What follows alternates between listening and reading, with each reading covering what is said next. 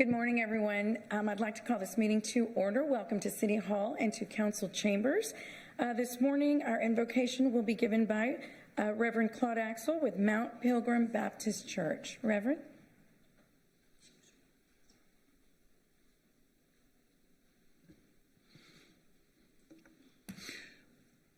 Shall we at this time pray? Eternal God, our Father, how wonderful and how great it is to spend a moment to talk to you, to spend a moment to consult with you, and then to spend this moment listening to what you have for us to hear. And as we come on today, we ask a special blessing upon this city council, upon all of its employers and employees. I pray that for our board that there will be strength, integrity, patience, and peace for each one of them.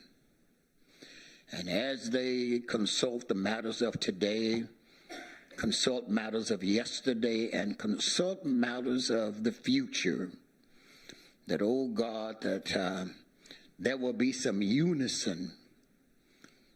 For we do know through Scripture that it is united that we stand, and divided we fall. So I pray, Heavenly Father, not for the fall, but I pray for a unified board who is not looking just for their own personal agendas to be completed, but they are standing and they will come on one accord as it relates to matters that will enhance Corpus Christi. Bless each one of them. Give them that integrity.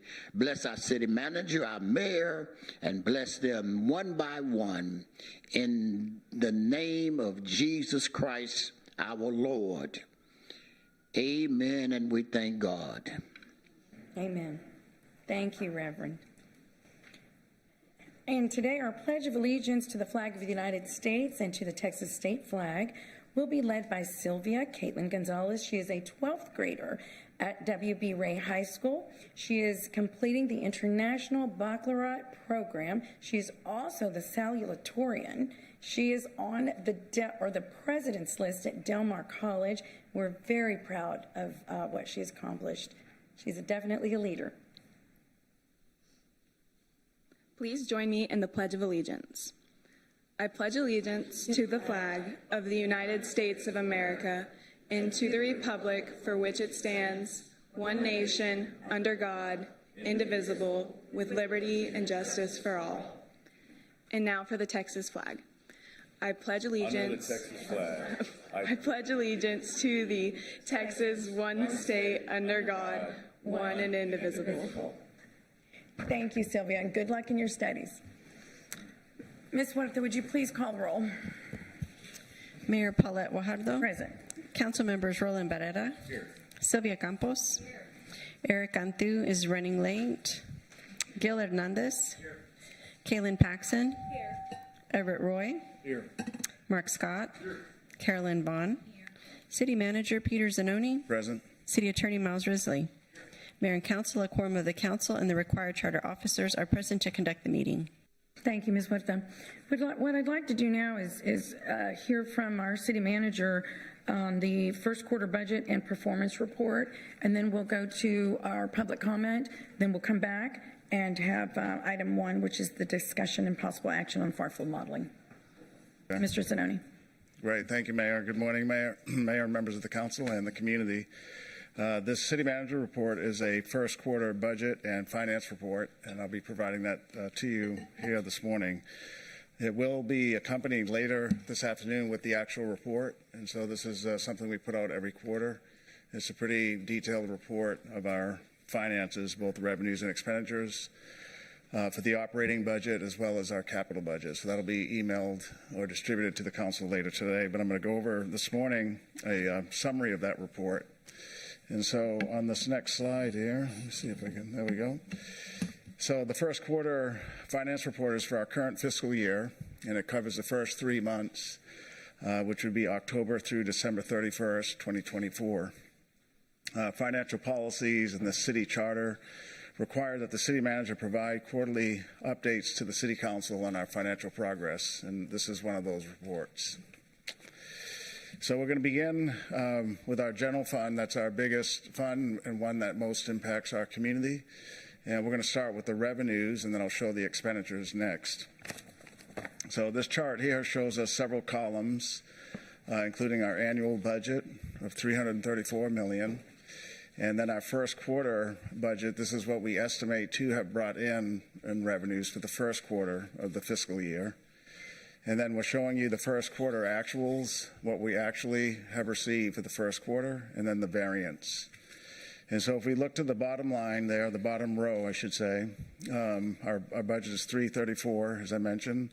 The first quarter, we anticipated to bring in about $124 million, and we actually brought in $128 million, so a little better than planned on that first quarter revenues. You can see some of the variances on that column. We did do better on property tax revenue. Persons paid their property tax sooner than what we thought, so $4 million better there. You can see a negative variance in our industrial district in lieu of. That's our industrial district payments. And because of the right to do so, because of protested values, the actual value that we can place that percentage on is less. And so we're collecting 1.7 less than what we planned for the first quarter from the IDA agreements. One thing I want to point out also is sales tax. I skipped over that, but that's the second row. That's an important one for the city, one of our main revenue sources, and it's a good for our economy or our health. And so you can see we're pretty much right at budget. We had $17.7 million planned, and we brought in $17.9 million, so a little bit above budget. So 4.1 to the good for the first 3 months. This next chart here shows you the same information for the actual first quarter, and it depicts it in the pie chart. You can note here several things, but one thing I like to remind us is that our property tax, as well as our industrial district in lieu of, which essentially is property tax, that comprises 60% of our general fund revenue. So our property tax is our biggest revenue source, bringing in 60% of the revenues. And then the sales tax is another 15%, more or less. And so those two revenue sources combined are 75% of all of our revenues. So last year in the budget, or 2 budgets ago, I should say, with the increasing of the property homestead exemption, the doubling of it, as well as increasing the senior homestead exemption, we received less property tax revenue for that year and every year going forward. We also, though, did give a property tax relief to working families and seniors, but it does have an impact on our revenues, especially when property taxes constitute that 41%. And so we'll talk a little bit more about that in a moment here when we talk about the next budget, the 2026 budget. So the companion to our revenues is our expenditure budget, and this is a summary here. The same setup. We have in this case, we have the departments of the main service area on the left. Our annual budget for the general fund is $364 almost $1 million, and then the first quarter we anticipated that the departments would spend and provide services totaling $85.9 million. When we look at the first quarter actuals in total, that bottom line total there in the bottom row, $76.3 million was actually spent in the first quarter, so a little bit under budget of $9.6 million. One note to point out, it's an accounting adjustment is in that other revenue, And you can see that it shows to be 2.9 million in savings. 2.3 of that is actually booking industrial district refunds that we had planned to book in the fiscal year 25, but our auditors, the outside financial auditors, said we need to book it in FY 24, and so we did that, not in 25, so it shows a favorable variance here. Public safety, a little bit under budget. However, when we look at 4 months, this is just 3 months, they're actually pretty much caught up now. They're pretty much right on budget, police and fire. And the other variances are minor. So 9.6 in less spending, but when you make that accounting adjustment, it actually comes out to about 7.3 in less spending, which is about 8.5% under the planned amount, which is tolerable or decent. And then this pie chart here shows you those expenditures for the first quarter. And so you can see in our budget, our biggest expense is our public safety, our police and fire services, which is pretty consistent in most municipal governments. And then the street slice here is a minor portion of our streets budget. It's a general fund transfer to streets. And in total, our budget for streets is actually much more than that. Let me just get those numbers there for you.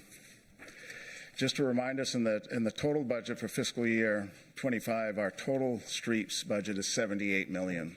78 is what we have for streets. That's both our public works operations and then contractual street repair. And so 78 million. So this slice here is just the first quarter transfer out of the general fund. A lot of revenues that come from pledged revenues from council financial policies are actually placed in another fund, not the general fund. But in total for street, public works and contractual street maintenance, the total budget is $78 million for streets. Okay, so that was the general fund. Now we're going to talk about some of the other funds that are important and that are a good barometer of our economy. And so our hotel occupancy tax is monies we collect from room nights at our hotels. And our annual budget was just under $20 million for hotel occupancy tax. The first quarter, when we estimate what we think we'll get for those first 3 months, was just under $4 million. Our actuals came in a little lower than that at $3.6 million, so about a $300,000 negative variance. Visit Corpus Christi, our destination management organization that the city funds, continues to watch hotel occupancy and visitor volume closely. I think we're going to see, based on a robust spring break, these numbers begin to turn around. We had a much better spring break this year than the past several in a row.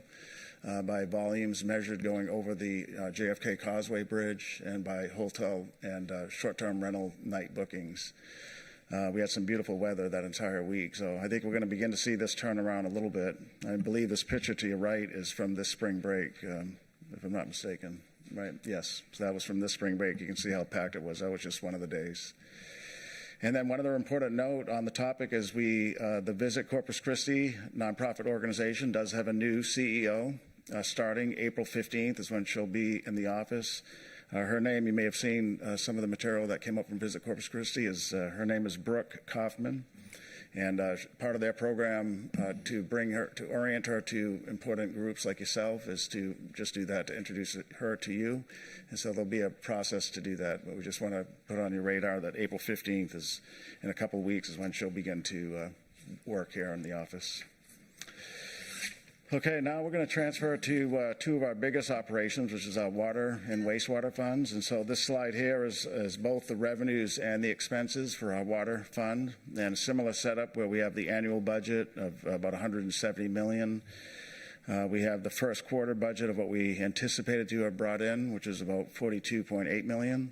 And then our first quarter actuals are a little higher, $43.8 million. And so that $1 million variance is explained by selling more water to wholesale customers like Sampat Water District and South Texas Water Authority. And so residential use is still flat to down, but we're selling a little bit more to our large wholesale customers, and that explains the variance. And then on the expense side, we watch this closely because we don't want to have a budget that's not realistic. And so The department, CCW, is doing pretty decent. Their first quarter budget was 38.1, and they actually spent about 28.8. Some of those variances are due to the timing of contractual payments, and so there's arrangements to do work, and when those contractual payments come in, it's having a slight impact on the actual spend down for that first quarter. And then the companion fund is our wastewater fund. And same setup here. The first quarter revenues are $24 million. That's what we expected to bring in for the first quarter. In this case, the revenues are a little less, about $700,000 under the planned amount. We don't have the best reasoning. It's just maybe a matter of the budget could be slightly off. Wastewater is based on the winter quarter averaging for the residential customer. And so it doesn't have any impact on current water use. So while residential customers are using less water, it doesn't have an impact on the wastewater charges. So variance is about $700,000. We'll continue to monitor this and see if there's anything that needs to be done to the budget. On the expense side, a little bit better spend down right here on the wastewater fund. $39.5 million is what we anticipated to have brought in, and the actual expenditures for the first quarter were $35.7, or just under $4 million below the planned amount. So those were the numbers. I'm going to talk a little bit more on the performance of our operation. And so in our budget, many of the council and even the new ones may know or should know that we had 42 budget initiatives in the budget. And so the budget's a base budget, but if funds are available, we'll try to do more. And so there were 42 budget initiatives in this budget, and they included things like purchasing vehicles for the police department, purchasing heavy equipment for the fire department, planned maintenance on new infrastructure like our water garden restoration project. We added some additional staff and maintenance costs to keep the water garden running. We had some Living Well health program initiatives. Our North Beach restroom and parking facility, which was ribbon cut not too long ago, had some additional staffing and maintenance. And so those things were all included in the budget. The good news is we track this monthly. And so every department has a plan of how they're going to deliver these 42 budget initiatives by month. And the budget staff works with the departments to see what their plan is, first of all, and then we track it month by month to see are they on schedule. And so the good news is 5 of the initiatives in the current budget are complete. 5 are complete after the first 3 months. 36 are on schedule, meaning the delivery of them is moving along just as we thought. And there's just 1 that is behind schedule, and when that happens, we work with the departments to try to get it back on schedule. So I think it's a good report here on the budget initiatives.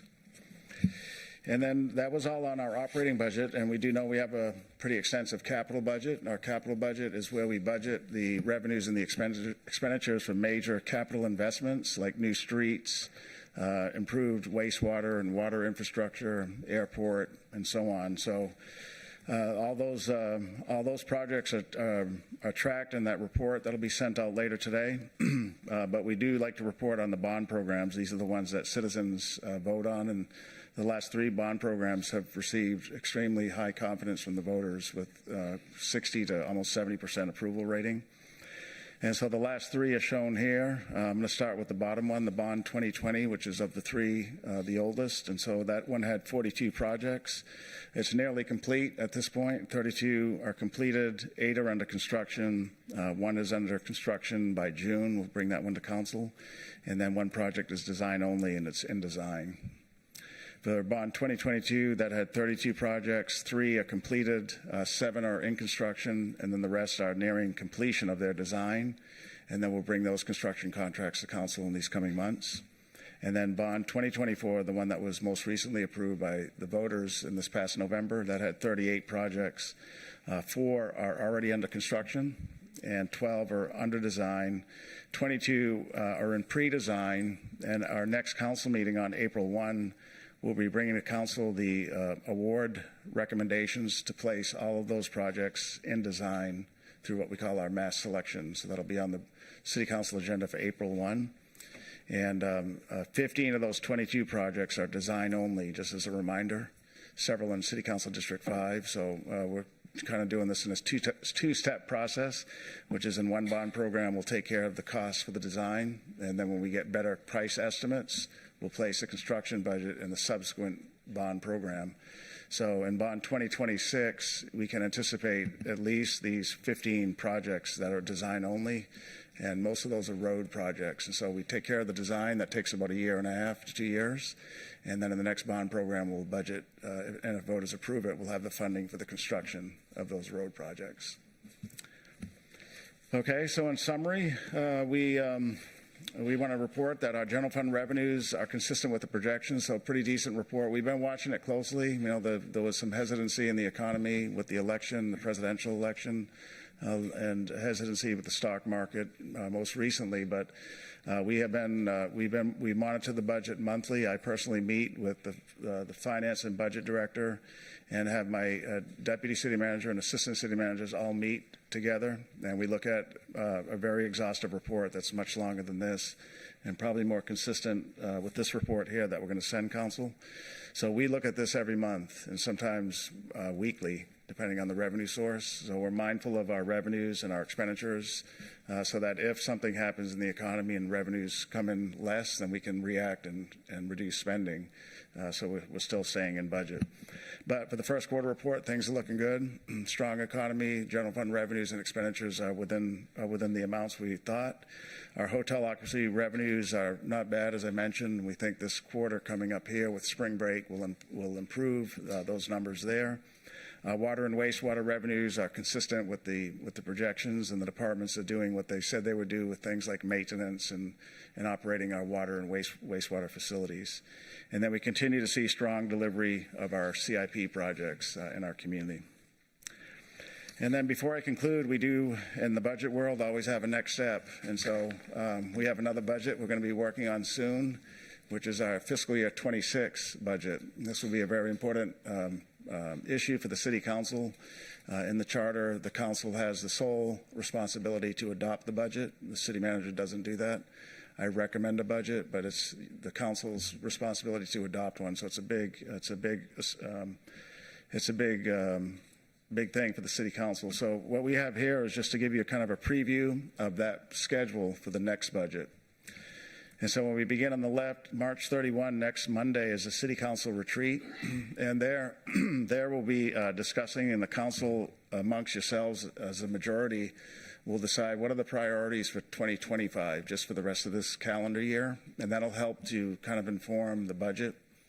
So that retreat will be important for that identification of major either policy issues or major projects that are of importance to the majority of the council. Help getting that identification. That identification will help us in the budget deliberation as we move forward.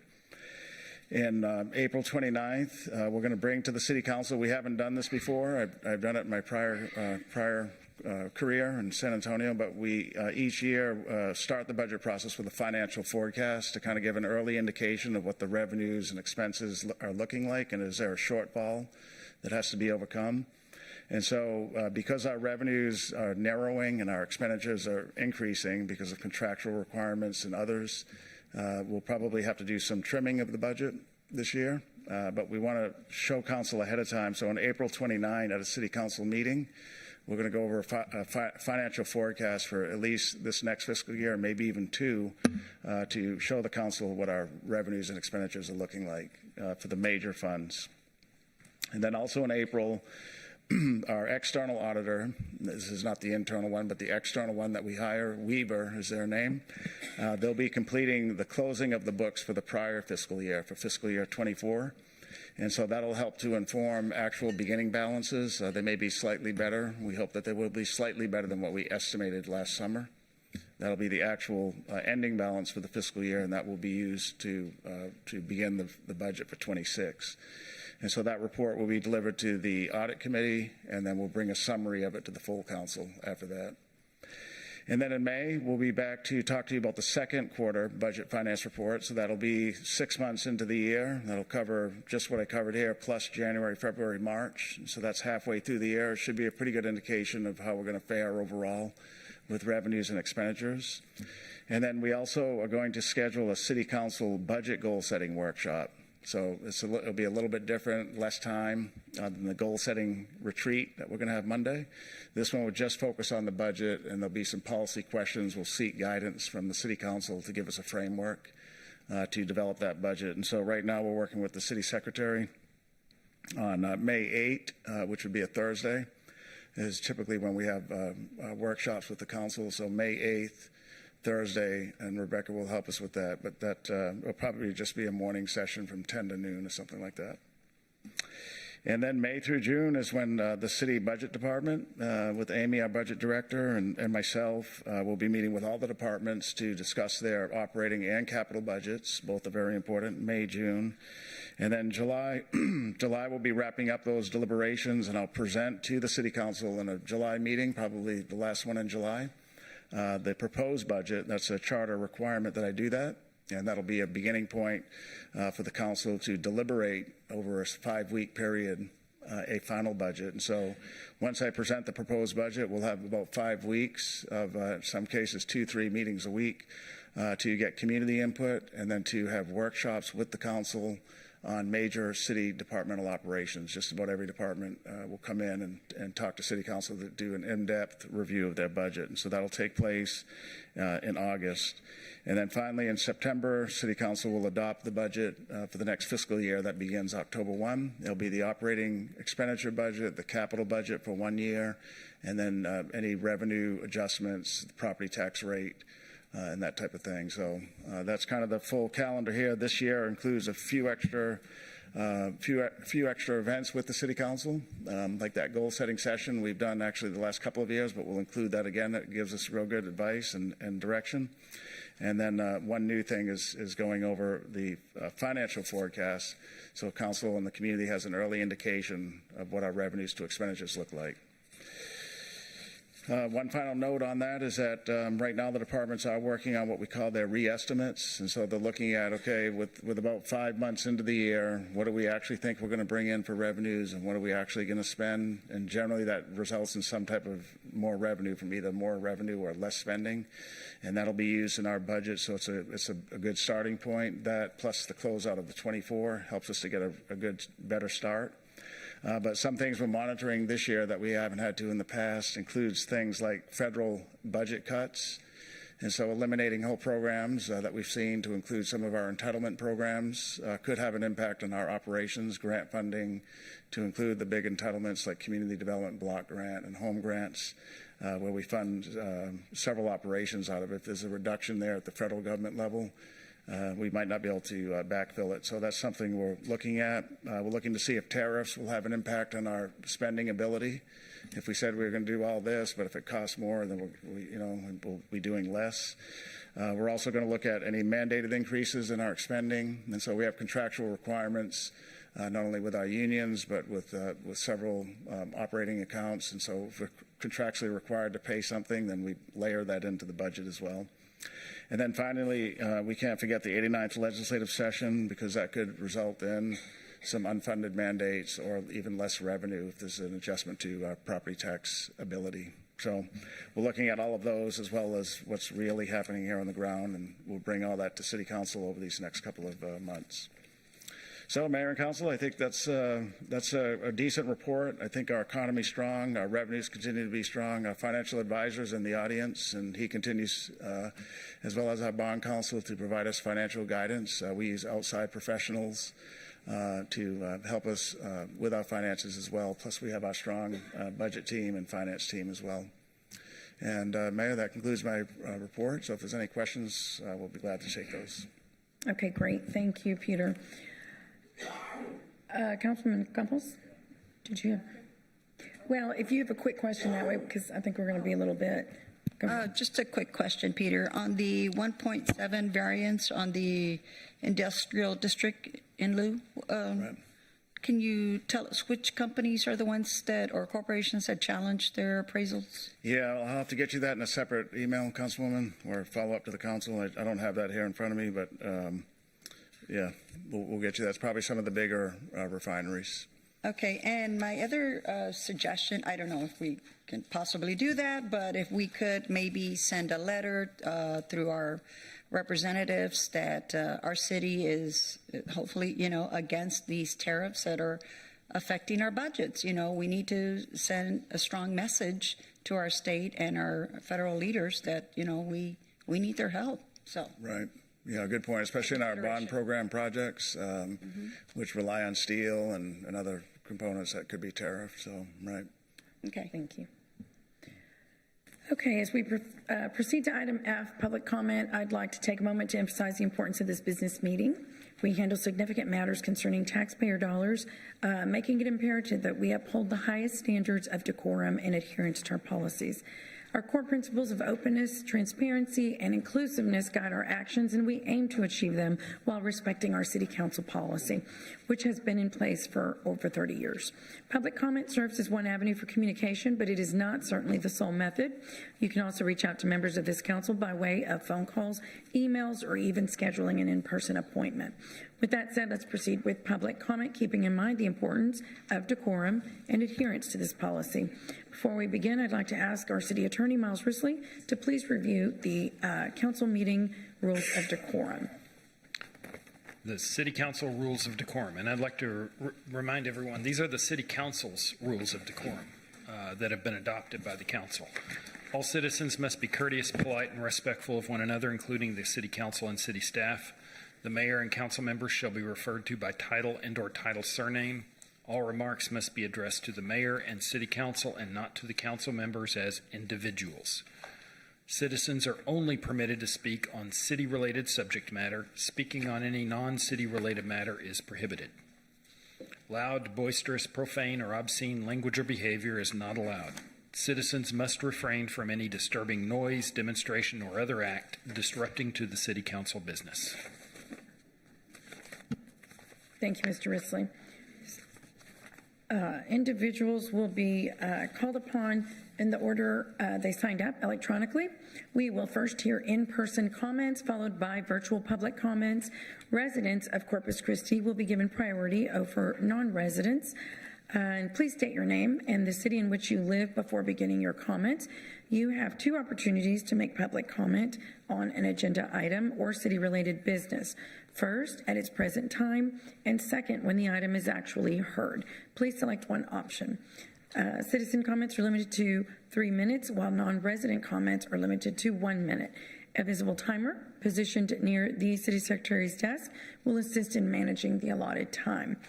If you have a petition or any relevant information, if you'll please hand it to her prior to speaking, and she will hand it to all of us. So with that, we will start with Mr. John Weber.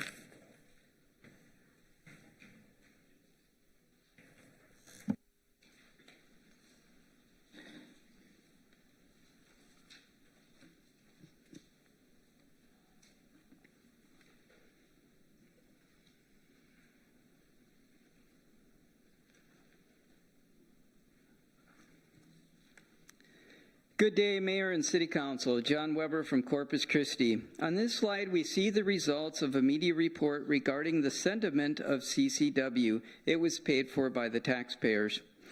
There are multiple pages and hundreds of lines on this report. Page 1 on your handout, in response to the media report, Mr. Molly states, quote, "Should we be concerned that 70% of our viewership is either neutral or negative?" Page 2, Mr. Molly is asking for approval to send out a postcard to all city employees to show our support for the project at the TCEQ meeting. Page 3, you can see city staff spent a lot of time planning for the DCEL Town Hall meeting on June 12th last year. So much time that Mr. Molly said, let's focus on the June 12th Town Hall. It was canceled and hasn't been rescheduled. I wonder who canceled it. Page 4, last May, Mr. Molly responded to Mike Culbertson's request for water from Tesla. The requested volume exceeds the contract water with STWA. However, we are very much open to discussing options. Mr. Culbertson responds, I was not aware that it was above their allocations. We will push on our side to get you anything you need to get this going. Page 5, during the middle of our drought last June, an email from Mike Culbertson states, hi, you have said, and also the mayor mentioned that you have 12 million gallons a day of raw water available. Where would the project have to build a line from? Let me repeat that. You have said, and also the mayor mentioned, that you have 12 million gallons a day of raw water available. I think all current water users that are suffering from drought restrictions would be very angry knowing that Mr. Molly and the mayor mentioned the city has 12 million gallons a day of raw water available. Mr. Molly responds, from Sinton or ONS. Page 7, Mr. Molly scrambles for answers from staff, the city's outside attorney, Friesa Nichols, and the water modeler. He states, quote, need an answer to these questions ASAP. Has the city reviewed the far-field modeling released by the port?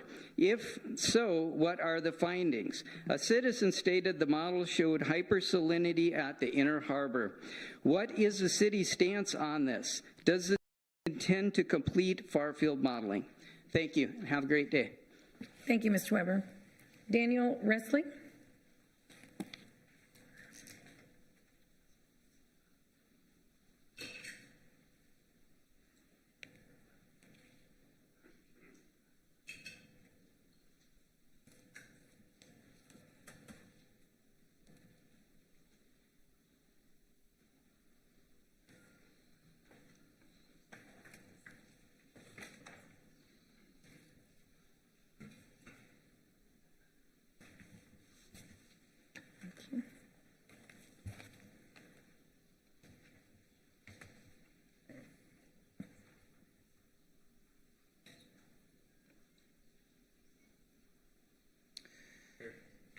As you may know, Daniel Wrestley, District 4, Corpus Christi.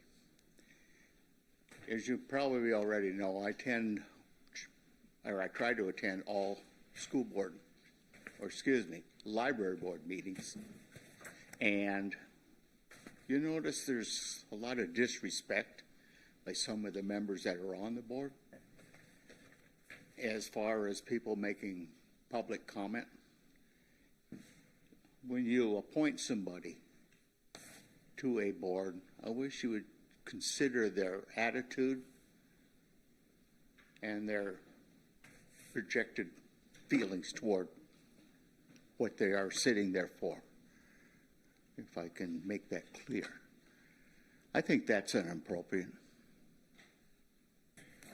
And please take this into consideration.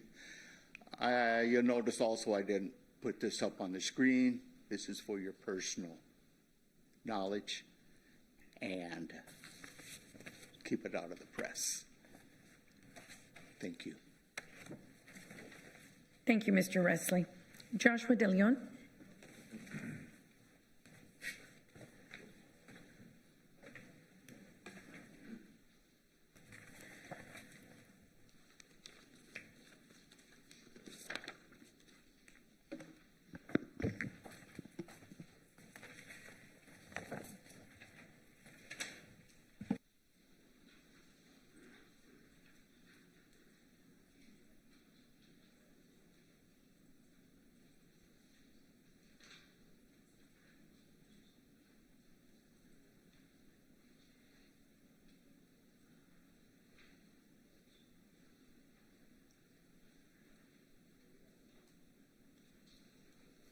Okay, hi everyone, Joshua De Leon, City of Corpus Christi.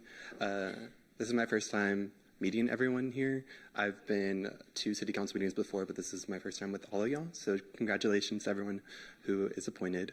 A little bit about me, I am the Project Hope Coordinator for the Coastal Bend Wellness Foundation. We are, the way I like to word it, a group of people who really care about the community and want to see some form of sustainable change. So in front of you, you have a little infographic of what we do, and then an invitation to our upcoming 3rd annual community park cleanup.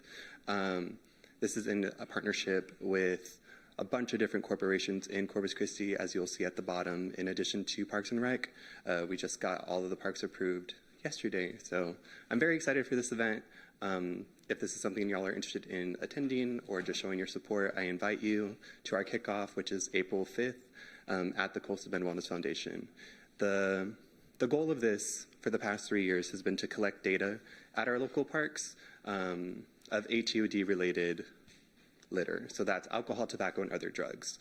So for the past 2 years, we've collected over 300 3,000 cigarette butts, in addition to other things such as vape cartridges, vape devices, alcohol containers, and the goal to get our city smoking prohibition ordinance amended to include city-operated parks.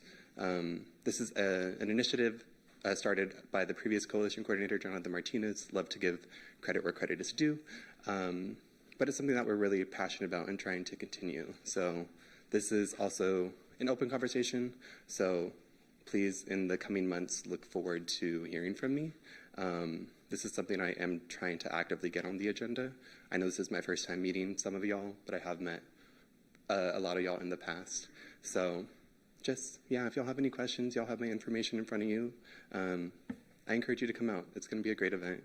And we'll have over 200 volunteers from different organizations. So I'm really excited. Thank you, Mr. DeLeon. Yeah. Isabel Ariza.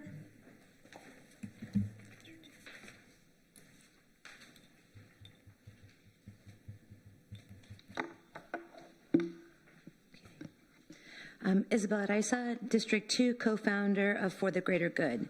I wanted to talk about the Crime Prevention Board, but since the Farfield study is on the agenda and you withheld the water presentation slides until this morning, I'm going to focus on desal. Know that the questions I will be posing in my statement are rhetorical, so there is no need for our esteemed City Attorney Miles to interrupt me. It should go without saying that residents want a far-field study of the desalination plant you want to build in Hillcrest neighborhood, yet here we are stating the obvious and restating this request that has been requested since people discovered you didn't do the study because you didn't have to. Now, if and when you have the study conducted, make sure to include the intake and discharge details from CC Polymers and La Quinta, since you like to pretend to have those desalination plants too. And given that the Coastal Bend Coalition of Special Interests spent almost $800,000 to get 4 of you elected, and because we have an ethics board that has refused to hold law-breaking council members accountable, I also have to say that whoever you hire to conduct the Farfield study must not have a conflict of interest with the council or with the port shenanigans. Further, I hope this isn't another stunt like the drought contingency plan town halls. Finally, I want to address the city manager's claim made on a right-wing radio program on September 18th, 2024. Zanoni stated a Farfield study model would cost $1 million. Yet, last year, city attorney Andrew Molly said a Farfield study would cost between $50,000 to $100,000. So this makes me wonder, who's lying and who are they and why are they lying? Or, I wonder, did the cost of goods and services related to building a desal plant just increase between 10 and 20-fold? And if the Farfield study costs really increased from $50,000 to $100,000 to $1 million in the span of a year or less, what will be the real cost of building and maintaining the desalination plant for the plant you're making residents pay for? Here are more rhetorical questions I have. How many lies do we, the public, some of us who have been paying attention for almost a decade, how many lies must we catch you in before you stop lying to the community? We as a community cannot make informed decisions, and elected officials cannot make good public policy if the so-called public servants are willing to blatantly and sometimes subtly lie to the community and or deny us access to quality information. Or maybe that's what big bucks and big donors gets us, a bunch of overpaid liars and spineless leaders. My last rhetorical question is this: which type of leader or elected official are you going to be? A leader for the people or a leader for the water-guzzling polluters? Thank you. Thank you, Ms. Ariza. Patricia Anderson.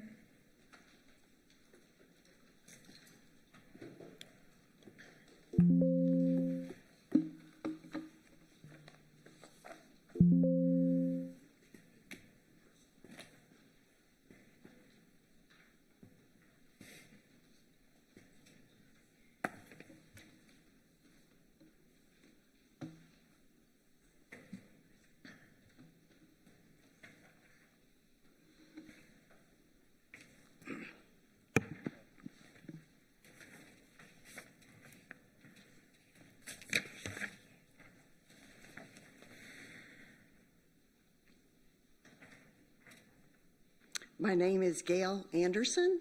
I live in the Honorable Sylvia Campos, District 2. I have 5 points related to water.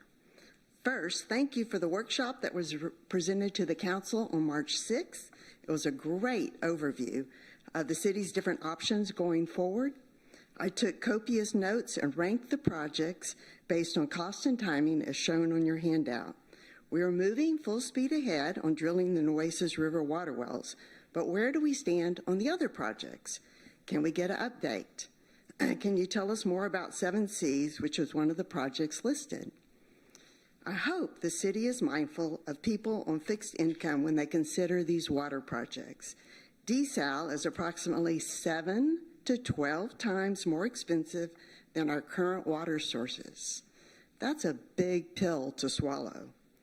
Second, thank you for the wastewater available at the OSO plant where we can use it to salvage our landscaping. However, there's a huge demand for this water, and it's only open between the hours of 1 and 5. This makes for long lines and 2 to 3 hour wait.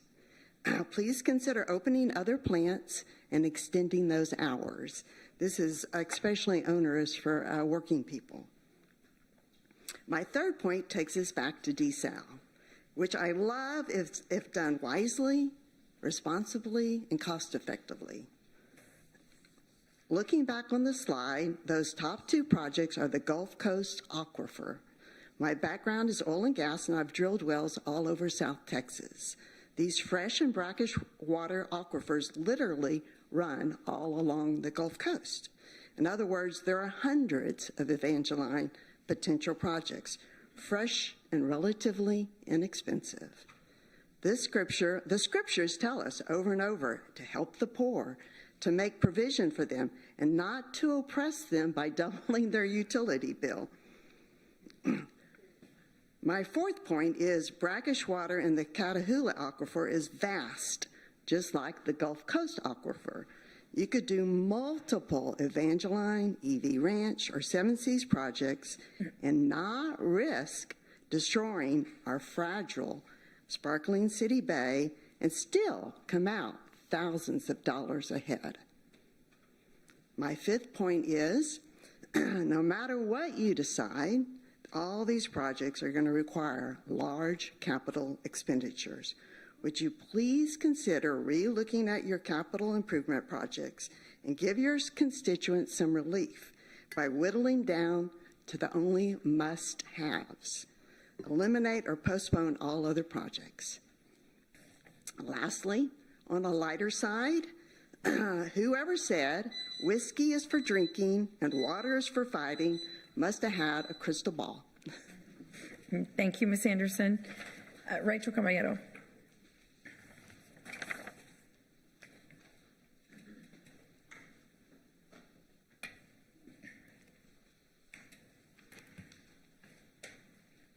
Rachel Caballero, District 1. Good afternoon, sold-out politicians and public servants and taxpayer-funded employees. I am here in support of the Farfield modeling study being proposed as long as the company is not out of San Antonio or any other complacent company associated with the port or your personal interests. This modeling should include all 3 desalination prospects, the Inner Harbor location, the La Quinta Channel, and the CC Polymers plant, as these were stated at the water workshop to be future endeavors. To not include all of these experimental plants would make this exercise a bureaucratic sham you all are playing. I am concerned about the intergovernmental relations employee who has not informed you all of Senate Bill 2188 and House Bill 4660 that will be impacting beach access along the Gulf coastline. The bill reads, closing of beaches for space flight activities. This section applies only to a county that borders the Gulf of Mexico or its tidewater limits. Last I checked, we border the Gulf of Mexico. Musk and SpaceX is slowly creeping up on our coast, and considering the 1/3 of the year, the beach closures at Boca Chica Beach, we do not want any part of beach closures here ever and under no circumstances. I'm here to remind you all that the Texas Open Beaches Act protects Texans' rights and guarantees the public's free and unrestricted right to access and use the beaches along the Texas Gulf Coast. HB 802 is removing the city of Corpus Christi's authority and giving it to the Texas GLO, an appointed commission that is not elected. Someone is either not doing his job or he's been instructed to allow this legislation to be pushed through without opposition. We will fight you all every step of the way from taking our beaches and beach access from Texans. Just ask your friend, Barbara Canales. A boisterous person, someone who is loud, energetic, and full of life. Full of life. I'm not sure some of you are even awake right now to understand this definition. We will continue to come here, utilize our 3 minutes to air our grievances no matter how many times you all choose to break the law. Accountability is coming. Isn't this council tired of being the laughingstock of the coastal bend yet? Aren't you all tired of the lies, manipulation, and deceit being spewed to our community? Thank you to those that are truly working for our community and doing their job as public servants. You corrupt politicians are exposing yourselves, and for that, I thank you. Have the day you deserve. Thank you. The remarks were not all addressed to the mayor and council member. Miles, 1 second, please. Anybody who just clapped, I want to make sure you understand that we don't clap. That's part of decorum, and we're not going to have it. So please understand that now. Please understand that now. We're conducting a meeting. This is probably one of the most important parts of the meeting. It's your voice. But there are rules, just like, I'm sorry, Ms. Caballero. There are rules to, there are rules to these chambers. And I'm asking everyone in these chambers, so that we don't have to do this, to please abide by them so that we can move forward together, regardless of what side of what issue you were on. It is no different than when you went to school and you were in a classroom. It is no different. So I'm asking to please abide by the rules of decorum. It's that simple. Thank you. Mr. Risley. I think you addressed it, Mayor, but the objection, the mayor is to be addressed by the term mayor and city. The mayor and city council is to be addressed as the mayor and city council, and those additional phrases are impolite and should not be utilized. Okay. Thank you. Selena Garcia.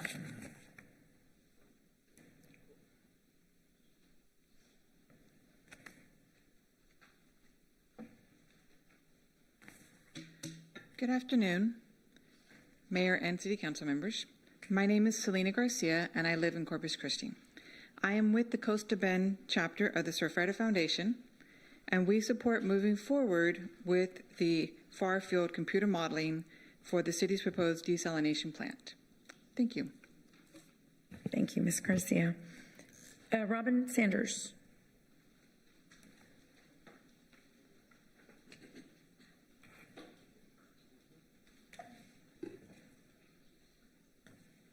Just one quick question. Is the public available, that budget that y'all showed? Can I get a copy of that as well as the CCW that the gentleman just gave? Yes. Yeah, it's Ms. Garcia, right? Is it? No, Ms. Sanders. Sanders, sorry, Ms. Yes, it is. We're not supposed to answer questions, but this is one that's important. So yeah, I'm going to answer the question if I can, right? Ms. Sanders. Ms. Sanders. Yeah. So if we have to stick to your public comment that you're here to make for right now. I'll get an answer to that before. Yeah, Mayor, I was, just so the public knows, I should have said it in my presentation, but all that material is on our website. And so that's on our website and under our budget office, but our staff's going to give you a copy of the presentation as well. Yes, ma'am. Thank you. That would have been easy. I want to talk about the... Ms. Sanders, I'm sorry, can you pull the microphone down a little bit? Robin Sanders, thank you. Corpus Christi, Texas. I want to talk about the future. The days of the dream of the Texas Riviera are over. The sparkling city by the sea, it isn't sparkling anymore. This is my 75th year of summers and droughts. The can has been kicked down the road, till it comes to you. The issue of water cost us SeaWorld. Y'all are too young. You probably don't even remember. SeaWorld wanted to come to Corpus Christi, but the council would not guarantee a water supply. They're in San Antonio. When that was brought before the council member actually said, we don't want that kind of tourism here. We're going to build the Texas State Aquarium. Oh, you don't want those millions of dollars coming to Corpus? Now it's up to you.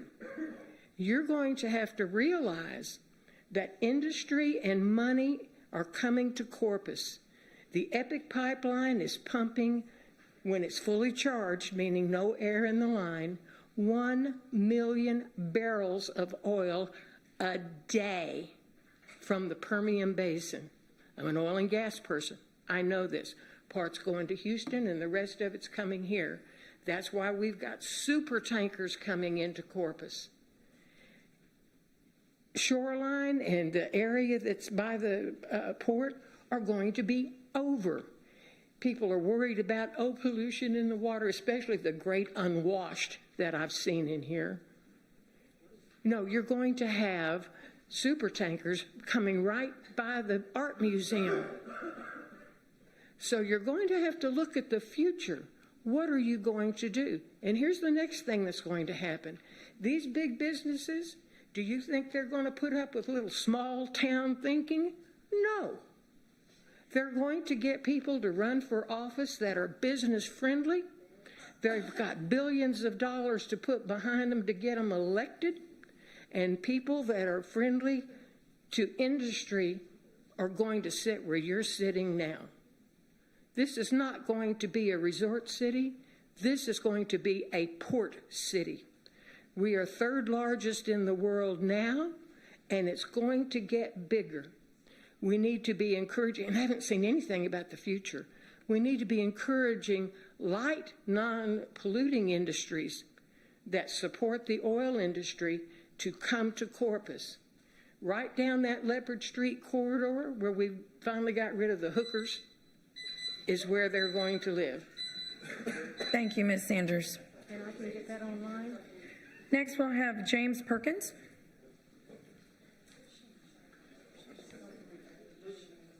Then will be Claudia Michelle, Brendan Heselton, Jason Hale, Samuel Fryer. Howdy, Council and Mayor and others. This is my first time speaking at one of these events because usually my day starts at 5 a.m. and does not end until 5 p.m., so I never really get to make it to here. And I can imagine it's very difficult for most of Corpus Christi to make it to these meetings because of the timing. But I'm in here. Sir, can you state your name and city, please?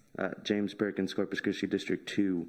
I'm here in support of the Far-Field study because it's not just Corpus Christi and its citizens you're impacting.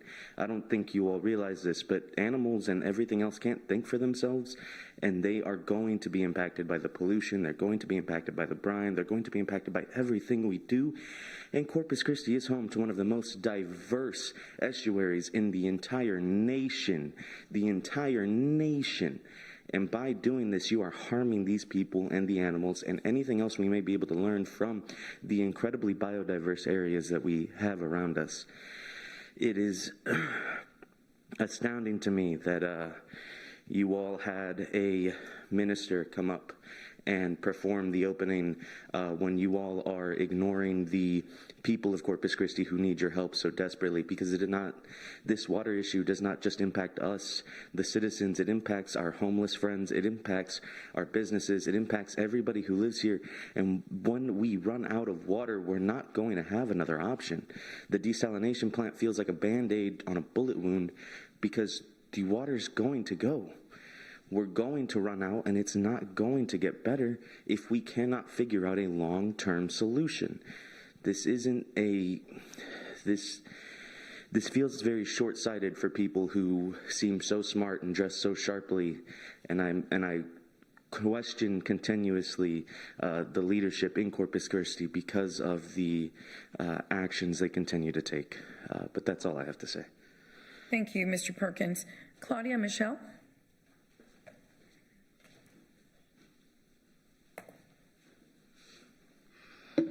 Claudia Muschel, District 4. I'm here today to urge council members to vote yes on agenda item 1 and support bringing discussions of far-field modeling for the proposed Inner Harbor desalination plant to the table.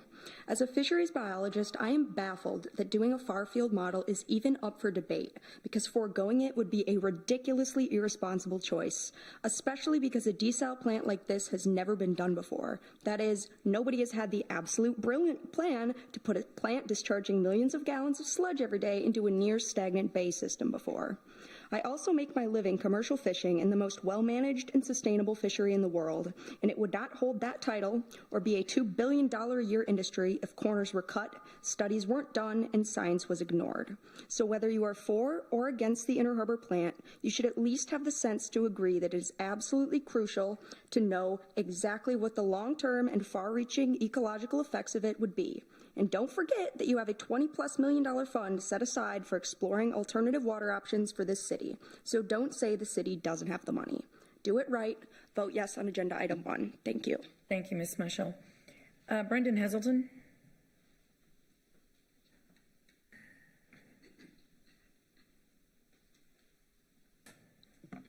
Good afternoon, Mayor, Council. Brendan Heselton, District 4. I'm going to parrot what the last speaker said. Agenda item 1 is pretty important. Why we would want to conduct or start building a large desalination facility without having all the data available at our fingertips is beyond me. And yeah, they're completely right. Drew Molley, the last time he was up here, said that the non-mandatory drought surcharge exemption fund has upwards of $20 million in it. I don't know if it was 22.5 or $25 million. Regardless, we have the money. That fund is for exploring long-term sustainable water resources for the city.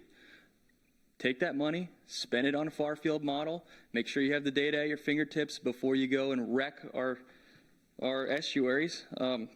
Again, I'm a fly fishing guide. I've been doing this for a long time now, even though I look pretty young. This is my livelihood. I don't want to see our bays and estuaries destroyed because we didn't have the data that this council needed to make an informed decision on if this is going to impact not only our estuaries, but our tourism economy, our commercial fisheries, the oyster industries. Mariculture is booming in South Texas right now, and I would hate to see all of that get shoved into a corner for short-term profits for oil companies, basically. It doesn't make sense that we're going to build a $1 billion desalination plant and then say, well, where's that water going to go? Not to us. In the history of the Mary Roads pipeline, and every time we've explored a new water resource, that's all been funneled into refineries and industry. And I understand that there are a lot of people in this council who are for that, and you can have your own opinions, but the fact of the matter is we all need water, not just industries. Thanks. Thank you, Mr. Heselton. Jason Hale.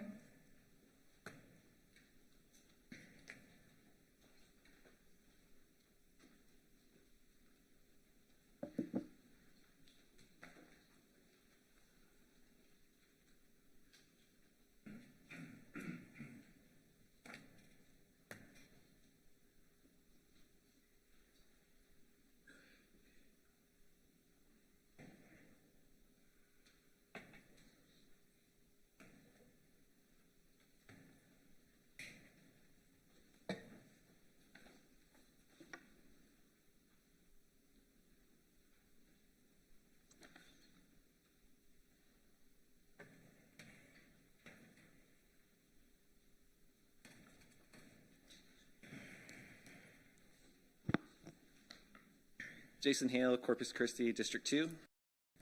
Hi, council members. Today I'm going to talk about agenda item number 1. First off, I want to thank the council members who put this item on the agenda. I support the item, and I believe it is an important step for desalination in the coastal bend. When there's a hurricane in the Gulf, what do we look at to see if it's headed our way? We turn on the TV and we look at a model because we want to know where it is headed and when it will land, right? Okay, and if there's rain coming, what do we use to figure out how much it's going to rain and where it's going to go? We use a forecast model, right?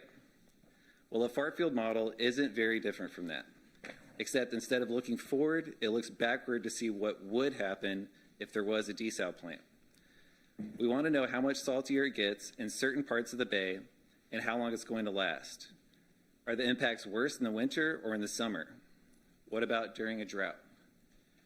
Will the effluent sink and create hypoxic dead zones? These are good questions. Okay, now imagine you go to check the hurricane tracker and all it says is statistically a hurricane is expected to pass within 50 miles of Corpus Christi every 16 years. No fancy pictures, no animations, just words. It's not very helpful, right? And what if you go to the rain forecast and all it says is Corpus Christi experiences an average annual rainfall of 31 inches. No fancy pictures, no animations. Not very helpful either, right? Well, that's what it feels like we have in terms of forecasting for the impacts from desalination. And that kind of sucks. Right now, there are 3 desalination plants that the city of Corpus Christi is working on. If built, they would produce enough water to triple the population of Corpus Christi. That's a lot of desal. I believe residents deserve to know how desalination will affect the bays. I believe residents deserve to know if this project is as feasible as the city's engineers claim it will be. And that's why I created the petition that was handed out to you along with the updated signature list. There's over 300 signatures in total. We want to know, we want modeling for the Inner Harbor, CC Polymers, and La Quinta desalination plants. We want to know the real impacts on the Nueces Bay and the Corpus Christi Bay, especially for the areas close to the Inner Harbor.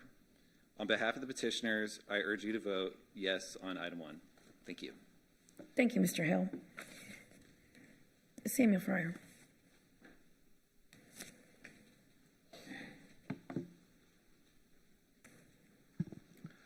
Good morning, Council, Mayor. I'm Samuel Andre Fryer. I live in Corpus Christi. First of all, I wanted to thank Councilman Everett Roy as far as nominating me to serve on the Crime Control and Prevention District, and that you all agreed to that last week. You know, when I came out of the house, I realized I had a lot of blue on, so I'm glad I threw a gray jacket on. And as I spoke with Carolyn, Councilwoman Vaughn and Councilwoman Paxton earlier, that otherwise I would look like a Smurf. But nevertheless, I don't think it was coincidental, because it really does say that we're supporting the men and women in blue. And because they're closer to the service members, make up less than 1% of the U.S. population that serves to protect our nation. So I'm really thankful for that. You know, since I've served on the Nueces County Sheriff's Department as far as their training and advisory board with Pastor Axel, who just left, you know, for the last over about 3 years, I see it as an honor to continue supporting our men and women in blue by working as far as a part of this actual district. The one thing is I first learned, as far as I call them, the dynamic duo, because I first met Sheriff J.C. Hooper and then our Chief Mike Markle, working with the Corpus Christi, working with the actual Corpus Christi as far as dealing with as a member of the steering committee for the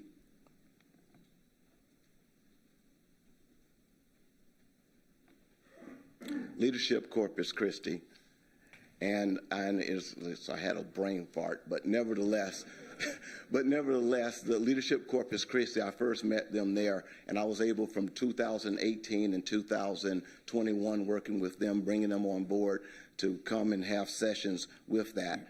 But I want to shift focus very, very quickly to a few things dealing with the public comments. You know, I can understand the public's concern with confusion regarding the use of rhetorical comments or rhetorical questions and referring to council members in third person. But I can also understand the council's concern with the interest groups that are bombarding the meetings with narratives that distract from the city business. One of the things I could say is that we can fight this with actual truth. For example, when I hear individuals talking about climate change, it just rubs me the wrong way because of the fact that 78% of our atmosphere is nitrogen, 21% of it is actually oxygen. And oh, by the way, the greenhouse gases, well, carbon dioxide is only 400%. So it would take an awful lot to make a change in the atmosphere. Thank you, so Mr. Thank Fryer. you very much. God bless y'all. I'm going to ask everyone to refrain from blurting out, whether it be the word time, whether it be clapping. Again, I'm asking everyone, please abide by the decorum. Thank you. We have Susie Saldana next, Adam Rios, Chloe Torres, and then Lamont Taylor.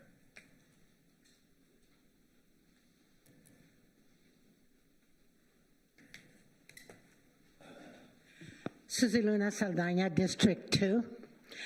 Okay, so it's time for you to make some decisions. Let me tell you, while I appreciate those that you brought this proposal forward, stop kicking the can down the road.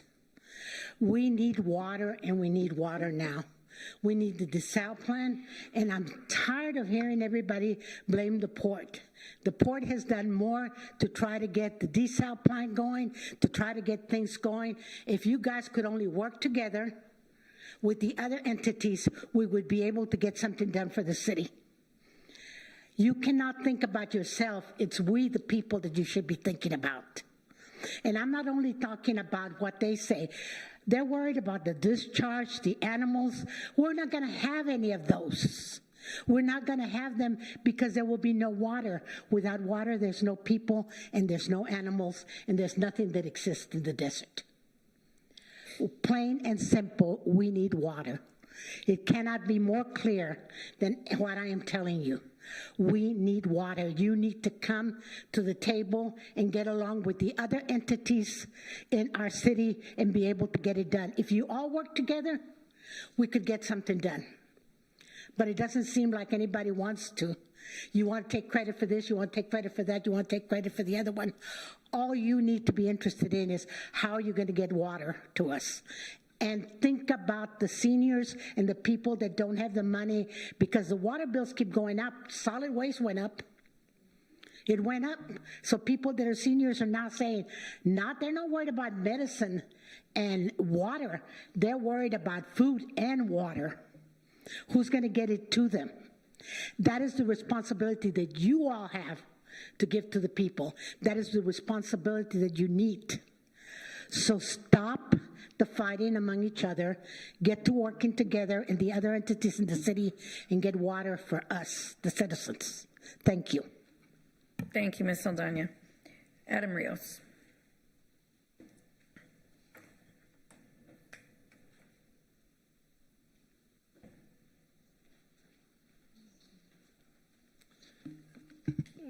Adam Rios, Corpus Christi. I just wanted to finish up. I didn't have enough time last time, but I just wanted to bring some numbers that I was hoping to share with you last time about possibly bringing the X Games here, which I know a lot of people laugh at, but it's actually a possibility. Last couple of years, it was held in Ventura, which cost the public, it came below budget, or the revenue that came in above it, and millions of dollars spent at the city's hotels and other businesses. The only public money spent on the games came from the city of Ventura. The city allocated $250,000 to cover the costs of hosting last year's event, but only wound up spending about $138,000. This is according to their city manager, Bill Aab. The unspent portion got rolled over to the budget for the following games in Ventura, which meant the city would have had to spend about $388,000 on public services for what organizers had promised a bigger and better event than last year's. The X Games paid about just under $400,000 to rent the city fairgrounds last year, which was well above the $250,000 that the fairgrounds management was expecting. It was kind of unpredictable because they didn't know how X Games was going to go there. If you're not familiar with Ventura, it's a city of about just over 100,000 people. That's a third of ours. The direct economic benefit was pretty large. It was about a $6.4 million that they netted. This, again, is according to a report commissioned by the X Games as well as the industry association representing West Ventura County hotels. X Games sold about 54,000 tickets to last year's event. That means that out-of-towners alone accounted for about 40%. Of that $6.4 million, 375 came in the form of local and state tax revenue. which means local taxes based on spending within Ventura totaled about $200,000, most of it from hotel bed taxes, which means the city and county took in more tax revenue than the city spent on the extra police and fire personnel, traffic management, shuttle buses, and other hosting costs. Aside from the free advertising, they got a big boon from the X Games, from the X Games staff, who accounted for about $1 million, according to in the economic impact report, from hotels, because they had to get there weeks before the actual event took place. This year it's moving to Sacramento, California, so we don't have a shot at that, but that's going to happen in late August. I'm going to do everything I can to try and get there. I'd like to get some city officials involved, maybe visit Corpus Christi, members of the city council, city staff, to try and bring something that brings millions and millions of net dollars to Corpus by next year. I also wanted to take a second. I met Ray High School principals earlier, Ms. Cuevas, and they actually have a skate club or a skate team at Ray High School. Part of my goal is to reach out to CCISD and get skate clubs and teams in all the high schools in CCISD to start competing as a varsity sport to groom future athletes that could compete at X Games. Thank you all very much. Thank you, Mr. Rios. Chloe Torres.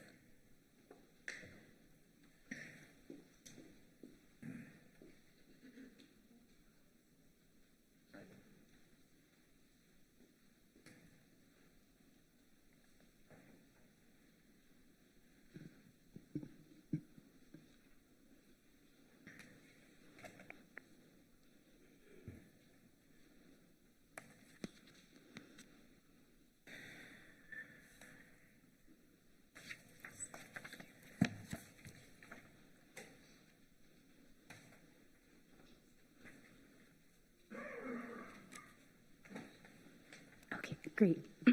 Chloe Torres, District 2. Good afternoon, Council. I'm here today representing Texas Campaign for the Environment. I brought a physical copy of the over 270 petition signatures from Coastal Bend residents that we were able to gather in over less than 24 hours, which we believe demonstrates the excitement from our community to support item 1 on the agenda. So imagine what we could have gotten in a week, and imagine what kind of support we're going to have next November. I'll now read the petition language. We, the undersigned, of which are over 270 Coastal Bend residents, urge the Corpus Christi City Council to vote yes on item 1 on the March 25th, 2025 meeting to initiate far-field modeling services for the city's proposed Inner Harbor desalination facility. The council must conduct a robust, independent, scientific assessment of the expected impact of desalination wastewater on the Corpus Christi Bay before deciding whether to proceed with this or any desalination facility.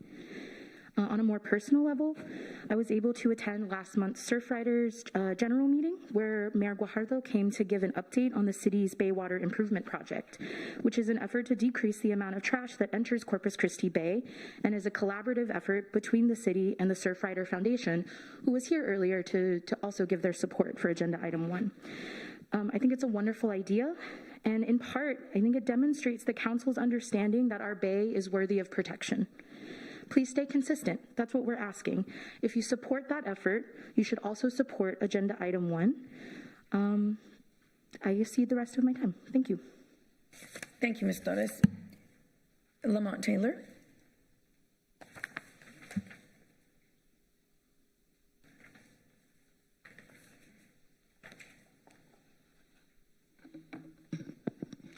Good afternoon, Mayor and Council. Lamont Taylor, District 1. I am here in support from HRA, Hillcrest Residents Association. We are in support of agenda item number 1. I would like to echo what was previously stated by other individuals who are supporting this particular agenda item. One thing that had come to my mind as I was thinking about last council's meeting when they were talking about the exploring of water wells. And it was stated that the well created approximately 200, 2,000 megs per gallon. So what I've suggested, if you can get 2 from one well, you can get 15, if you get 15 wells, you can get 30. and that would cost at least $15,000. So if my math is correct, you're getting 800 million gallons to get, dollars to get 30 million gallons. You can get 15 wells and get the same 30 million gallons. So I'm thinking there are other ways for you to go about getting this water that is desperately needed. No one is saying that we're against desalinization, but we do not want it in Corpus Christi Bay. Thank you very much. Thank you, Mr. Taylor. Rudy Tejano Peña. Then we'll have Marilena Garza, Leo Dahlbeck, Tony Reyes, and Christina English. Good afternoon, Mayor and City Council members. I live in Corpus Christi, Texas, 4213 Clinton Drive. I'm District 2, and the reason I'm here is because I'd like to make a request. Sir, can you state your name also? State your name, sir, please. My name is Rudy Tejano, one word, Peña. Thank you. Thank you. So the reason I'm here today is because I'd like to request the city to initiate the celebration of two significant historical days in Texas history. That would be March 2nd and the 21st of April, the decisive Battle of San Jacinto. I'm requesting this because I'm a historian, and I have usually yearly addressed that topic for the past maybe 30 years. A lot of people don't know what it is, but yet they know other dates that are not significant to Texas. So I like for us to have that recognition of those important days in our history. And perhaps maybe we can have the libraries have a context. Perhaps we can have the City Parks and Recreation have also events to mention those particular days. And the libraries, perhaps maybe we can have essays or poems made by the students or people in general. And in the Corpus Christi State, or rather Corpus Christi Independent School District, perhaps maybe we can have participation by the students and award also some kind of certificate or some kind of monetary reward for the best poem, the best essay in regards to those particular days in Texas history. And just for the record, I will be, if needed, I will be more than glad to contribute to whatever monetary, awards for those that have the best compensations to the public or the students. Thank you very much. Have a wonderful day. Thank you, Mr. Peña. Marilena Garza. I'll be speaking at agenda item 19. Okay. Leo Dahlbeck.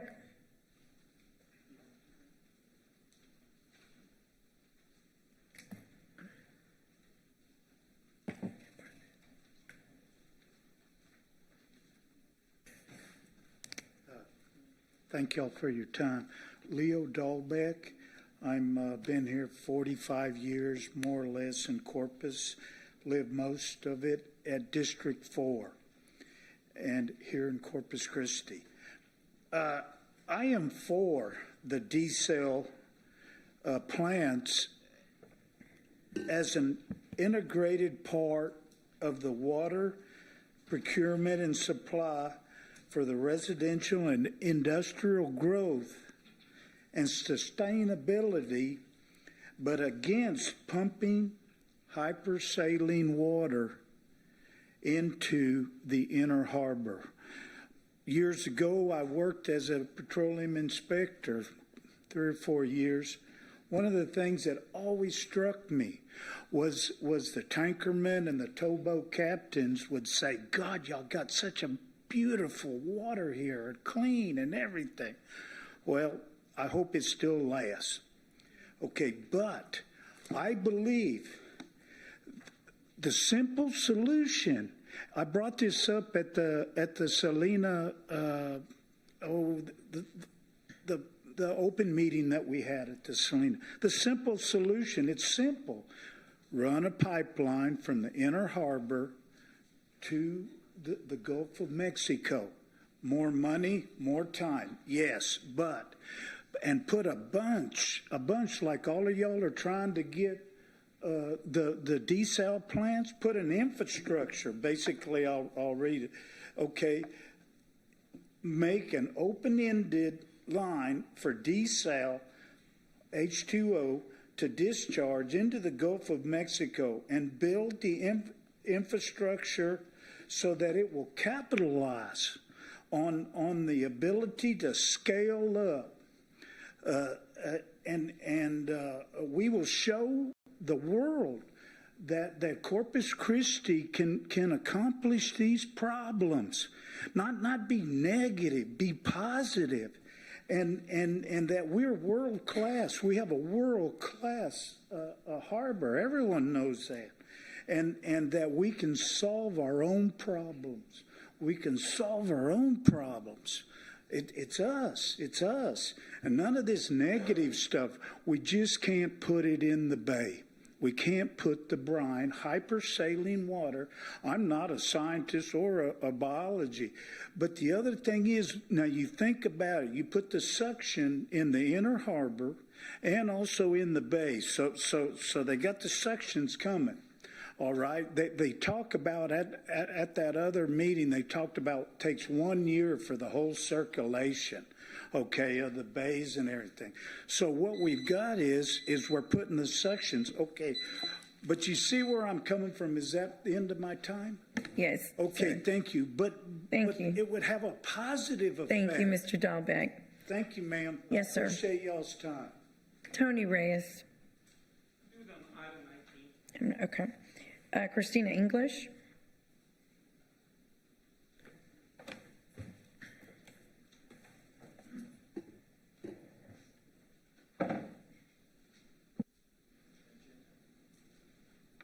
Christina English, District 1. I wonder, rhetorically and to myself, if any of you have ever bought a house. Most of the time when you make that kind of investment, you pay a little extra to have an inspection done. The information gleaned from that inspection may validate your decision to move forward with that deal. It might prompt you to make additional demands of the seller in terms of repairs or the purchase price. It may even deter you from going forward with that purchase at all. It's money well spent. Of course, this inspection is not required by any law or government agency. It's simply a best practice commonly observed by most people in most circumstances. I'm here today to advocate for far-field modeling. Educated estimates of what we're asking for would be somewhere around $50,000 or so. I wonder rhetorically, and to myself, how much we spent to go to Tampa to check out a non-functioning desal plant. Just a few weeks ago, I talked to Councilperson Roy, and he was telling me all about a trip he took to talk to desal reps. I wonder again, only to myself, what was spent to have desal representatives come here.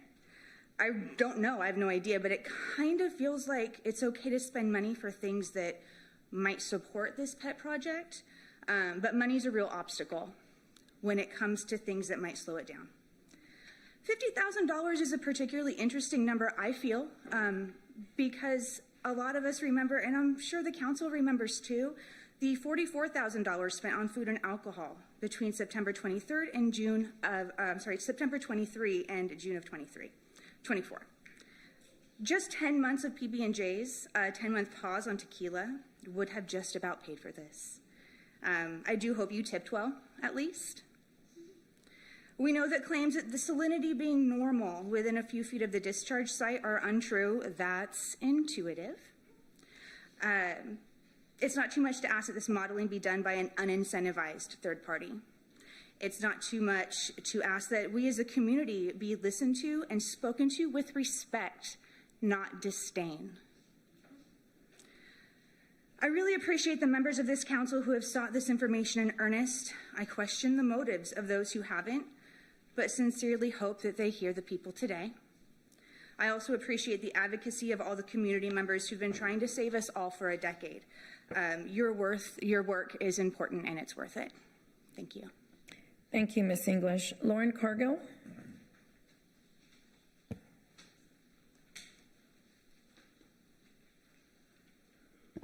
Hi, good afternoon, Mayor and council members. My name is Lauren Cargill. I'm the Executive Director at Mission Island 1, and we're located in District 1. We're on the agenda for item 19 under consideration for the homeless housing and services program funding. So I just wanted to take this time to say thank you for your time and consideration, and thank you as well to the city staff who's in charge of facilitating these funds. This funding is coming at a great time for us as we've seen a big increase in need for homeless assistance and homeless prevention funding.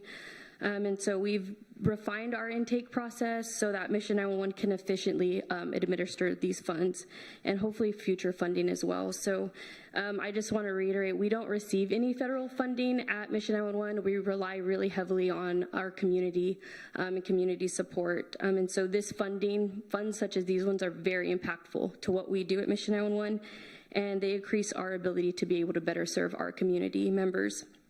And so we're looking forward to this funding coming in and also to be able to provide more improved services to the community in the future. So thank you for your time.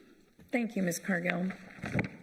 Eli McKay, and then Michael Miller.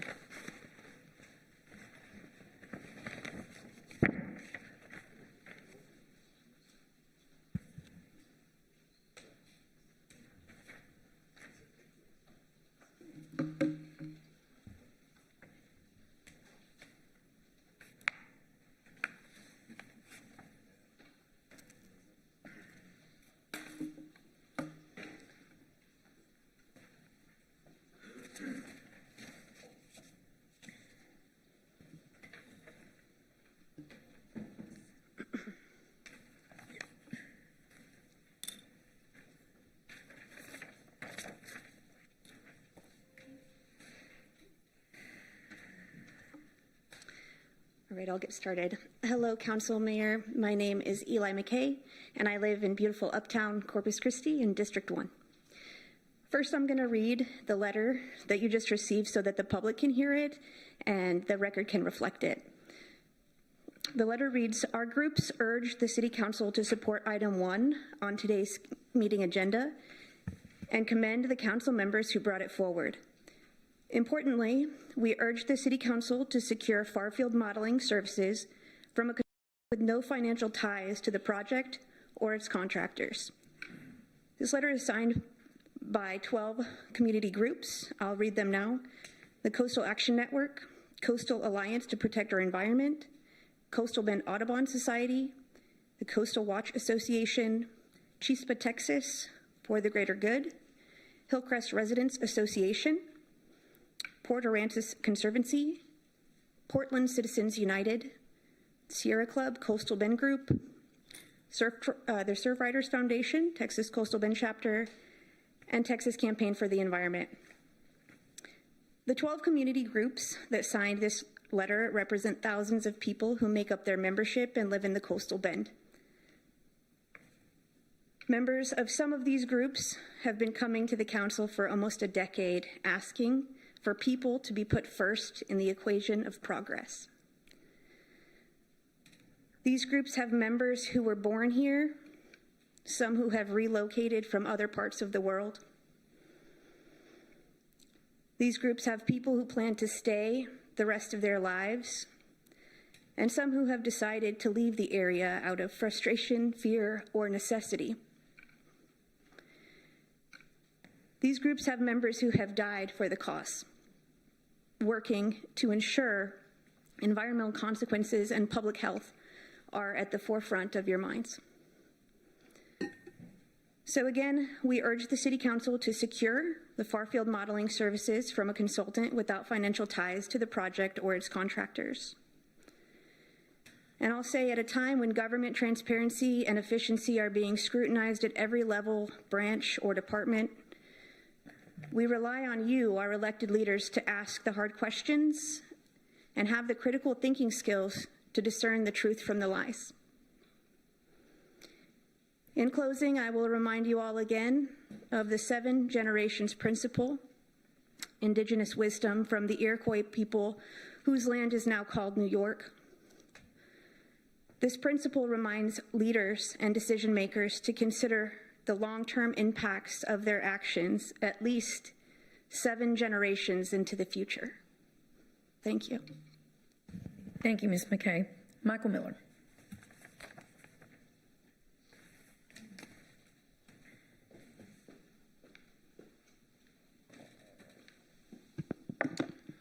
My name is Michael Miller. I live in District 2. Mayor and Council, thank you for the opportunity to speak today. I didn't prepare anything. I just wanted to come and talk to you all as my friends and neighbors, which you are. I consider you all my friends and my neighbors. First of all, I'm 100% pro-industry. I've always said that the only reason why the city of Corpus Christi exists is because of three major industries, one of which is industry, the other of which is our Navy base, and then the third is government in general. All the restaurants, hospitals, and everything, and the people that live here all work and are in support of those three things. Makes us a three-legged stool. If one leg falls, the whole stool falls. So it's very important that we focus on diversifying and getting a fourth leg to our stool, but we are where we're at today. I also know and am confident that desal will inevitably be part of a diversified portfolio for our water system here in the city of Corpus Christi. But I must say that I am an Inner Harbor skeptic. The reason why I'm an Inner Harbor skeptic is because I don't have the information that I need to make an informed decision on this. 1.5 years ago, I was invited to a small, intimate group with the Chamber of Commerce to discuss the desal project, and I had some questions, and I asked Jason Conklin about the pilot plant, because I had assumed that the pilot plant was to prove that their hypothesis on brine dispersion would be confirmed through that pilot program. And I was informed that no, that program is just to confirm proof of concept for if you can take salt water out of this body of water and turn it into drinking water. And so I said, well, what if, your calculations are incorrect? What if there is an environmental issue? He said, well, then the plant would shut down. We would get shut down by the TCEQ. And he said, but it's important to note that the plant can get shut down at any time because the TCEQ can change the rules at any time and shut down the plant. That didn't really give me a warm and fuzzy. And I respect him. I don't question his credentials as a scientist. However, we do have scientists at the Hart Research Institute and the University of Texas Marine Science Institute that don't seem to think that this will be quite as non-impactful as it's being portrayed by somebody that, works for a company that is being paid to push this forward. So, and then it's also been brought to my attention that Kiewit is calling for a far-field model as well as part of their recommendations in their proposal. So if you've got the contractor, you've got local scientists, and you have everybody calling for this, I don't see an issue with this, and I hope that you guys support it. Because my biggest fear is underperformance and budget overages with regards to this plan. Thank you. Thank you, Mr. Miller. Ms. Huerta, I'll go ahead and hand it over to you. We've got some WebEx and phone calls. Yes, ma'am, that's right. So first person on the list is Chris Wethington.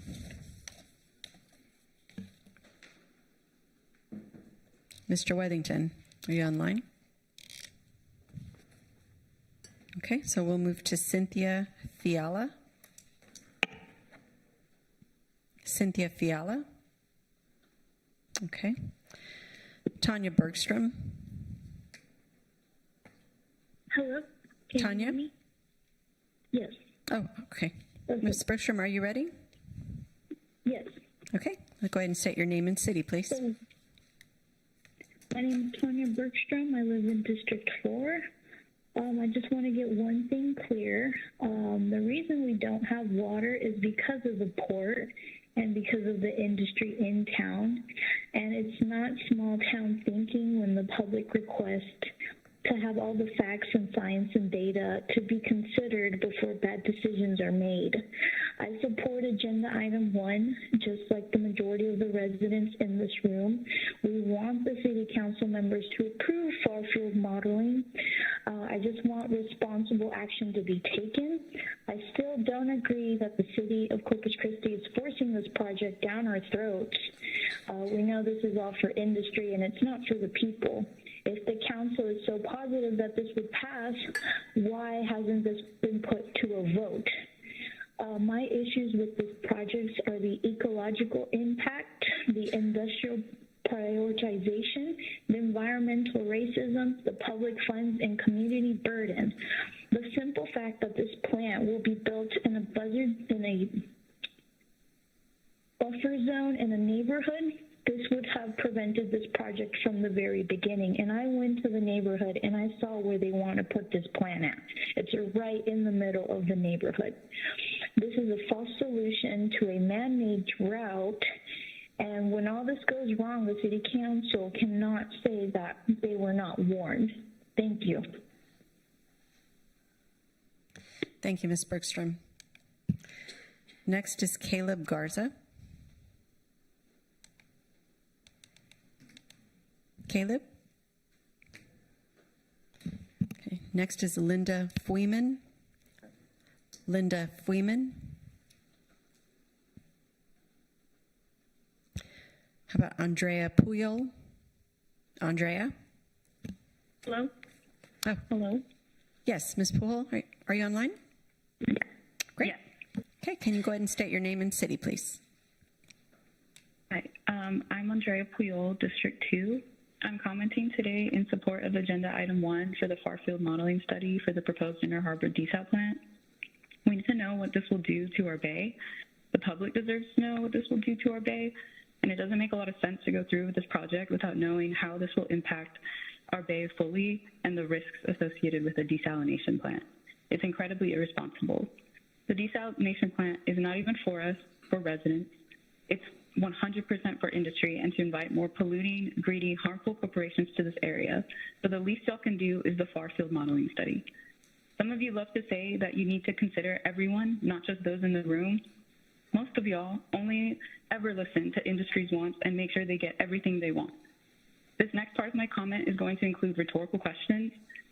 I want to bring up an important point that Dr. Isabella Riza made a little earlier in her comment.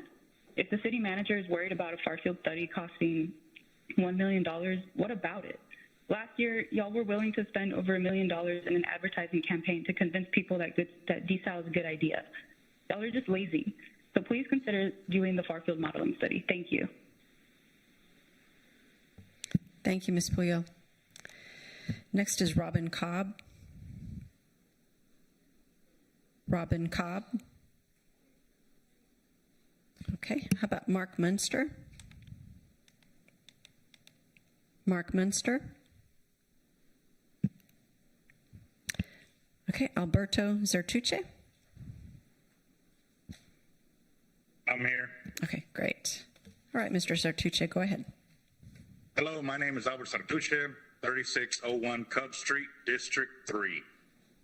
I'm a local veteran-owned business, fish from these waters for over 40 years. I have Team Hard Life YouTube channel with 200,000 subscribers and growing. Told them to sign up for this session, but if they can't take off of work or cannot be there when y'all call their name, at least y'all are calling their name to let y'all know that they are watching. They are paying attention to what y'all are doing and how y'all are scapegoating everything over here.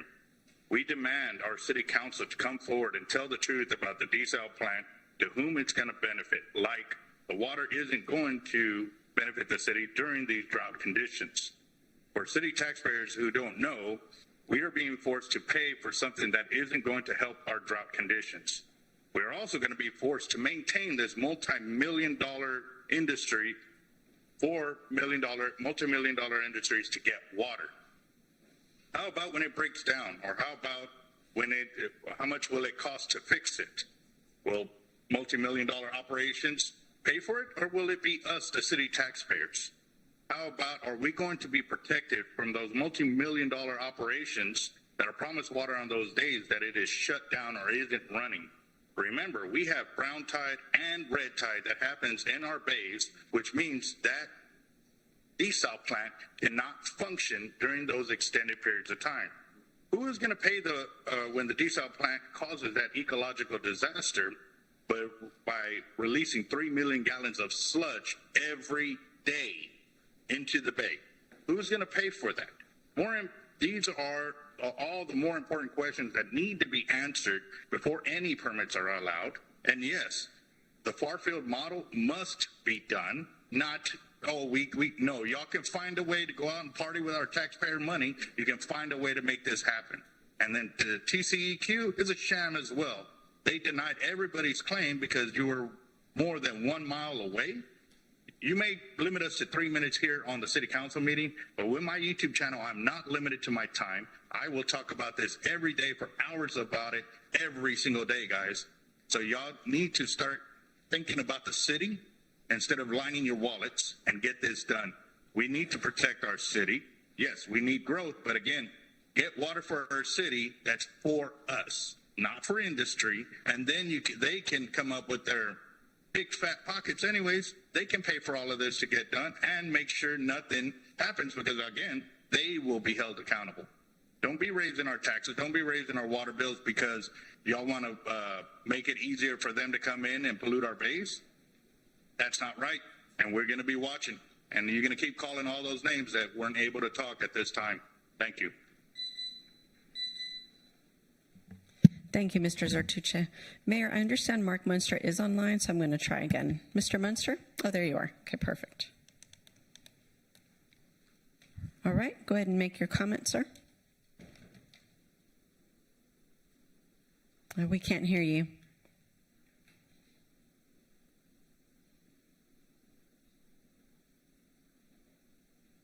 I still can't hear you, sir.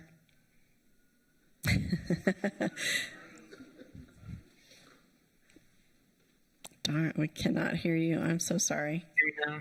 Okay, now we can hear you. Okay. Oh, you can hear me. Okay. Yes, go ahead. Mark Minster, Corpus Christi. I'm here to talk about item 1. The city should definitely take the time and due diligence to do the far field model, especially because concerned residents have been asking for this for a while now. It's not just been something recent that's come up. It's for sure worth the money spent to make sure, that this plant is safe. I mean, that should be step 1, making sure that the proposed plant is safe. And then also I wanted to zoom out and realize why this plant is needed. This plant is obviously needed because of industrial water usage. You can go in the city's SWIFT loan documents. You can see how many billions are used every day, gallons of water by industry. How much more compared, like an average residential house uses 200 or so gallons a day, and industries like in the millions. Like, it's clear who it's for. And then it also, why I can't come today, I'm a tax professional, I have a master's in accounting, and like the benefit that these industries, it's super relevant why their usage is the reason why we need this plant or why it's proposed. And I know they get industrial tax abatements on the county level. They get federal tax. There's just benefits and things that industries and corporations can do that residents or just individual taxpayers do not get. And also, we don't have a state tax in Texas. And at the county level, we're actually the level where they should actually be contributing to our economy or whatever economic growth. They get their 15-year locked-in industrial tax abatements, and they're also the reason we're in the water crisis today because of their heavy usage. And then also, they're the ones polluting the air and the water. And seeing last week's meeting or whenever that was when a lot of people were interrupted for decorum, what about the decorum for the people living in Hillcrest in their neighborhood? How would this council feel if Mayor, people were coming to the objection. neighborhood? Questions of councilor staff are inappropriate. Okay. I also wanted to say, the council should be representing the residents, and it's not really surprising why decisions are made when you just look at transparencyusa.com, the Coastal Bend Coalition. Look at who was supporting people that are on this council and who was donating to that coalition. You had Gulf Coast Growth Ventures, Valero, 50K, 25K, and those are the top water users of why we're in this water crisis. So I yield the rest of my time. Please make sure you do due diligence. Thank you, Mr. Munster. Mayor, the next 3 individuals are here in person. They're non-city residents. Okay, so we have Lucia Daly, and then Jenny Cross, lastly, Marie Lucio, and then what about Glenn Stilwell? The other individuals are non-residents, but they're WebEx. Oh, non-residents. Yes, ma'am. Thank you.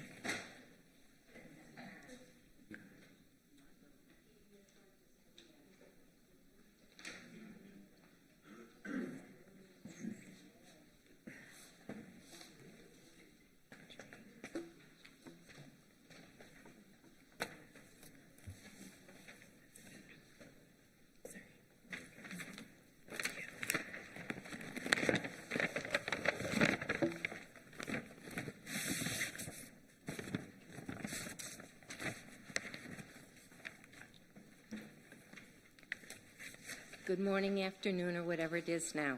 Luke Daly, Port Aransas. As you know, we have our own issues with desalination. We've been threatened with it for ever since just before the hurricane.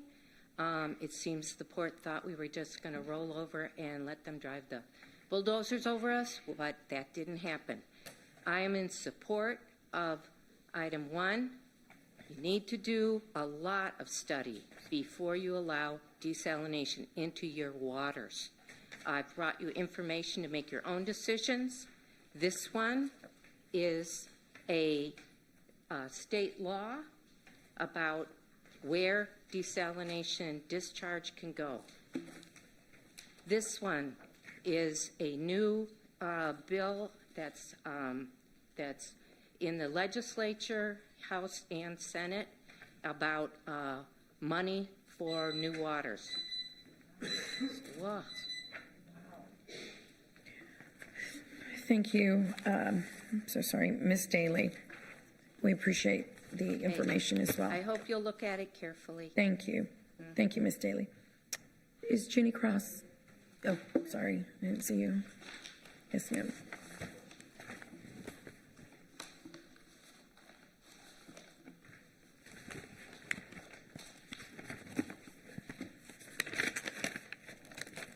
Good afternoon, Mayor and Council. I'm Ginny Cross. I'm here representing the United Corpus Christi Chamber of Commerce.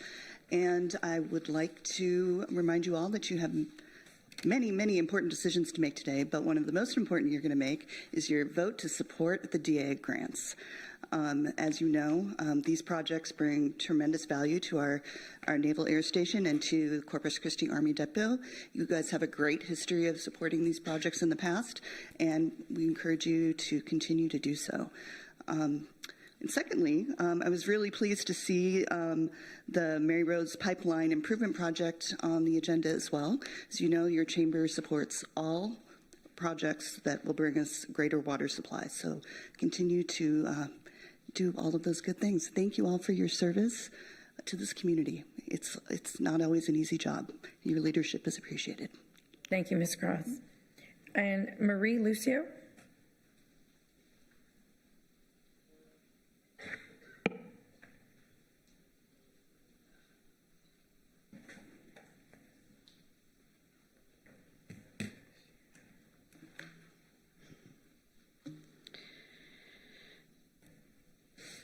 Marie Lucio, Robstown, Texas. I am in support of everything that was said before, and I also want to say that I thank those city council members that brought this to the agenda and that are trying to do it correctly. We also need cumulative salinity studies from anything being dumped in the bay, because that bay is going to affect many livelihoods and businesses, local businesses and livelihoods. On another note, I'm going to be emailing everyone a pre-written reconsideration letter fighting TCEQ permit number 174951 from the Nueces Green Ammonia, which this safety hazard does affect District 1, which is under your areas. All of you above are leaders, and with your support fighting this, we can win. Thank you. Thank you, Ms. Lucio. Glenn Stillwell, it's on WebEx phone. The only person on WebEx right now is Maggie Peacock. The other individuals are not online. Okay. Hi, can you hear me? Yes. Awesome. Maggie Peacock, 4407 Southeast 28th Avenue. I'm here to urge you all today to vote yes on agenda item 1 to protect our bay. A far-field modeling of the city's proposed Hillcrest desalination facility would examine the true impact of the facility's wastewater on the bay outside of the immediate area of discharge. This is the first large-scale seawater desalination facility in a closed bay system in the world. Voting against a far-field model for this facility would be childish and immature. A robust, independent scientific assessment of this kind is absolutely critical to understanding the full risk that desalination presents to the Bay's ecosystem and must be completed prior to making any decision that could and would destroy the precious coastal bed environments and way of life for so many community members. Thank you. Thank you, Ms. Peacock. Well, that concludes our public comment. It's 1:30. I'm going to see if we can go ahead and pass the consent agenda, pull any items, break for lunch, come back and start with our item number 1. So is there any council members who would like to pull any items, numbers 3 through 19? Number 19? Anything else? Okay, with that, I will entertain a motion to approve consent agenda with the exception of item number 19 and item number 7. Is there a second? Second. Okay. All in favor say aye. Aye. Any opposed say no. No. I mean, yes. Sorry. I'm no longer yes. The motion carries. So again, we're going to break for lunch. We will return and we will go to item number 1. Then we will go to the consent agenda items that were pulled, items number 7 and 19. Oh, let me read mine. Hang on. Council will go into executive session on items 22 and 23 per Texas Government Code 551.071 and 551.072. We will return.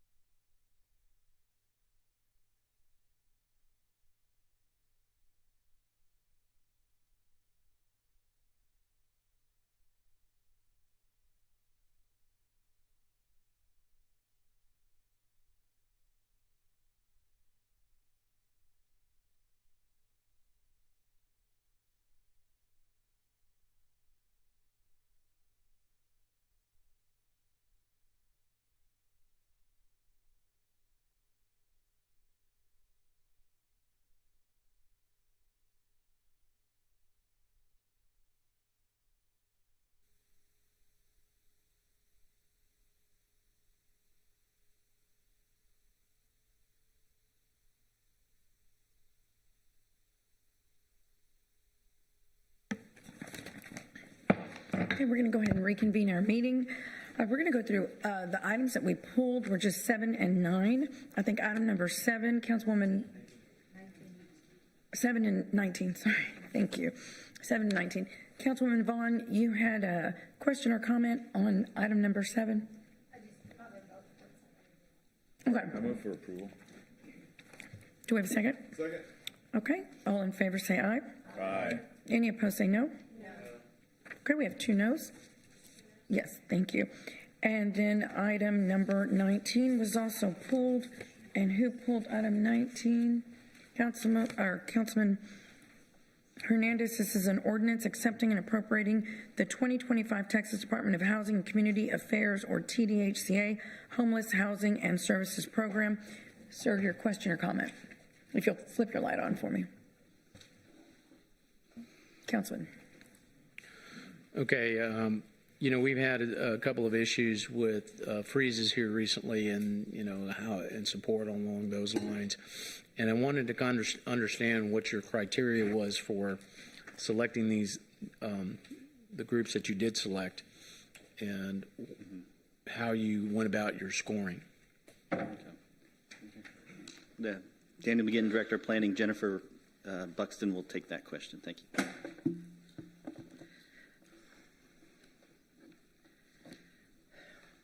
Did you first have a question about freezes?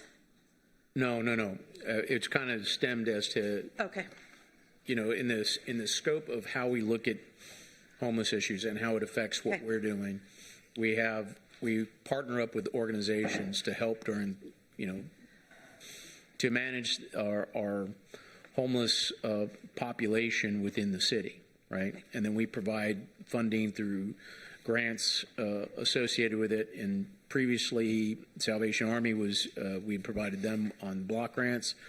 But explain how this is different and how you got the scoring criteria. It doesn't really mention how you scored them. Okay. So for both the homeless housing and services program and the youth set aside, we did competitive score applications. NOFAs were issued, and we based 40% of the scoring on their ability to provide eligible HHSP services. 5% of the scoring was based on the length of time serving the homeless, so their experience. 5% was on the amount of homeless, at risk of homeless youth served annually in Corpus Christi. There was 10% on their ability of the homeless service provider to expand their capacity to provide services. 10% if they on their justification and their needs analysis. Activity implementation was 5%. Efforts to secure other sources of funding, 5%. And then other criteria, meaning cost reasonableness, effectiveness, greatest need, positive impact on the community, and project timeline was 20%. And the reason you only selected 2 was? So if you saw in your packet, do you have the full packet? I believe so. There is a scoring matrix. And this grant was $217, I want to say, which was the total. If you look at the scoring matrix, we chose the top 2 scoring organizations, which were MHID and Mission 911. No, I understand that, but why just the top 2? Because it was due to the limited amount of funding and what we thought those organizations could accomplish. At some point, you reduce the amount of funding to such an amount that it's not enough money to actually administer and do any good. You've diluted Okay, I understand that, but you didn't divide it equally. You divided it 164,000 for one and 53,000 for another. How did you get to those numbers? Based on organizational capacity and what was proposed. Yes. So, I'm sorry, for example, the services that were provided, for example, MHID is proposing case management, where Mission 911 is not proposing case management. We scored, or we gave more weight to the case management activity than we did non-case management activities. So you're saying Mission 911 doesn't do case management? They did not put case management in their budget out of this grant, no. Was that a requirement for the grant? It was not. They could apply for essential services, case management, financial services, something else, admin maybe. In discussions with Tony and Tony's Mission 911, I know they do case management, but I don't know if they knew it was a requirement. If they, It's not a requirement. okay, so but if they did put it in, would they be? I guess I'm asking this because I'm not sure if the providers understand what they need to do in terms of when they apply for these grants, because it seems kind of arbitrary in the selection process. I could, I could be wrong, but it just, the numbers. It seems like you could help more organizations than just two, but I'll leave it at that. And I understand what you're saying. Is it more organizations to do different things? Because of the limited dollar amount, we focused on fewer organizations and the types of services with the number of people, the depth and breadth of the services.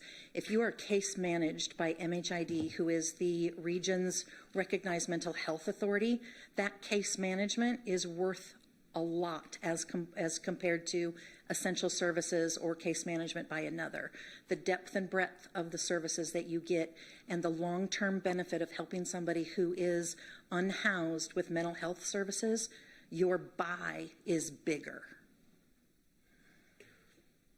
I understand MHID serves an important role, but I don't know how much of the homeless aspect that they do. They have a couple of different homeless programs. I understand they have some programs, but in terms of being their primary mission, I don't think that's the case. And since we're talking about, funding for homeless programs, it seems a little odd that they get the majority of it, even though that's not their primary mission. Mm-hmm. Do you see where I'm going here? And they have the PATH program. I think it's the PATH program that's primarily homeless. They do have some specific programs that are homelessness and homeless staff. Are they providing shelter? Are they providing, assistance in terms of their how to get themselves out of homelessness? I don't know if that's their primary role. Like many organizations, they have different lines of business. This is one of their lines of business. They do provide financial assistance to help people get into homes. It is part of what they do. But there's a financial assistance piece for security deposits, rental deposits, rent payments.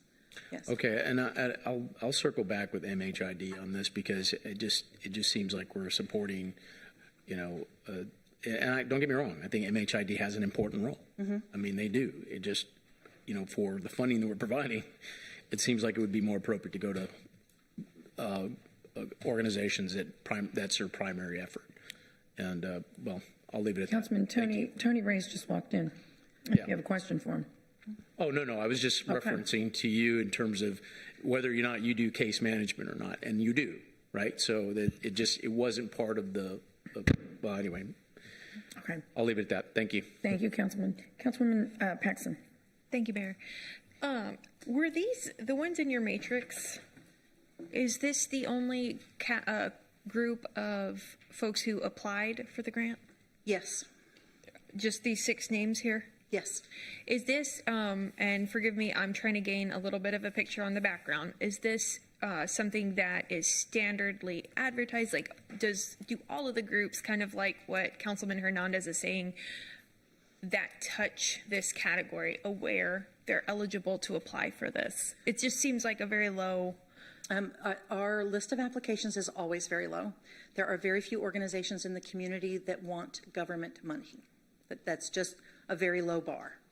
But not only did we advertise this in the paper for 30 days, but we sent out emails to the network, the service provider network, and made sure that they knew that this opportunity was available. And if I'm not mistaken, there was a news release and social media posts as well. Okay. And the Mission 911, where you said they're not being scored or they're not receiving the grant funding for case management because they didn't apply for it. Is that something they've applied in the past and maybe they haven't applied in the past for that? Or So you would have to ask them, but when you're a nonprofit, You normally look at all of your operational costs, right? And what goes where and what you need funds for each program. You would have to ask them why they did not apply for case management under this grant. I just wondered if you had historicals in case, you know, if I'm trying to build a picture, like maybe. Off the top of my head, I don't. I'm sorry. Okay, thank you. Councilman Roy.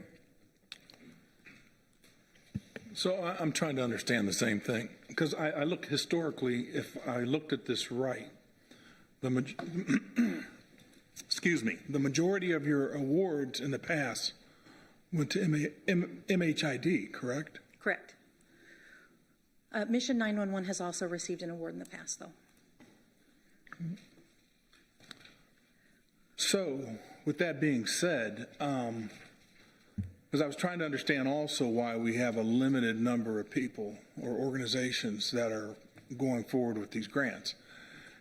But if I was somebody that every year I put a grant in and I'm not, you know, and it's continuously awarded to the same group, I think I would be reluctant to put a grant in, you know, because why, you know, nobody wants to waste their time. But the other thing is so that what that leads me to is that in terms of priority of what whoever's awarding the grants, in terms of what the mission is, because I think each and every one of these providers has a different mission. You know, even when you look at Tacos. Tacos Not Bombs? Not Yes. Bombs. Tacos Not Bombs. Yeah. Their mission is a lot different, than I'm assuming, than MHID. Mm-hmm.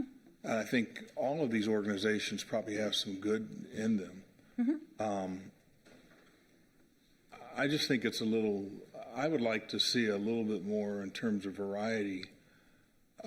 Because if we're just continuously saying, okay, these are the top two things that we're going to feed grant money to, I think these other organizations also, is that the only thing they're being scored on? In other words, I think do we need to broaden our category in terms of what your scoring mechanism is to see if they're effective?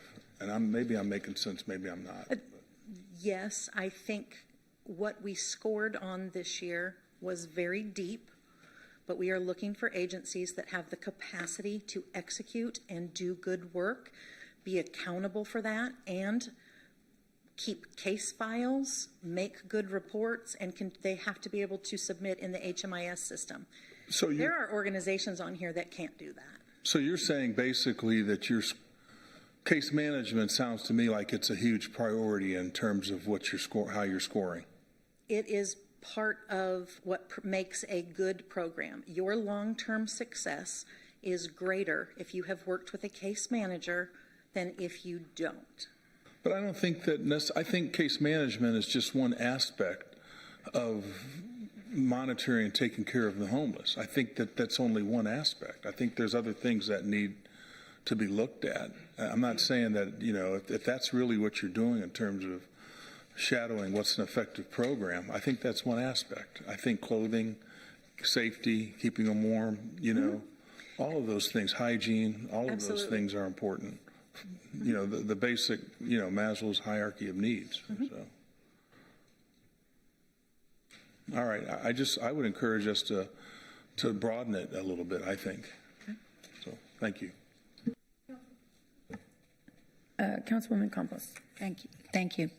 And as much as I really do appreciate what all these organizations do, especially MHID, only because I personally have family members that have used it, I still would like to see what their matrix or what their turnaround or how they measure success. Is there such a thing? Is there?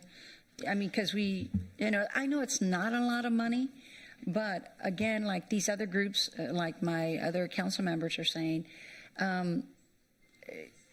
especially, you know, like let's say Tacos Not Bombs, you know, it's a small group. I would think that, you know, $5,000 for them would be like huge for them, you know. So I'm just trying to figure out, like, how do you measure, you know, which programs are being successful? How do you do that? So some of the HHSP measurements include essential services provided, homeless persons maintaining households for greater than 3 months, persons maintained housing, shelter beds constructed, rehabbed, converted, transitional living beds constructed and converted. And then I want to go back to what the definition of essential services is. Okay. Because I want just to put it into context, okay? Essential services are costs associated with finding and maintaining stable housing. And when I say different organizations provide these services or don't providing, this is not a judgment on what the services they do provide. They just may not provide this. Include but are not limited to costs for outpatient medical services, childcare, education services, legal services, mental health services, local transportation, and drug and alcohol rehabilitation and job training. Tacos Not Bombs, while a good organization serving a very good mission, does not do that. Right, yeah. So they can't score well. They do not do that. They do not provide financial assistance for rentals to help people get into housing. They do not provide shelter beds, and they don't provide case management. Okay. So they are not going to score well because of the. It doesn't mean they're not a good organization. It just means they're not a fit for this. Okay, so. And I'm using those as an example because Yeah. you brought those up. And again, that is not a value judgment on that organization, because it's not. Can I interject one thing since she addressed me? Sorry.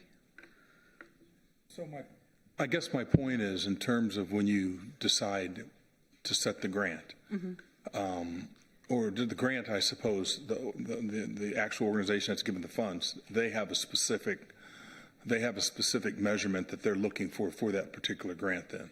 Eligible activities in this case are determined by the state. They're set in the state administration code. Okay. All right. Thank you. Yeah. Councilwoman. Okay, so back to what these organizations are based against, or what their mission is. These two seem to always qualify more because they're filling in those. Yeah. Yes, ma'am. Those check boxes, right? That's yes, ma'am. Okay. So are there other, is there another way that these other organizations could possibly, be able to receive some grant money? I think based on the criteria that I think yes. I think it's possible. They don't necessarily score out as well in terms of past experience or being able to demonstrate the capacity to carry out activities.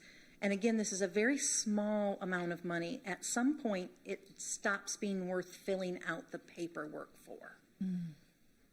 And I just want to bring up again, we just gave up the money, I think it was like $1 million, Salvation Army, was it $1 million? Thereabouts, yeah. Yeah. That I'm just wondering if these other organizations had known that they weren't going to fulfill that, because we ended up losing that money. Yeah. And in that case, there was also a NOFA process, and nobody applied. The only two organizations that applied for those funds were Corpus Christi Hope House and the Salvation Army. And we go through the same process of getting the word out, issuing the NOFA, media release, whatever we do. But when it comes to the federal funds, the groups that are interested in those funds are fewer than the groups that are interested in this. Our community's capacity and thirst and desire for administering federal programs is very low. And why do you think that is? It's not a good time. It is so layered with. Well, now it is. I mean, now forget it. No, in past, today's headlines. Okay. It is burdensome. It is risky because you risk the having to pay things back. We might be able to work something out with the state. The closer you are to the governmental or the granting agency, the less chance that you would have to repay. There might be fewer fatal errors. But the documentation burden is so great on an ESG, on a federal grant. For the amount of money that's available, some organizations don't have the machine within them to do it. Salvation Army and Corpus Christi Hope House, they're doing it. They do it all the time. It's built into their model. somebody to just pop in and out. It's incredibly burdensome. Well, and also, it's just, we lost our department, our homeless department, and did we ourselves, I know I'm going backwards, It's but okay. it's just, well, now the funds are gone, and, I guess, never mind. It's already water under the bridge, I guess. Hopefully we'll learn from this. But, is it something that y'all, just one more thing, is it something that there's an organization that teaches how to do this, how to do it, how to qualify? Is there, or? So there are technical assistance workshops, which, by the way, we hosted technical assistance workshops for these funds so organizations could come and ask questions about how to fill out their application, what the rules and regulations were. We did do that. But when it comes to applying for federal funds, HUD in particular has what's called the HUD Exchange, where there's all sorts of training materials. Mm-hmm. It's part of what our staff uses to get trained up on different rules and regulations.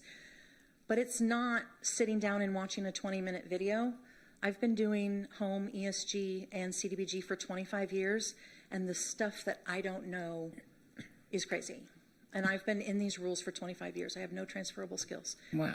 But it's a boondoggle. Okay. It's the regulations are incredibly deep, very confusing, and it's not for the faint of heart. Not because they don't have the will or the desire, they don't have the capacity. Okay. All right. Well, thank you. Thank you so much. Councilman Cantu. Couple questions. What does Mission 911 does exactly again? They're here and can speak to that. Okay. Want them? Yeah. Sure. You can come up, Yes. Tony. Yeah. They drop books on phones. Tony Reyes, founder of Mission 911. For 25 years, we've been helping people that are struggling in homelessness or in poverty. So what we try to do is we try to understand where they are today and where they want to be, and we fill in that gap. So that gap could be housing, it could be spiritual, it could be medical, it could be educational. Whatever they want to be or where they think they need to be, we help them, guide them through our case management program. Do you house anybody there? We used to house, back in 2021, we were housing, and then we found that case management was a little better to help these individuals, because then we could refer a lot of these individuals to the housing and keep up with them. Our case manager stays with them for 2 years and makes sure that they move forward.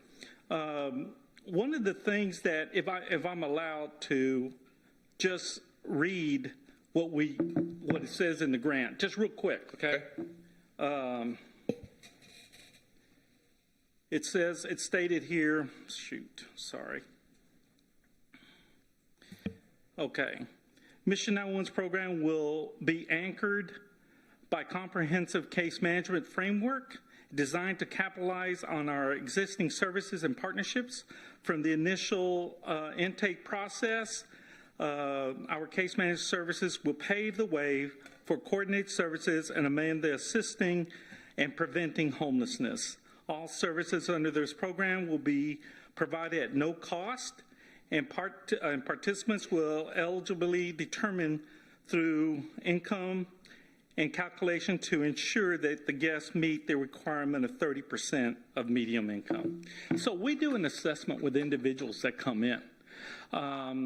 We've also been certified through a framework called Bridging Out of Poverty by Ruby Payne. It's giving you the understanding, the mindset of people that go through poverty and how to structure them and go forward. Ms. Campos, you asked about the training. What we try to do is we train our caseworkers to have that understanding of mindset of people helping individuals that are struggling in poverty.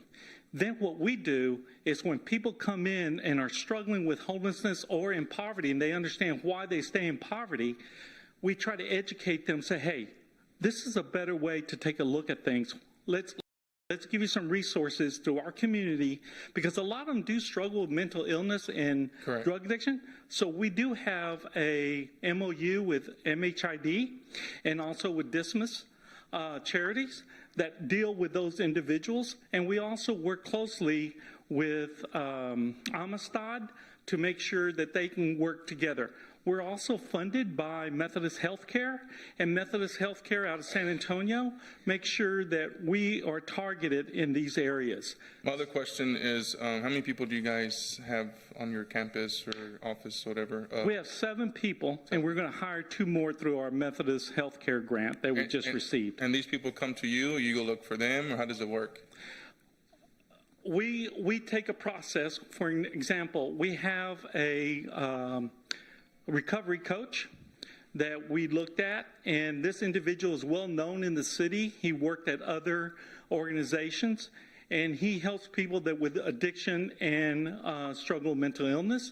Then we have a caseworker that it came out of the school system. She understood how people struggled within the abilities to keep their kids in school or just to keep their housing.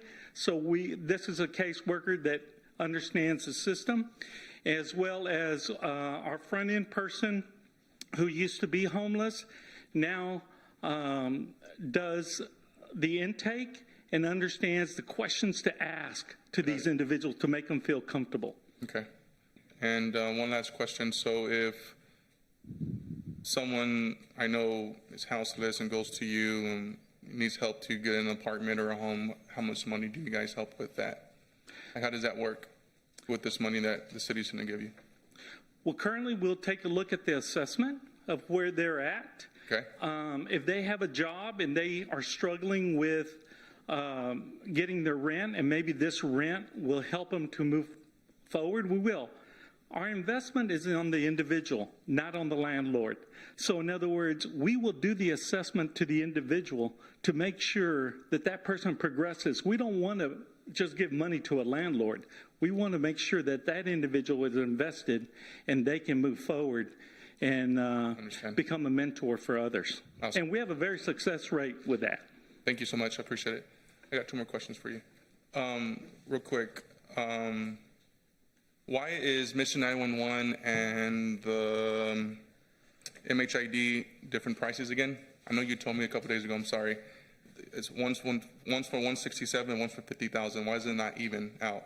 Because the reviewers thought the mental health services that the Nueces Center for Mental Health and Intellectual Disabilities provided was a bigger buy, a better buy than the other programs. MHID does get federal grants, correct? Yes. You don't get federal grants, correct? Okay. I would like to help the local people than, the ones already getting federal grants, my opinion. And my last question is, what are we doing to reach out to stores like the Free Store that's here, or other people in the community that's more or less using small businesses, grant money from small businesses, or using their own money? Donations. Yeah, donations, yes. How can we help them? Even if it's $2,000, like anything. Like, how can we do this? Well, there's a couple of ways that we could do it. Okay. One is somehow increase our outreach to those organizations, and then as a community, as a whole, in our community, not just for homeless grants, but increase the capacity of all nonprofits and service providers in Corpus Christi to access additional funding. It is a deficit that we in Corpus Christi run, unless you are a larger scale nonprofit, that they all struggle with that. And 2, make systems available to them so they can participate and maintain compliance. Because that's one of the other things that we scored on, is the ability to maintain compliance in these organizations. And there is a difference in the 2 organizations that we're recommending for funding, what we're willing to risk based on compliance. I understand. And do you guys talk to them, let them know what to be in compliant? Like what's the city looking for to be in compliant to get these grants? We share all the rules and regulations with them, and then it's part of their agreement, what rules and regulations they have to follow. Okay. And then in the past, staff were available to provide technical assistance. That's another thing that we have to look at this year. There is no staff to provide technical assistance or to help anyone with these grants, staff-wise. City staff. City staff. There is no city staff to provide technical assistance. Just administering these grants this year is going to be a challenge. There's no city staff to do it. Wow. Okay. We need to figure something out with that, Peter. We're gonna go over the budget, but our revenues are less and our expenditures are more. So any new ad is we're cutting from somewhere else. And I was not trying to be negative. I was trying to be clear with the picture. I understand. No, it's an accurate picture. That's all I'm doing is setting the stage. I wasn't making a value judgment. Thank you so much. I appreciate it. Councilwoman Paxson. Did you, the dollar amounts that are proposed to us today, were those determined by an ask value? In other words, when each of these groups submitted their applications, did they include an ask value? They did include an ask. They are both receiving less than they asked. We did have conversations with both organizations saying, this is what we're proposing. Can you make this work? Both organizations said yes. We're coming down to, we're hitting a lower threshold for both of them where we risk it not being worth it, the administrative burden. Okay, thank you. If I can ask Mr. Reyes, one of the things that was stated to us earlier was the other person, MHMID, they included in their request funding for, what is the word? Funding risk, thank you, for that, for the case management. And she said, well, you may provide that service. That wasn't included in there. So I was a little curious on that. No, we did apply for that. It's under the case management, under the grant. It was on what she wrote on here. It's not in the revised budget. Oh, in the budget itself. I guess so. When you cut the budget, It wasn't in the budget. Okay. So, but we do provide case management. So that would be just letting you know.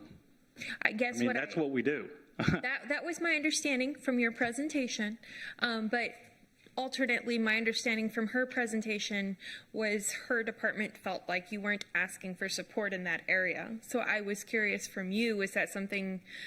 Obviously, we would want more money from that. So I was trying to see, was there maybe a breakdown in the application? I'm always looking for how do we make sure that the system works for the people using it. Sure. And I would believe that's an important element of your service. Now, some of the monies that we do receive from Methodist Healthcare provides for case management. So, you don't want to be double dipping, obviously. So we do have case management money. Could we use more case managers? Absolutely. But I guess the monies that we receive will be used basically to help these individuals relocate, pay for their rent, pay for their place to live, whatever it may be. We could use that money towards that. I understand. But if we could have gotten for case management, absolutely. We would ask for that and get that monies. And so you're saying that your assessment was you feared if you applied for this, it would come off as double dipping for those fundings, basically? Okay, thank you for that clarification. And just to let you know, one of the things that we do at Mission 911, we provide clothing as well, free clothing.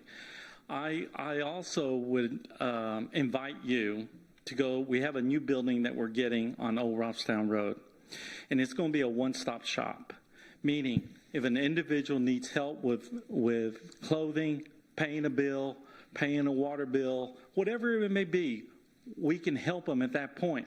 But we'll also have a person there if they have questions about the Medicaid, Medicare, they can go right there instead of taking them on a bus and move over. So anything that person needs help socially, we're going to have it at this new building. So that would be a one-stop shop. So in other words, we don't have to worry, does that person going to take the bus to go wherever they need to go? They just go and we can say, here, this desk right here, they'll help you here. So that's what we're trying, hopefully when we open up in August, that's what we're trying to do. We're here for the community. We want solutions.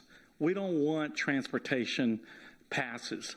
When they come to us, they're going to get solutions. They might not like the way it goes, but if you want to get better in life, this is where you need to be. And sometimes we're the bearer of bad news, but we're also the bearer rewards, so we reward them as well. Okay, thank you so much. Tony. I think in my summation, and I think that a couple of council members have kind of said the same, I'd really like to see, if we do have what maybe we break down into 3 categories, the larger, the middle, and then the smaller sized groups, getting a little slice of the pie. And I understand that you come to a threshold where, you don't want to give them a little bit of money in the feeling that it could be not useful, but I think any grant money is useful. And I think if they've applied for this, then they're interested at least in trying to get their foot wet in this process. I understand that this funding comes with a lot of strings attached, requirements and challenges, but I think if they have applied, that's something they've probably considered. Okay. And I understand what you're saying, and I see the value in that. But I would ask that you also, as part of that, consider there's no staff to administer these funds. The more contracts that we have, the more contracts have to be monitored, the more monthly reports. TDHC expects that we go out and that we monitor these grants. If they are non-compliant, some of these organizations aren't going to be able to pay back the money. The city's going to have to be able to pay back the money. So I do understand what you're saying, and I do think there is value in, because part of what that would do is raise the capacity of these organizations and kind of get their feet wet in the grant system. But there is no city staff to administer these grants. The more contracts we do, the higher the risk and the more work we produce for city staff when there is no city staff to do this. I understand the position. I understand that it's a difficult spot, and I fully recognize that previous councils have made their decisions on where to place funding for that. I get that. I totally do. Perhaps, Peter, I don't know. I'm someone that really likes to get collaborative and think outside the box. We've got dozens of local agencies with professionals. Perhaps this is something in collaboration with internships with universities, working with other groups. I think there's room there to open dialogue. I understand that the answer from that is that it's going to be difficult and it's not a popular opinion, but I just want to put my 2 cents out there. Thank you. Yeah, thank you, Councilwoman. Unfortunately, there's not even staff to make those phone calls to the collaborative entities. So we're going to go over the budget here in these next couple of months, but we're going to see that we can't do everything as a city, especially with limited and cut resources. The prior city council cut $50 million in recurring revenue. We can't keep doing everything and more with $50 million less. So it's just the reality we face. But this council will have a chance to prioritize. That's why the goal setting session on Monday will be important. And the budget goal setting session will be even more important. So we'll see what the priorities are. Mm-hmm. Thank you. Marilena Garza, I think you wanted to make public comment on this item. And anyone else? Would anyone else like to make public comment? Tony also has signed up for. He did. Yes. Right. Yes, to speak of the I mean, unless you had anything else. Okay. All righty. Marilena Garza, District 1. So what I'm hearing a lot of is that we need solutions, and the collaboration that we need is a collaboration between these city departments, because this homelessness, this poverty reduction, it impacts Parks and Rec. They're having to deal with it now. We have higher crime. I don't want to see my police officers wasting their time with our houseless community. I want them out stopping violent crime. This impacts tourism. We were talking about one of our biggest revenue streams, which is our hot tax. Nobody wants to come here if there's houseless people downtown. I have a business downtown. It's very difficult to have people come and relax for a massage when there's houseless people outside. Now, speaking from a service provider, I am the CEO and founder of the Free Store. Why am I not applying for this stuff? Some of y'all kind of hit it. It's a waste of my time.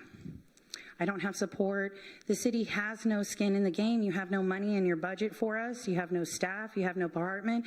I came up here last budget talk pleading with you guys, don't get rid of the department. Please just freeze it, hold it. Don't get rid of these people. And I was asking, just keep them. You were going to keep at least Jennifer, and you got rid of the entire department. So now us service providers do not have anyone to speak to. We have to come up here and make public comment to speak to you guys. I want to suggest an advisory board, but an advisory board to what department?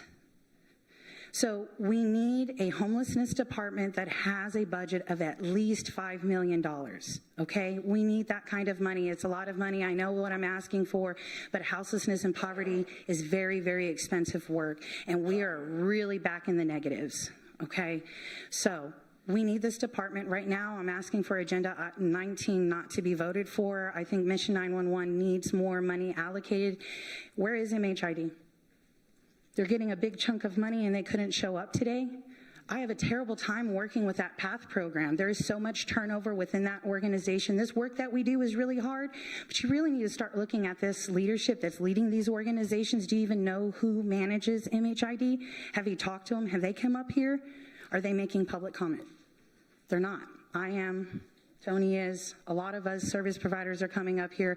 I hate wasting my time and your time coming up here and making public comment, because this is just an ineffective way to do business. There's so many details that I have, Tony has, Tacos Not Bombs has, a lot of us organizations have to help you guys, but the system in place is broken. Very broken. Do not pass this money. Please give Mission 911 more money. Make it more fair. I mean, if MHID was really investing in it, where are you guys? Thank you, Ms. Garza. Tony, you said you had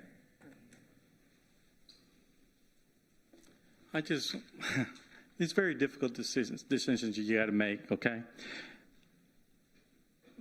Lauren is our grant writer as well, who is our executive director. We're very lucky to get a grant writer in our organization. She understands our vision. She tries to follow a vision. But as a city, we also need direction. So it would help if we get direction of where and how we can help individuals, and we can educate y'all as well about the resources that are out there available. And then that way, if y'all wish to ever visit those places, you have a better understanding of what they do. So yes, we're out there fighting, and we're out there helping individuals that are struggling in life. And, with your support, we'll able to help more. And hopefully they can come up here and thank you for what you have funded us to do and help others. So, Mayor, Council, City Manager, thank you again for putting us in position. But Tony, let me ask you, you're okay with the amount you received? Are you, is that? Obviously, we could use another $25,000. I'm not going to say no to money. That'd be, you always are looking for ways to help. So, yeah, if there's an opportunity for us to put more money towards that, we did. Just want to let you know. Okay? Okay. Thank you, Tony. Councilwoman Campos. I'm sorry. I just, I guess I put my light on, but now, I don't know, would entertain maybe an amendment to the motion to. Is that, Jennifer, excuse me, I'm sorry, Councilwoman. How does this work in terms of you already divvying up the money, so to speak? What are options if there was a will for the council to want to? You do not have to accept staff recommendation. You could choose to reallocate funds to other organizations. So we could, MHID, let's see, they're at 167,000. Okay, we've got a few though, right? There is the HHSP general set aside, the HHSP youth set aside. Right. And I do not recommend dividing up the youth set aside. Right. That's incredibly hard to spend. And it would just make it difficult for two organizations to spend versus one organization to spend. So it'd really be MHID. Mm-hmm. It would be the, give me a moment, please. What you're looking at is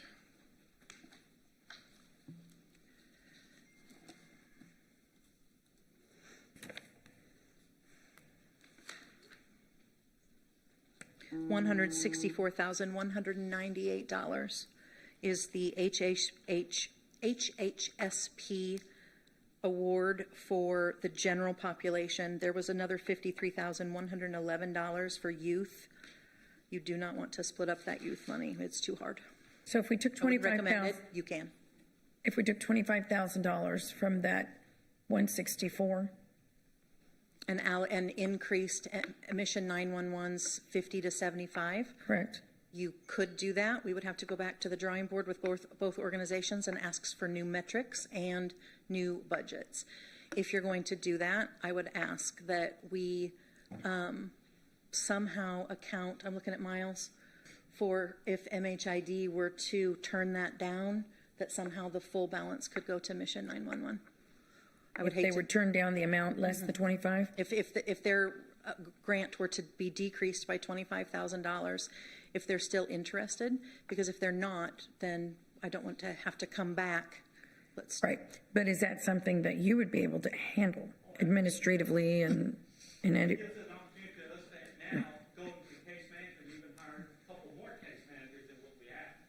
If that was the scenario.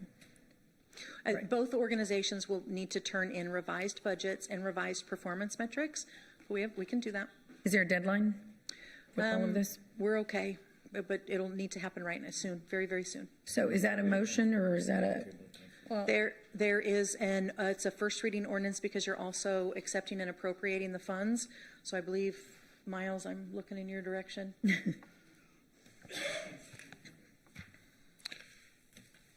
You could approve it on first reading and indicate a desire to go back and negotiate with those other entities, and then come back and after negotiation, come back on second reading with amendments that you would then adopt.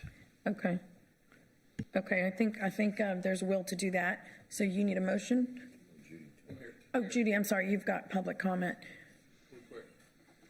Councilman, yes. Can we make a motion to do half and half, and then if the other party doesn't want to take it, we give it all to Mission 911? Well, I think if we do what Miles is suggesting, she goes back to negotiate who can do and accept what. I think Mission 911 should get a lot more than he's getting right now, for sure. Right, so that's what, right. So I think if we allow her to go after this first reading, the second reading, we'll come back and we'll know who can do what and who, is not willing or able or what have you. Okay, thank you, sir. Ma'am, may I ask clarification? We're talking about $75,000 Mission 911? Yes. Okay. An additional 25. Councilman Hernandez. Yeah, I'll make the motion to approve with the changes to be brought back to us, or amendments to be brought back to us once you sort them out. Right. Well, they're going to have to talk to MHID to determine whether or not they're going to participate. We just told them 25,000. Right. Yeah. So we have a motion and a second. And so what we're doing is this is a 2-reading item. We're going to, after this, Jennifer will go and speak to the 2 entities, Mission 911 and MHID, and we'll figure it out. The will is to allocate $25,000 more to Mission 911. You'll come back on the second reading with something based on that. Okay. Okay. Everyone, please submit your vote. Judy tells me. Oh, Judy, I'm so sorry. Judy, come up. I'm sorry. You have public comment. Forgive me.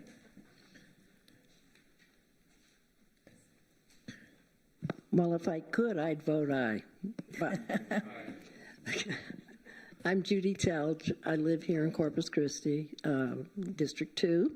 And my comment has to do with what kind of criteria is the city putting in place that asks these grant recipients of minimal dollars. We received money this morning from y'all. Thank you very much. I'm with Coastal Bend Center for Independent Living, one of those struggling, smaller organization years ago that is now receiving over 80% federal dollars. And yeah, we're at risk now going forward, and it's too bad because it all goes to people with disabilities locally. At any rate, what I had asked for or talked about was, where is the support and the encouragement from the city of Corpus Christi when these RFPs come out to say, you're not necessarily going to get enough, you're not going to necessarily be able to do what you want to do just because of the limitations of money, but there's got to be collaboration. There's got to be that working together, and we nonprofits know how to do that. Sometimes that's the only way we survive, because we know how to refer. When we can't do something, we've got to have a relationship to be able to send people so that they can get that, and we're not threatened by anybody else. So I congratulate those of you who are recognizing the importance of that, and also the importance of, let's put some money into the smaller organizations that don't have the big bucks. I mean, that may be taken away some from me, from us, but everybody deserves a chance, and we appreciate that. Thank you, Judy. Thank you. So we have a motion and a second. Please submit your vote.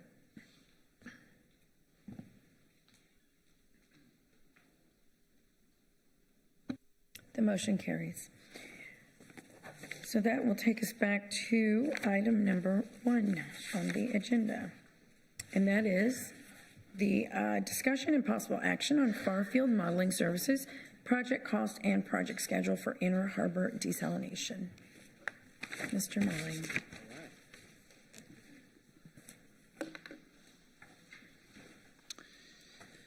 Good afternoon, Mayor, Council. Drew Molly, Chief Operating Officer for Corpus Christi Water.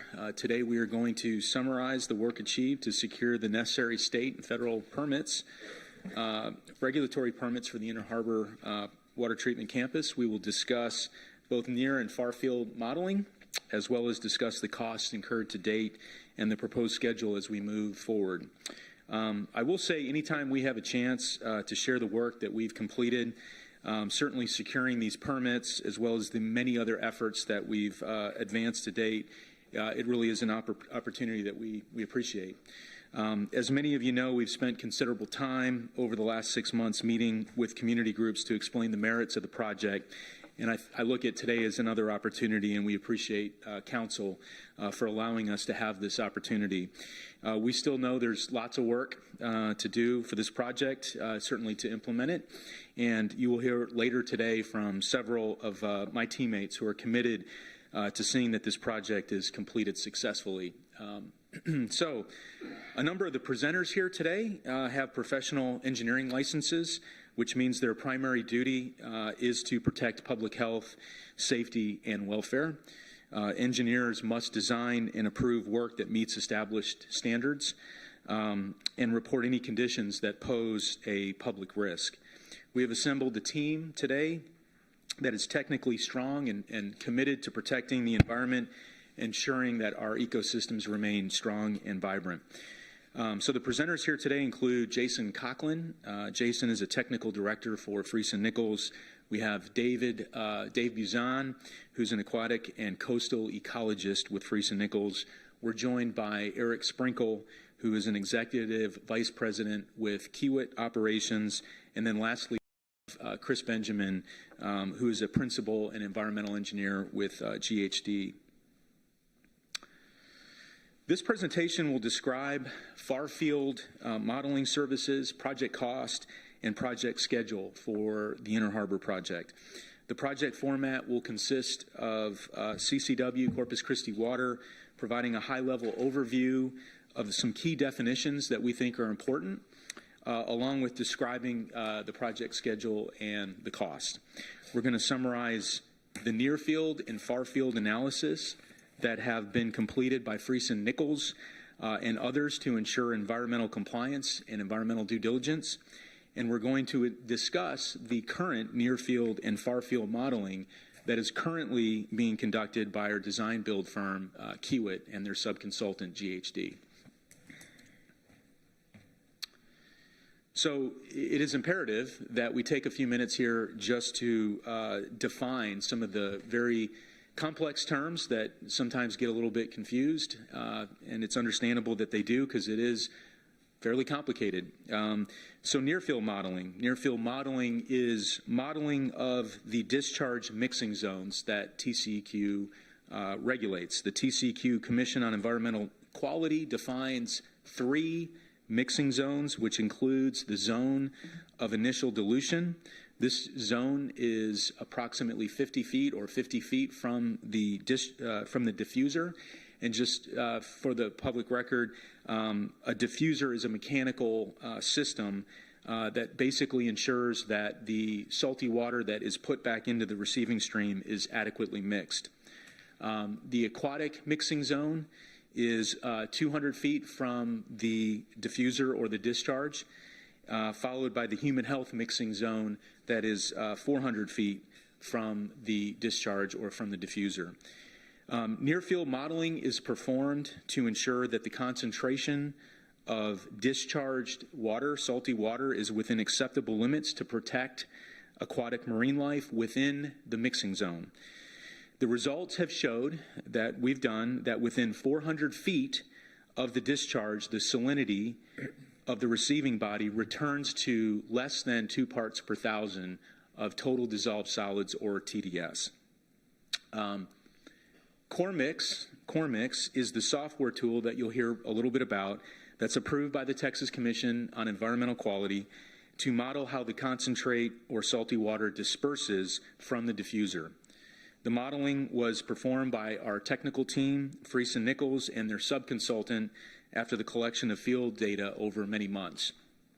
Upon submitting this modeling data, the city submitted this modeling data to the Texas Commission on Environmental Quality. They actually did their own independent modeling efforts. In fact, in order for us to even receive a draft discharge permit, which we received in December of 2023, we had to demonstrate that there was congruency and agreement with the TCEQ's independent modeling results. And because there was congruency and because there was an agreement between the two different models, we were able to get our draft discharge permit in December of 2023. Far-field modeling is modeling that's done beyond the regulatory mixing zone. Our team has done far-field calculations that were submitted and presented both to the Texas Commission on Environmental Quality and the Environmental Protection Agency. There have been several far-field models developed for the Corpus Christi Bay system that Freese and Nichols will provide more details here in a few minutes during our presentation. The Kiewit team is doing a far-field model from the western extent of the ship channel to the mouth of the ship channel at approximately the harbor bridge. This model is necessary for Kiewit to ensure that they meet the requirements of the TCEQ permit and to ensure that the water quality of the receiving stream is not adversely impacted. And as stated in Kiewit's September 2024 proposal, both near-field and far-field modeling are needed to confidently predict the diffuser operation under various operating scenarios. This was always part of the plan, and this is being performed by them. It's also important, as we're kind of going through this slide, to define a few other things. So a bay is a recessed coastal body of water that directly connects to a larger body of water like an ocean or a gulf. A bay is not a closed system. Corpus Christi Bay is not a closed bay system. You will also hear from David Buzan with Freese and Nichols, who will provide a high-level overview of the white paper that was developed to establish critical limits for salinity in the mixing zone.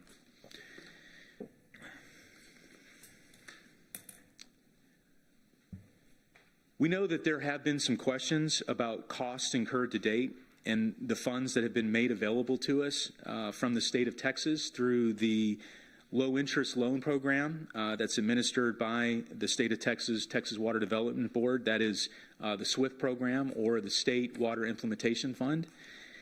So I'm going to describe a few things here to hopefully kind of summarize that.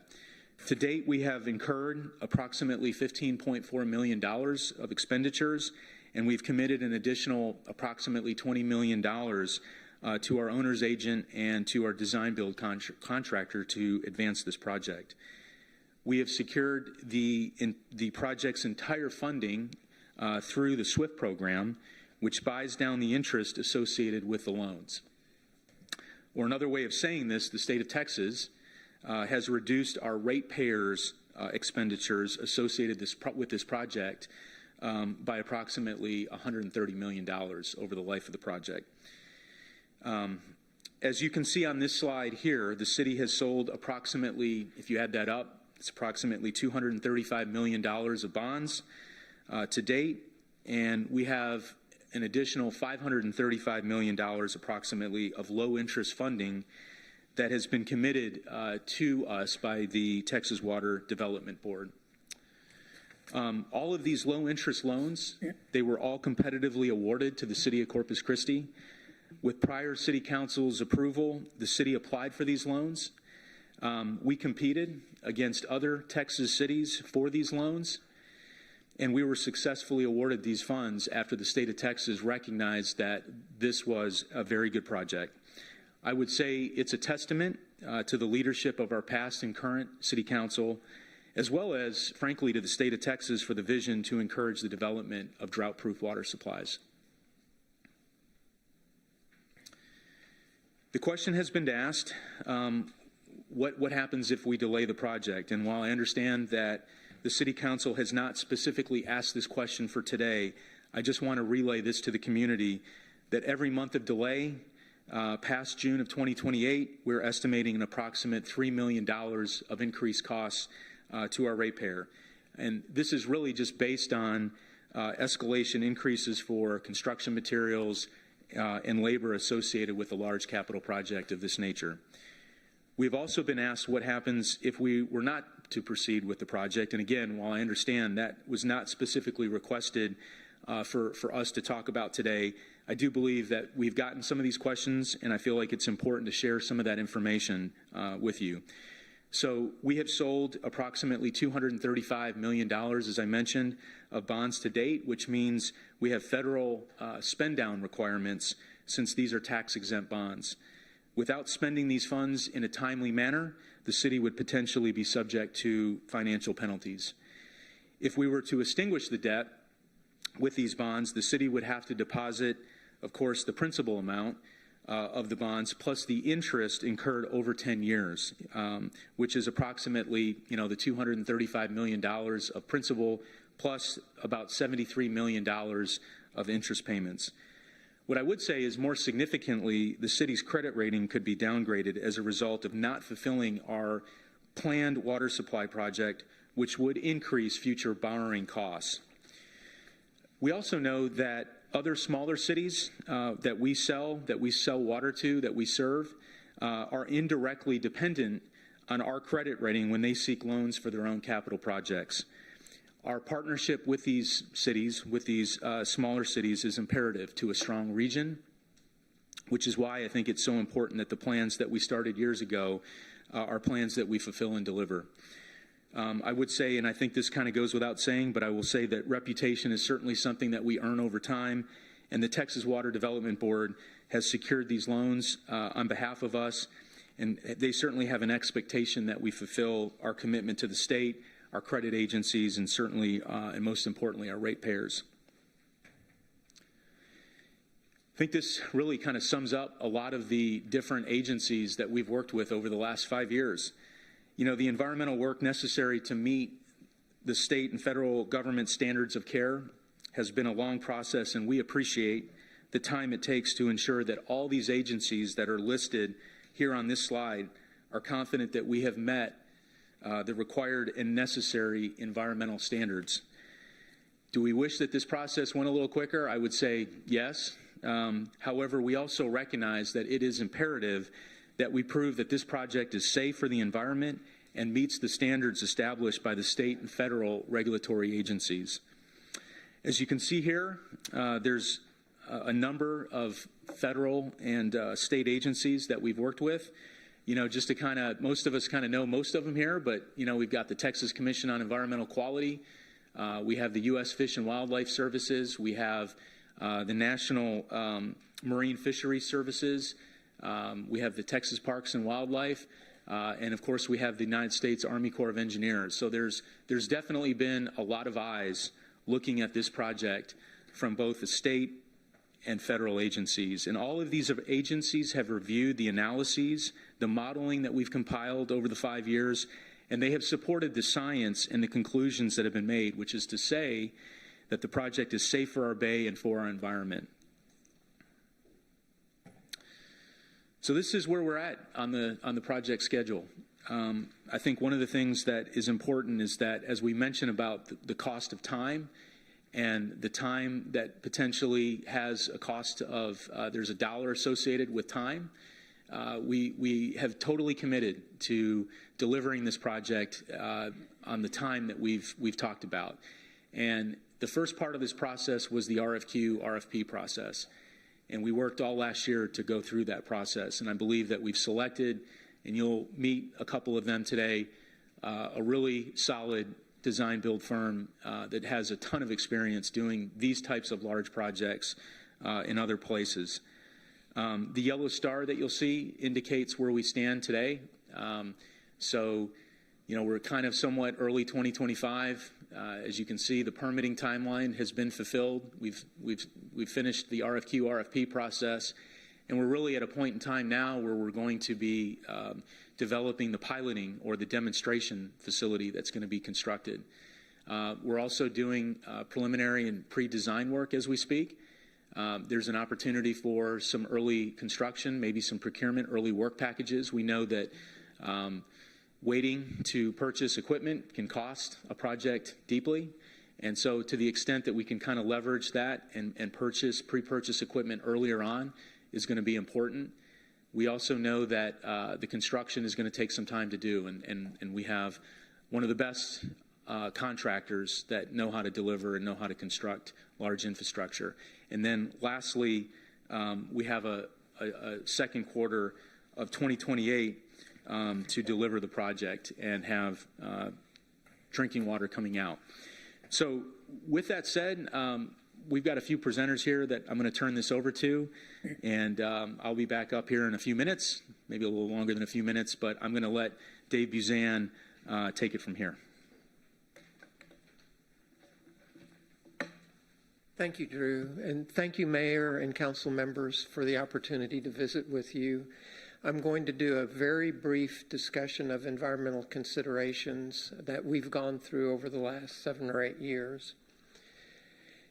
When we got the charge, when our team got the charge to try to identify an environmentally acceptable location in the Corpus Christi Bay, these are the factors that we looked at. We wanted to choose a site where there were no oyster reefs, no seagrass, no marsh, no federally designated critical habitat for threatened or endangered species. We also wanted to choose a site that was fairly distanced from shallow water because we know that shallow water is also habitat for some marine life. Needed to have acceptable water quality and acceptable mixing for the discharge. So these are the factors that we started looking at in 2018, 2019. 2019, 2020, we started doing a lot of data collection. In this image, you see us towing what's called an acoustic Doppler current profiler across the Inner Harbor. We did that at multiple locations in the Inner Harbor. And what this instrument tells us, it tells us where the water is moving and how fast it's moving, and that information is critical to understanding how well the discharge is going to mix in the system. We put one of these on Flint Hills dock and operated it continuously for 6 months in 2020 to collect this sort of data. 2019-2020, we conducted a year-long study of water quality in the Inner Harbor, and what you see in this picture is we're using an instrument called the Kimmerer sampler. It's full of water that we've collected from a depth of 20 feet. So our purpose was to focus very intently on what the water quality was in the vicinity of the proposed intake. And what the water quality sampling included heavy metals, a variety of organic compounds, and what we consider routine water chemistry. And that information showed us that water quality in this part of the Inner Harbor is certainly acceptable to support desalination.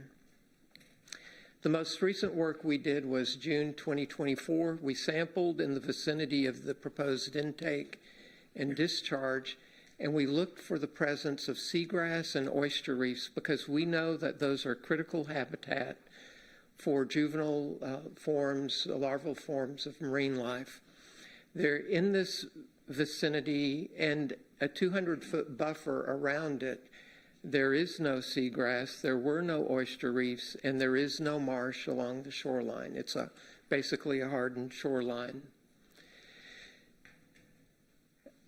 Drew mentioned the white paper that we did, and we did this around 2019. We did an extensive literature review of the salinity tolerances of all the economically, recreationally, and ecologically important species that we know are in the bay, for example, red drum.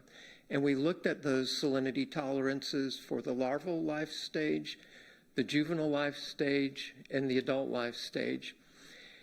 And what we know is that red drum spawn in the nearshore Gulf, and these are photos from Texas Parks and Wildlife. That's a larval red drum.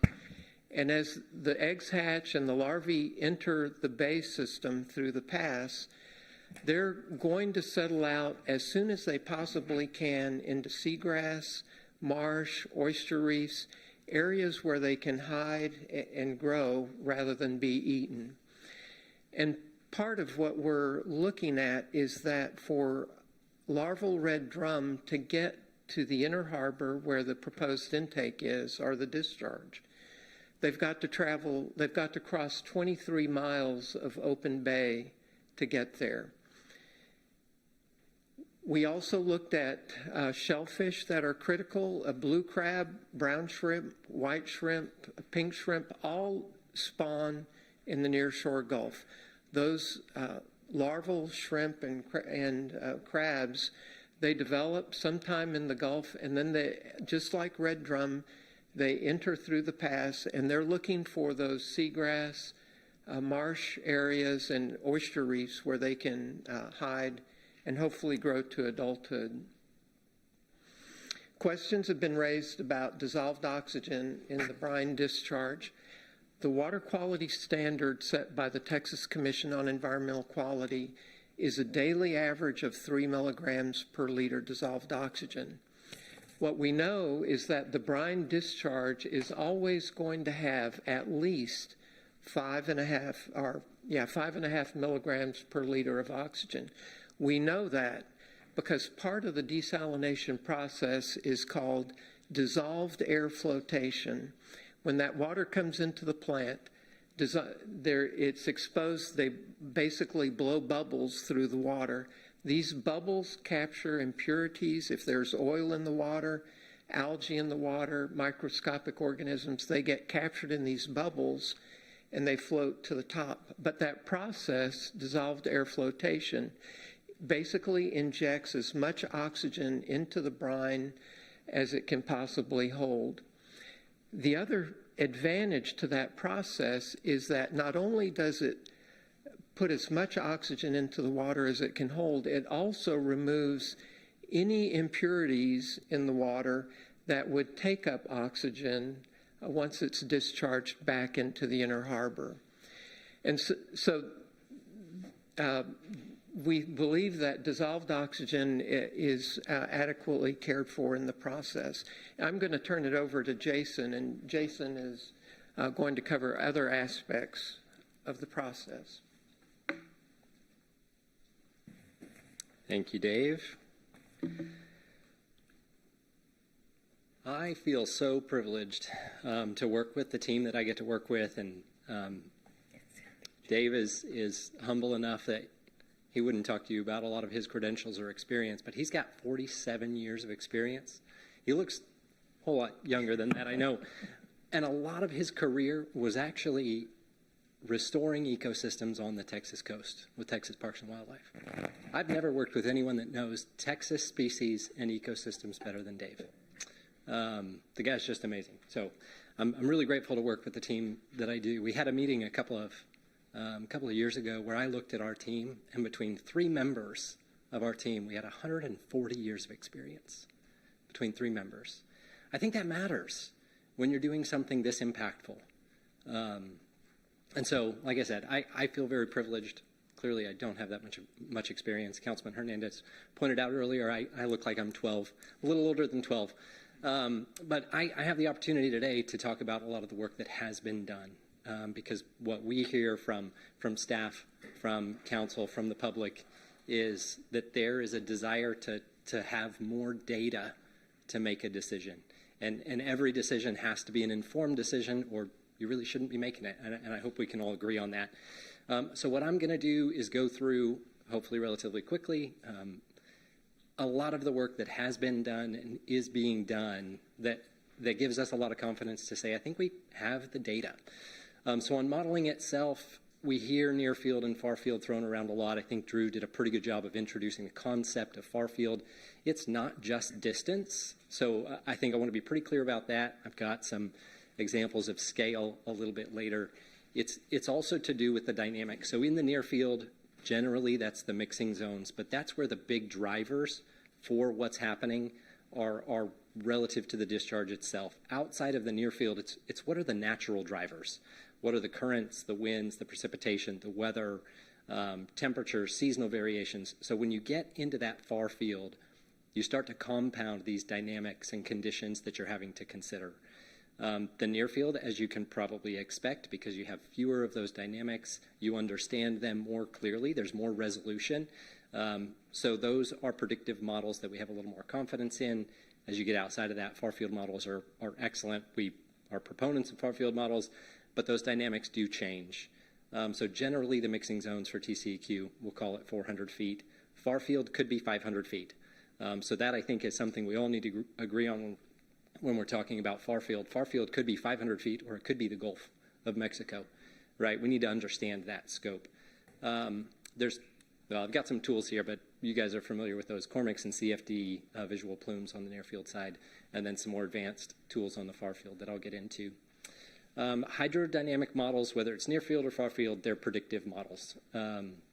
It's a software tool that helps you attempt to evaluate and predict what's going to happen in the environment. We heard a great public comment about, hurricane modeling, and we've all seen the spaghetti models, right? Those are models that really try to predict where a hurricane's going to go and how bad it's going to be.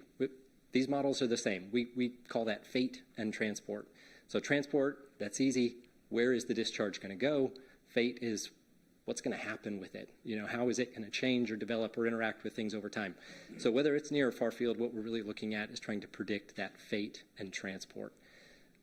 Good data is absolutely essential for any model. A model is only as good as its inputs. I like to speak in analogies, as some of you guys know. So if you consider the model being your oven, if you throw dog food into your oven, you're not going to get a cake out of the oven, right? But if you put all the ingredients together in the right proportion, the oven's going to bake you a great cake. So the model is a tool. You have to have good data. So Drew and Dave both talked about a lot of the data collection. It's a step that you cannot skip if you want that cake at the end, if you want the good result. So the data collection that's necessary, again, this changes whether you're looking at the scope of 400 feet versus the Gulf of Mexico, where you don't have documented, published, researched data. You go out, survey, and collect it. So that's what we did. Looking at the Inner Harbor and Corpus Christi Bay, TCEQ defines these as 2 separate water body segments. They're connected, but the way that TCEQ works, they like to classify things as segments. So we're going to take a look at a comparison of these. The Inner Harbor is its own segment, has its own definitions, has its own classifications. The Bay has separate classifications. This actually came into play a lot for our siting. I'm not going to go through these things. You guys have the presentation. One of the keys is using a model to find a solution, or using the right solution to achieve the result that's necessary. But that solution needs to be one that's simple, sound, proven, effective, consistent, and efficient. And as engineers, we're solutions oriented, right? We like to solve problems. And so as we look at solutions, in the universe of solutions, we want to hone in on the ones that meet those criteria. For data gathering, we did a lot. We did a year where Dave and his team were on the water every 2 weeks collecting samples, but we also looked at 40 or 50 years of data from what TCEQ calls the Surface Water Quality Monitoring Stations. I don't know if anyone's counting how many times I'm going to say data in this presentation, but I think I've met my quota. So one of the really important things to consider, and I think I've probably reiterated this a lot, is understanding the system that you're going to model. And so that data collection is working to understand the system so that you can actually validate the results of the model that are going to come out. Corpus Christi bays and estuaries are very unique, so we spent a lot of time trying to understand the system. A big part of that came down to velocity. One of the primary ingredients for this cake that we're trying to bake is velocity. It's a major dynamic in the near field and far field. So Dave showed the picture of the ADCP that we towed across the channel. That was to get a snapshot in time, 1 transect is what we call it. We also installed a meter in the discharge location to make sure that we knew the velocity in the channel at that location. We left it there for 6 months. So if you want data, that's 15,000 data points of velocity in these little packets of water all the way across the ship channel. It's an awesome data set. If you're a data geek like me, you probably really enjoy it. If not, I won't send it to you. One of my favorite things about this, though, is when you get data, the model can help you validate the data, and sometimes the data can help you validate a model. So after we did this survey to collect the data, because we weren't going to base our model on assumptions, we actually compared it with one of the Corps of Engineers far field models for the Corpus Christi Bay system. That far field model was actually focused on developing an understanding of what might happen for the deepening and widening of the ship channel, but they did some really cool work. And the result of that was we were actually able to compare the survey data, real data, trying to emphasize that, and I'll come back to why, real data with this core model that they came out with. The real data showed about 0.038 meters per second at the location we had the ADCP. The core model estimated around that location 0.04. So we were off by 2 thousandths of a meter per second with the real data versus the core model. So, you know, I have talked about this for a long time, years. Y'all are the 7th council I've worked with. It's amazing. And I present the real data from velocity to a lot of people because I think this is the foundation for the modeling work that's been done. And has been the foundation for conversations with the PhDs at EPA and the TCEQ team and everybody. But I do end up talking to a lot of people. I'll present all this data and they say, I just don't believe you. I don't think the Inner Harbor moves. I think it's stagnant. I have a hard time with that because we're coming with years of data, engineering, science, modeling, and work. And if you say the Inner Harbor doesn't move, but I have 6 months of data, for me, the data wins. And so that's been the foundation for us from the beginning. The core model corroborating that, I think, was icing on the cake. The other thing that we really dived into, other dynamics, I'm not going to spend a lot of time on this, was all the exchanges and interactions in the Inner Harbor itself, again, focused on that segment. And then outside of what's happening in the environment, the part of the expertise that really is interesting, particularly on this project, is not just the environmental part, but how the desalination process itself can be optimized to make sure that the environmental part is even better. Dave touched on a little bit of this. The pre-treatment benefits for our seawater project are pretty great. Dave talked about the dissolved oxygen. The graph on the right is actually real discharge data from a seawater plant that's discharging dissolved oxygen that's over saturation. So the standard for the Inner Harbor is 3 milligrams per liter. If you want to extend that to the bay, the standard for the bay is 5 milligrams per liter. This desal plant, this is real operational data, is discharging between 9 and 11 milligrams per liter. And in this case, they've been operating almost 20 years. They've seen an increase in DO, where before they started operating, the hypothesis was there would be a depression in DO. And it didn't happen over 20 years.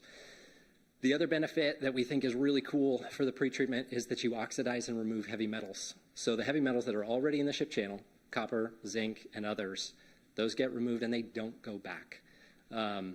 So the water that you're putting out, not only is it lower in heavy metals, super high in dissolved oxygen, and Dave mentioned this, there's a component in water that's oxygen demand.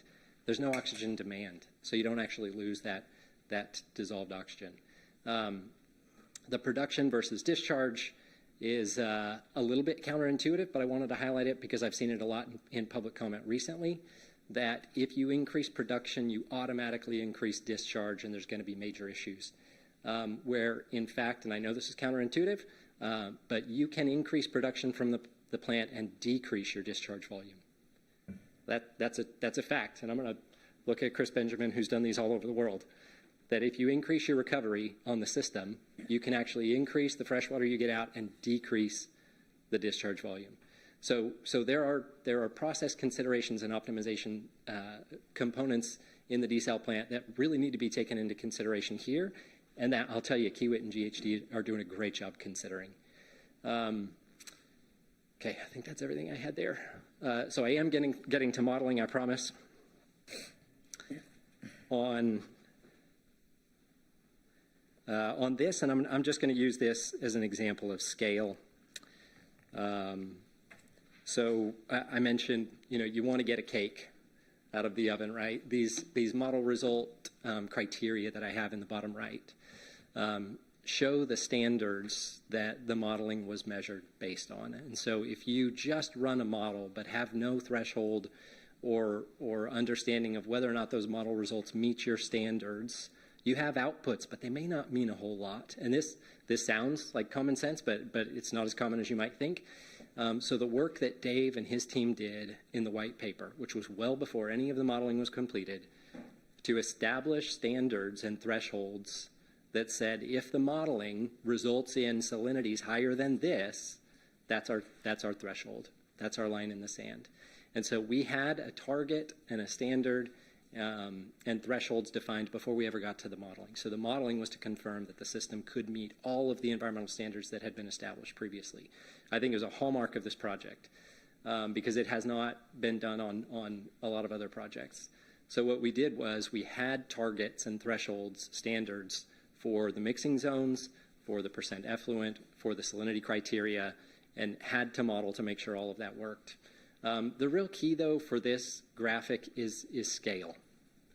So in California, the standard that they used, and they debated a lot about it, whether they were going to use 10% increase in salinity as the standard at 100 meters or whether they were going to use 2 parts per thousand. 2 parts per thousand is where they landed, so this is the California standard at 100 meters. The basis for that, and I think this is another really important thing because I'll continue to emphasize, our bays and estuaries are super unique, which is why the due diligence on this project had to be very thorough. A 2 part per thousand change in the Pacific Ocean is a big deal for their species. Okay, the Pacific Ocean along San Diego, where Carlsbad is, usually varies between 30 and 36 ppt. 6 ppt natural variation. Here we see over 20 ppt. And yet, all the modeling shows we're going to exceed California's standards of 2 ppt differential at 100 meters.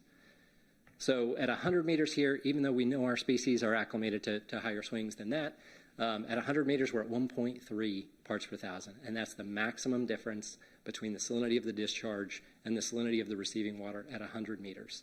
That matters mostly as we start to zoom out. As we start to zoom out, you start to see some scale. So the outside of that little semicircle area is 100 meters, and we're 1.3 parts per thousand over ambient. As you get farther away from that, that continues to dilute and continues to go down.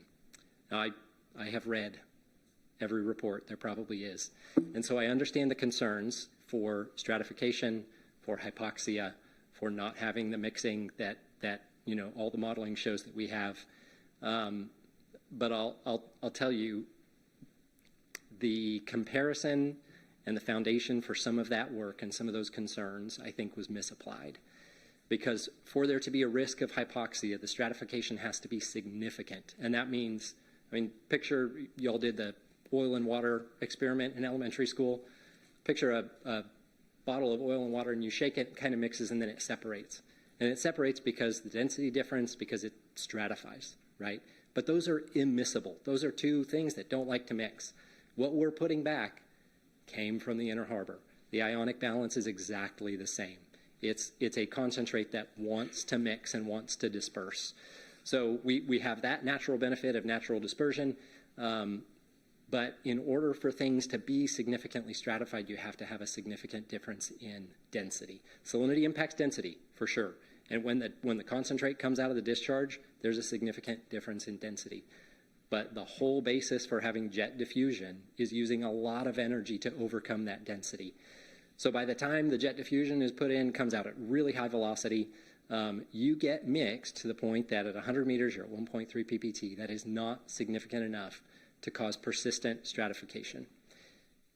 Even if the stratification was persistent, your oxygen demand at the bottom of the ship channel is going to have to be higher than the oxygen in the water, which goes back to Kiewit and GHD and your CCW team have selected a pretreatment process that ensures you'll have so much dissolved oxygen in that discharge. So the concerns around hypoxia and stratification, it's not significant, so it won't be persistent, and there's a ton of oxygen. So those are things that, one of the guys on our team says, any concern that I've heard, there's an engineering solution. And so GHD and Kiewit are working through all of that. I'm going to zoom out one more time, though. Actually, I'm going to go back because I want to tell a story. Am I okay? Okay. Yank me off the mic if I'm not okay. I want to stay here because I really want to highlight. Can you grab the concentrate sample? A conversation that we had with Texas State Aquarium. So the Texas State Aquarium is almost 10,000 feet away from the discharge. Okay, almost 2 miles, 1.7 miles. When we met with the aquarium, because we wanted to get their feedback on whether or not they had any concerns, they actually pull water in from the bay to use for their tanks. They're almost 10,000 feet away, like I said. At 330 feet, we're about 1.3 parts per thousand. What they actually told us was pretty interesting to me. I'll never forget the conversation that, did I do that? Maybe not. Was that they would actually benefit from the use of the concentrate from the desal plant. Because their issue is not when the bay gets too salty. When the bay gets too salty, they take it in and they dilute it down to a reasonable amount, put it in their tanks, and it's great. Their issues come when the bay gets too fresh. And so they buy synthetic salts to add to the bay water when it's too fresh to get it to the salinity that they need for their species. So they said we would actually benefit from some of the concentrate because it's the same ionic balance that all of our tanks are used to, come straight out of the bay. You've removed the metals. You've removed all the BOD and TSS. That might be useful to us. And the reason I wanted to stop here and tell that story is because this is concentrate. And every time I hear someone call this sludge, the aquarium is not saying, hey, your sludge would be pretty useful to us. Can we put some in our tanks? Okay, this is concentrate from the Santa Barbara seawater desal plant. So the only thing that's in here is salt. And it's the same salt at the same proportions. It's saltier, right? But at the same proportions that the species are used to. So I thought that was a really cool story. I'll never forget that conversation with the aquarium. And maybe at some point there's an opportunity for them to actually get some of the concentrate to use it over there. But they are not asking for sludge. Every time I hear someone call it sludge, I just feel like it's intellectually dishonest. The pretreatment process will remove all the TSS, some of the metals like I discussed, a lot of other things, silt, sediment, whatever else in the water. That goes to the landfill. I mean, in the treatment business, we would call that sludge. We dewater it, take it to the landfill, but it's not going out with the discharge. Sorry, I couldn't help but take the opportunity to just dispel that myth. I had to zoom in on this about 400% to put the mixing zones on there. I don't know if you can see them on your screens. I can barely see them up here. But I wanted to get here before I jump into the far field assessments because this really highlights the scale. Within the mixing zones that are that little tiny dot in the Inner Harbor, we're back to 1.3 parts per thousand from ambient. Very quickly, we'll be very near ambient, and the system will find an equilibrium. One of the cool things about what Kiewit and GHD are doing is focusing on that equilibrium. So if we look at the entire basin estuary system, it's when we get into the far field assessments. This question has been asked and answered 3 times, so I want to talk about the times it's been asked and answered. It's absolutely been approached in different ways, but there are 3 far field assessments that have looked at different combinations and different locations of seawater desal discharges of pretty consistent volumes across the basin estuaries. And it's no surprise to me, I hope it's not a surprise to you, all of the results are consistent. So it's been asked 3 times. The far field assessments have been done, some independently. We only did a mass balance, did some apparent simple calculations, and then two full-blown far field models. So those are the last things I'm going to talk about, and then we'll close. I'll close. You actually have more to listen to after me. The first 2 were commissioned by the Port of Corpus Christi. The Suntans model came out of Stanford. This model was actually developed as an oil spill response model for Corpus Christi Bay. So if you imagine if there ever was a spill in the bay, you would want to mobilize your response strategically, right? So you would want to know the fate and transport of the oil spill. This was adapted for seawater discharges because it's a fate and transport model. It's a great application. I actually really like what they did on this. What it included for the model run was a 50 MGD production Harbor Island plant with the inshore discharge, 30 MGD La Quinta plant at the port's location with 40 MGD inshore discharge. And with all of that, and they run these models out to equilibrium, right? So they look at the maximum possible accumulation in the bay. The resolution on far field models is not awesome because you're looking at huge areas.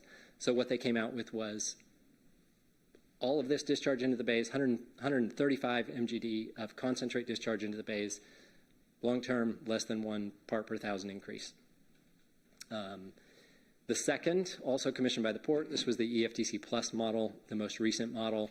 It's another good one. I think that the cell or the resolution for this one was about 1,000 feet, so there were 47,000 cells that were all over the bay. For this model, this was a model that included 18 model runs. If you're interested in any of this, these reports have actually been available for a long time, so I hope if you're interested in this conversation, you've had a chance to read these reports.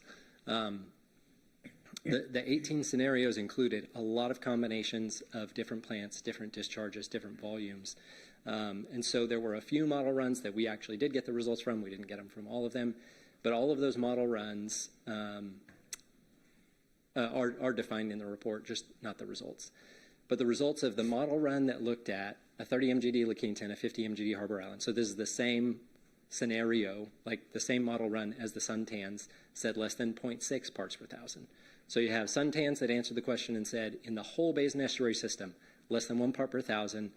If you've got 2 plants that are reintroducing 135 million gallons of concentrate. This one, same thing, 135 million gallons of concentrate into the bay, inshore, less than 0.6 part per 1,000 increase. And then we did a far field assessment. I'm going to call this our fancy picture. We don't have the animations, but we have a fancy picture of a bathtub. And this goes back to the beauty of engineering for me is finding the simplest, most effective, most efficient, and elegant solution to a problem. So the far field models are awesome, but when you have a really large system with dynamics that you understand, you can actually approach it from a little bit different perspective and come up with what I think is an elegant solution and a cartoon of a bathtub. So the bathtub represents the basin estuaries, obviously. Through all of our research and literature reviews, these dynamics are documented over time. So the bay itself, 282 billion gallons. You have a bay outflow, net bay outflow, 552 million gallons, 3.3 billion gallons in tidal exchange. And then the dynamics on the left are basically looking at adding a desal plant to this system. The one thing, though, that I think is worth noting here, because maybe it's more relatable, every day, on average, 600 million gallons of fresh water is evaporated from the basin estuaries. 600 million gallons of fresh water is removed from the bay. A desalination plant is mimicking that process. We're removing 30 million gallons of fresh water from the bay. If this was a closed system and there was 600 million gallons of fresh water leaving a closed system every day, it would be the Dead Sea. The Bay is really good at finding equilibrium. It is a super dynamic system, and you have essentially 20 inner harbor desal plants operating in evaporation every day. We're going to add one on the inner harbor to pull out 30 MGD of fresh water. So when we ran this, we looked at two different things in the calculations. One of them was you consider the return flows. One of them was you don't consider the return flows. We don't need to get into that. But in the worst case scenario in the mass balance, it's less than 0.6 PPT in the basin estuaries. So the question has been asked about far field and in my opinion, answered in three different ways with very consistent answers. Here's just a quick summary because I know people like to see it on the same slide with production rates, discharge rates, and then the conclusions of the models and the mass balance assessment. The Kiewit and GHD team is now going to talk maybe more about the project itself on the Inner Harbor Water Treatment Campus, and then some of the work that they're doing in modeling as well.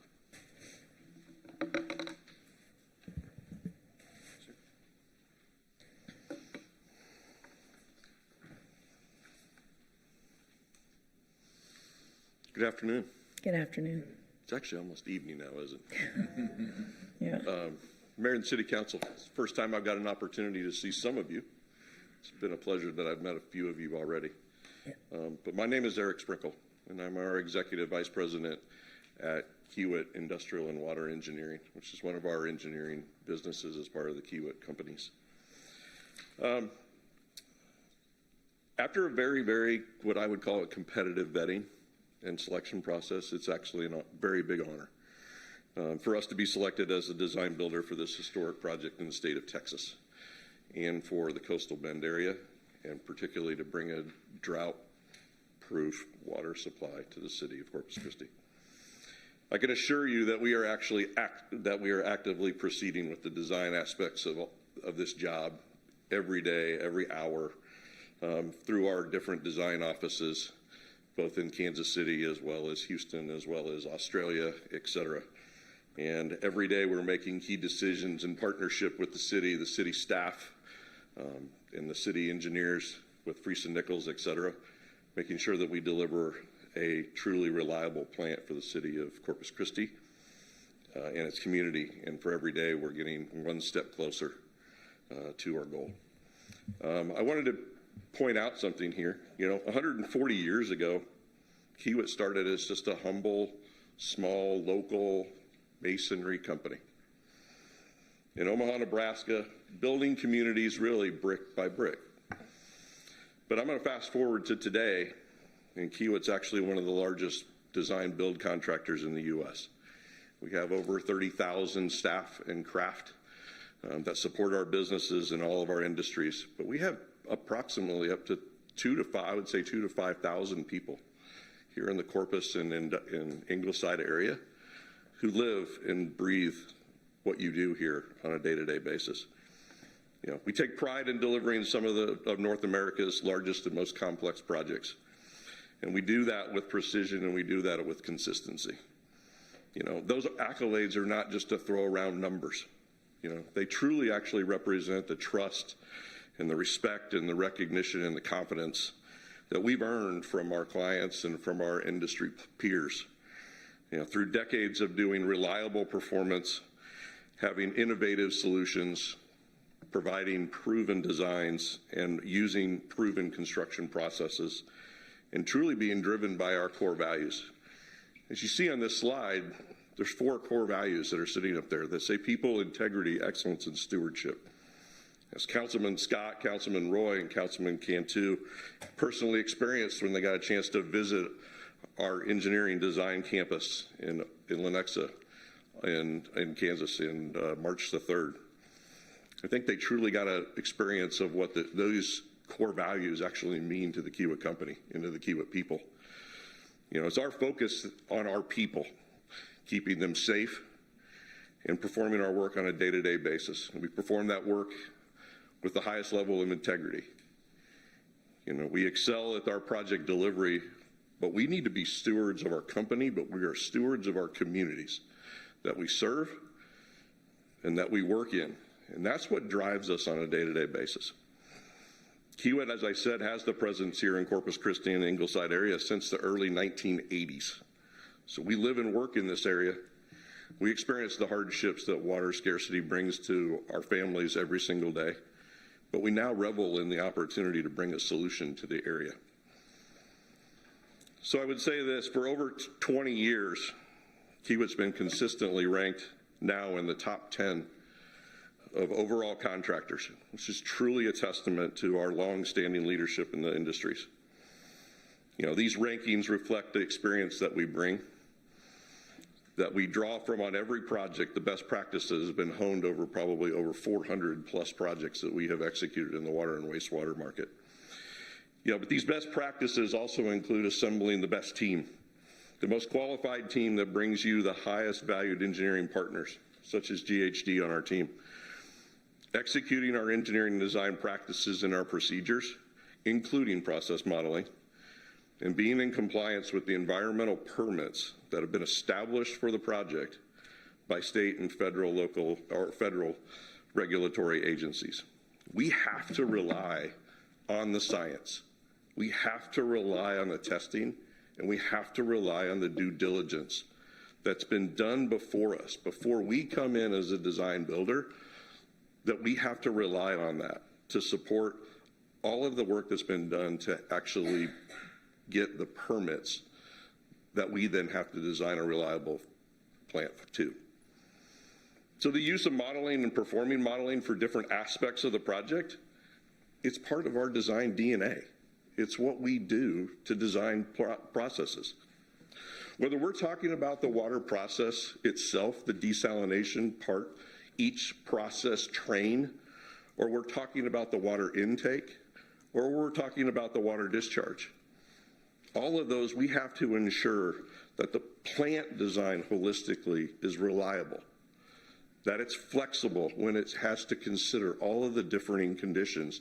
Jason talked about a lot of the different conditions, whether it's temperature, whether it's salinity, whatever it is, we have to understand what those differing conditions will do to the experience of how the plant will actually operate on a day-to-day basis. But we have to make sure that we're providing adherence to the regulatory permit restrictions that we have in front of us on a day-to-day basis. So for the Inner Harbor Water Treatment Campus, modeling is performed to reliably design the discharge diffusers to ensure proper dispersion to meet the TCEQ discharge requirements. Expanding that model envelope further out to a larger footprint is then done to include the water intake. And that water intake is supposed to give us a better understanding of the influences that the discharge may or may not have on the water intake that we get in the water quality that we have to design the plant to. You know, so this is required to reliably design the plant facilities for these inlet conditions and any of the variations, and again, in order to ensure compliance with both the water supply permit as well as the discharge permit. This modeling scope of these near and far envelopes, as detailed in our proposal and what we are contractually doing right now, but it's also our standard engineering practice. It's part of engineering standard practice when you design a reliable plant facility. So as I stated earlier, we strive to bring the best team of professionals and subject matter experts, work with our clients and work with their engineering firms in order to deliver superior project results. On our Kiewit team, we have an outstanding design partner in GHD. It's truly what I would consider to be a seawater desalination process expert. It has over 60 different international desalination facilities on their resume. GHD was a key Kiewit partner in the design aspects of the Carlsbad desalination facility in Carlsbad, California, that Jason talked about in reference. That plant still remains the largest operating seawater desal facility in the U.S., producing a capacity of over 50 MGD, and that has provided years of reliable and safe drinking water to the residents of San Diego County and continually demonstrating sound environmental compliance. And you have to say it's also an award-winning job. That job received a number of awards for its and is recognized here by one of them. That was the Design Build Institute of America's Award Project of the Year. So the team organization that we had on Carlsbad, that you see that's an award-winning project, is actually all on the Inner Harbor Water Treatment Campus project team. And our goal is to bring those exact same results in the same way that we delivered the first project. So at this time, I'm going to actually introduce Chris Benjamin and bring Chris up here. He's from GHD, as I said, our true desalination prospect expert, to further discuss the extensive modeling that we are doing and that we will continue to do as being done in this project.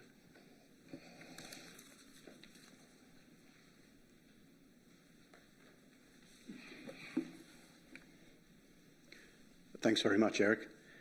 And thank you, Mayor and Council, for allowing me the opportunity to speak. It's a great honour to work on the project and also have the opportunity to discuss some of the modelling that we are doing as part of the process design and part of the diffuser design on the project. As Eric mentioned, GHD has been involved in desalination plants all over the world, in excess of 60. And one of the things that we try to do is take best practices and challenges from delivering desalination plants, both as an owner's engineer and as a design firm, and apply them locally. I've been in Texas for 10 years, and we've done that in multiple different disciplines and multiple different projects over the years. And we are working on other desalination plants locally in the US, applying the principles that we've learnt globally to local environments. One of the key areas where we've done that is with the diffuser design and the modelling associated with diffuser design and how it applies to marine life and sticking to permits and other conditions. We were the owner's engineer on the Sydney desalination plant, and that's a plant that has been studied extensively over a number of years by the University of New South Wales and other institutions. And one of the main results is that within 330 feet of the outfall, there is very little to no environmental impact, and that is the result of good diffuser design. And I'll describe the process that was followed for Sydney and that's going to be followed for Corpus Christi to ensure that we get the similar results in this instance. So brine diffusers, one of the reasons that we are doing modelling, three-dimensional modelling as part of the process, is to make sure that we have high velocity that's able to mix the brine in correctly with low ambient water speeds, and Jason described that before. We want to establish the correct angle of the diffuser ports. We want to make sure that the discharge location is going to also use the difference in densities between the brine and the background water to optimise mixing. We're going to space ports correctly so that we're not having individual plumes mixing inefficiently, and we want to orient the diffuser correctly in with the current. Now, Eric mentioned holistic issues associated with design. When discharging into the inner harbour and also taking water from the inner harbour ship channel, you've got a holistic process where you are discharging higher saline water into the same body of water where the intake is happening.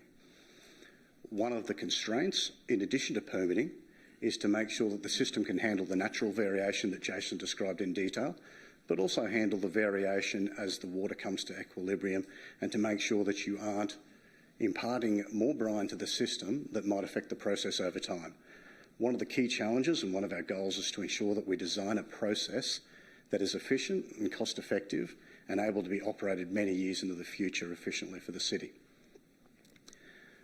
So one of the reasons, or one of the things that we've done is we've taken the initial zones of dilution and the TCQ permit requirements, in addition with constraints of the core mix model, and we've incorporated that into a three-dimensional model. It's a MIC product. The model's known as MIC. It's a Danish Hydraulic Institute product.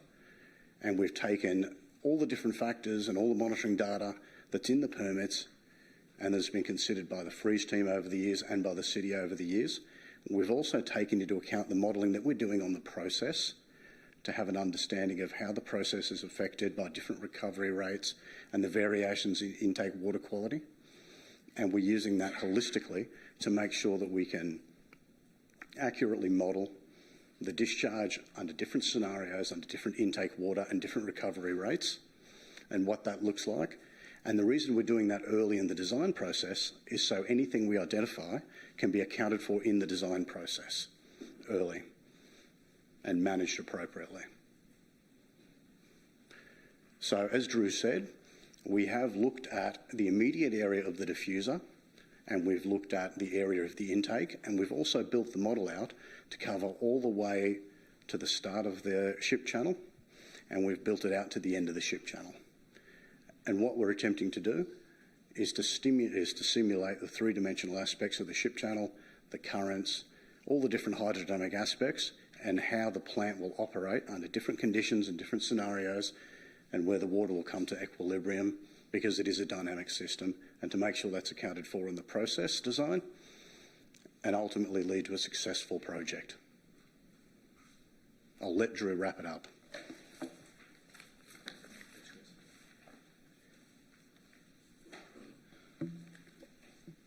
Okay, thanks, Chris. Really appreciate your patience, having sat through a few of us talking through the project here. Before I make our recommendation, I just want to say one thing that I think is pretty extraordinary today, and I'll take this from my career, is today is a pretty extraordinary day. We're pumping Mary Roads Pipeline at a flow that has never been seen before. And it's a testament to the council's support for funding the infrastructure to do the condition assessment, to make some of the improvements to that pipeline. It's a major source of our water. We all know that. And I think there was a really great team behind us. It goes all the way back to the Vaca-Navidad River Authority folks who we work with on a day-to-day basis.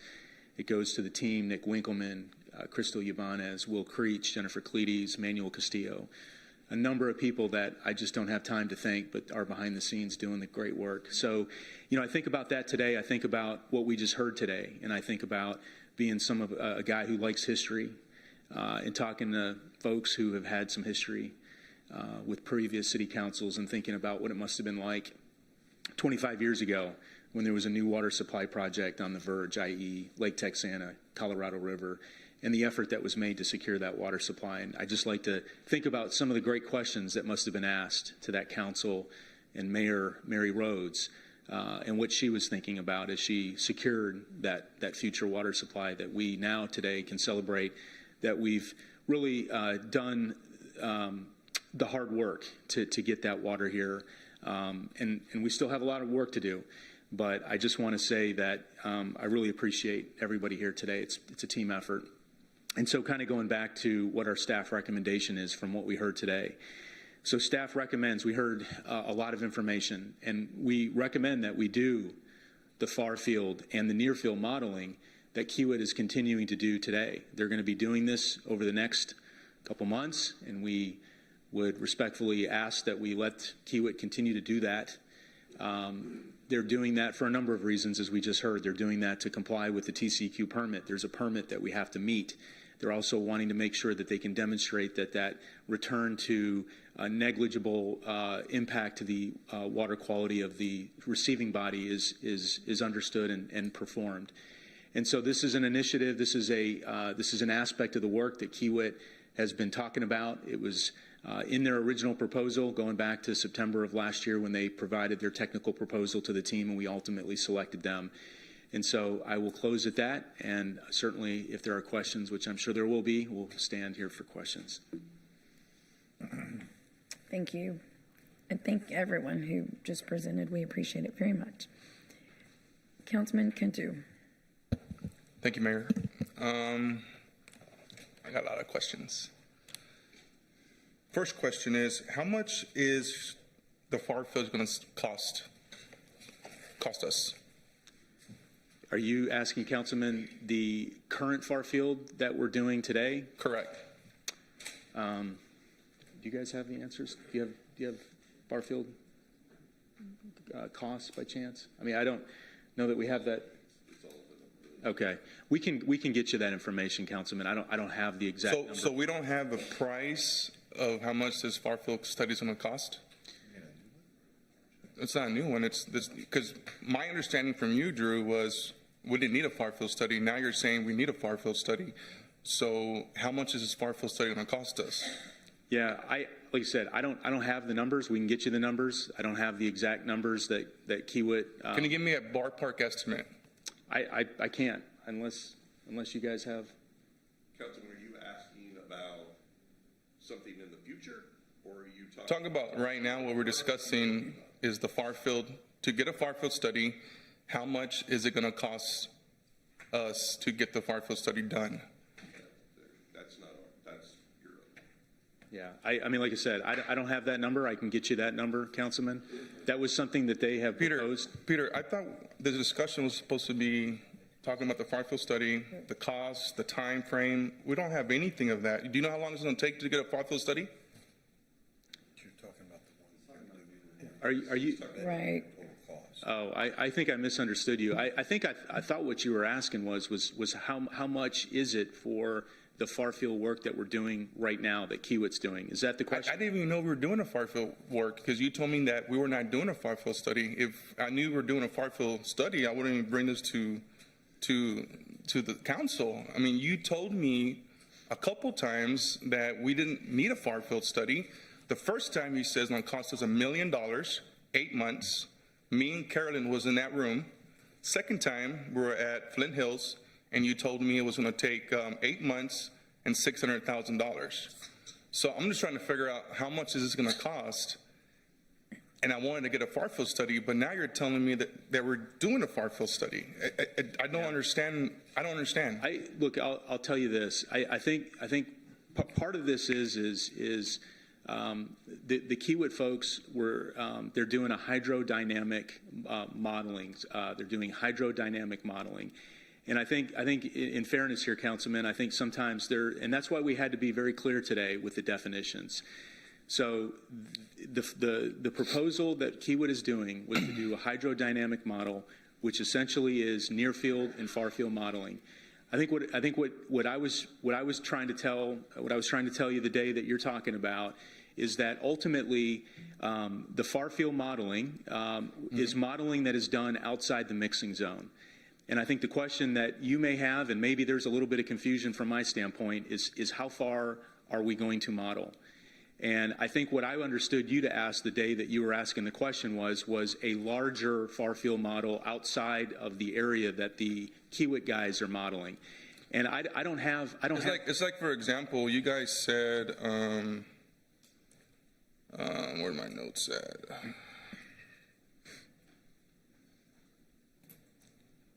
You were talking about the aquarium being more salty, but how do you guys know it's going to be more salty in the aquarium area?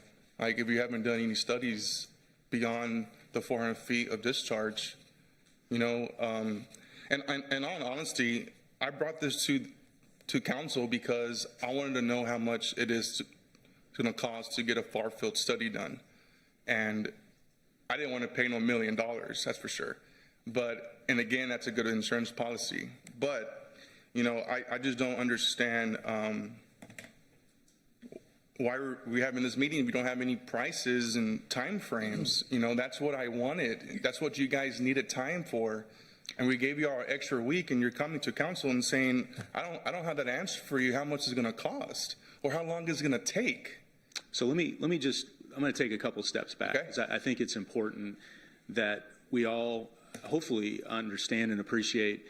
I think the purpose of this discussion today was to talk about how we got here today. Well, how did we get here? What is the work that we've done?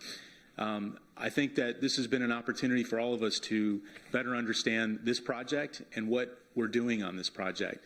I think that it's important that us as leaders in the community, and the community understands that this project that we're doing today includes far field and near field modeling. Okay, so with the far field and the another one, how much is that costing us? Like I said, if you're asking for how much is the work that we're doing today specifically for the modeling work, I don't have that number. But if you're asking for a question, which I think is what you were asking back when you were referencing this conversation that we had, correct, which I understood it to be a much larger, all the way out to the Gulf of Mexico, The short answer is I don't have the exact numbers for what that is. But top of your head, $1 million? Well, I'll tell you what I can tell you is it's multiple six-figure digit number. Okay. It's multiple six-figure My digit second number. question is on slide number 31. Can you go back to slide 31?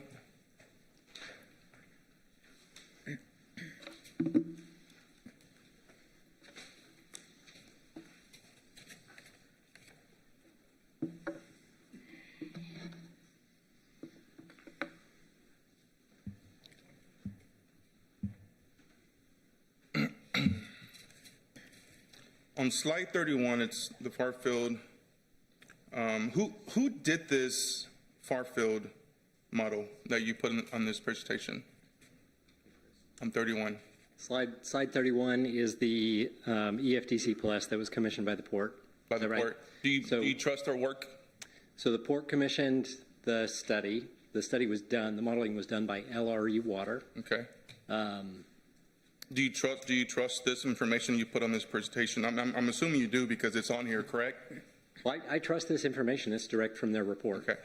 Second thing is, I have LRE Water here, present, Jordan. I would like to give him some time to discuss. I got a proposal from him, and I want to give it to council right now. And right now, that's convenient. Huh? That's convenient. Very convenient, right? Yeah, right. I remember that. We're going to pass it along.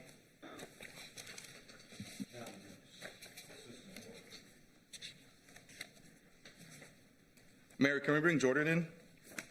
Pardon? Can we bring Jordan in? I'd like to see what, Jason, were you going to say something regarding, when you first got up when we were talking, and let me, I don't know, I'm not, when he keeps asking about what's the specific cost, this, and I mean this respectfully, this wasn't a McDonald's order where you have French fries, burger, drink. This is a huge contract and a whole lot of things that are inside of that contract. So I'm assuming that's why, I realize that the contract is with Hewitt, with the city. But my assumption is that's why you can't say, well, there's a whole lot of things in this contract. They each have a price tag clearly and all add up to the bottom line. Isn't that why you don't have that number? Yeah, and that's part of what I was going to clarify, because we're talking about two different avenues. Okay. One avenue is Kiewit and GHD are already under contract to do the design. So their far field model is actually a component of their design effort. Right. So I can let Eric and Chris confirm, but they, I'm sure, have a number for design, but they might not have a number for far field modeling to support the diffuser design. The other avenue we're talking about is a procurement process to go out where you can select a discrete modeler to do a specific scope of work for modeling. And the hard part about putting a number on that is that the scope of the modeling could be from, I want a moped to I want a Gulfstream. And so the scope really does matter, but I can give you a frame of reference. Oh. So we've worked with a lot of modelers on this project and other projects. If you're talking about the data collection and research to set up a model correctly, and then to run the model, I'd actually like Jordan to talk about some of the computing power that it takes to run these models. They can take days to run. But anyway, if you do the data collection appropriately, in a way that actually understands the whole system, setting up and running the model, and then doing the QC and QA on the back end, that could be anywhere from, if you do the data collection right, a couple $100,000 to the number that Drew was giving of $600,000 to $800,000. Look, I like the project. I like the whole deal. We need other water sources. I'm all for that. I just want to make sure it's safe, and I want a third party to look at this. It's very simple. When you told me, Drew, that was going to cost $1 million, I freaked out. That's a lot of money. In 8 months, I got this proposal in 1 month to get it done, the whole inner harbor, the whole bay, for $45,000. Well, I'll tell you what. I'll tell you this. I'm not an expert on it. I get it. So I've got the numbers that I gave you were back of the envelope numbers. I can tell you this. I asked the port, maybe the same homework that you've done in terms of looking at what the cost is. Maybe Jordan can come up here and talk to us about what his cost estimate is. But what I will also tell you is that while $45,000 is the number, if you talk to the port and you talk to their environmental department, they spent way more dollars doing all the background information in order for Jordan to start his work. And I think that's the reason why we got a discount. So I mean, he could finish off of what he did with that work into the Inner Harbor and stuff. You know, perhaps. I mean that's my thoughts. You know, and I mean I just want a third party to put this insurance policy on the Inner Harbor. If it's great, then let's do it. I have no problem with it.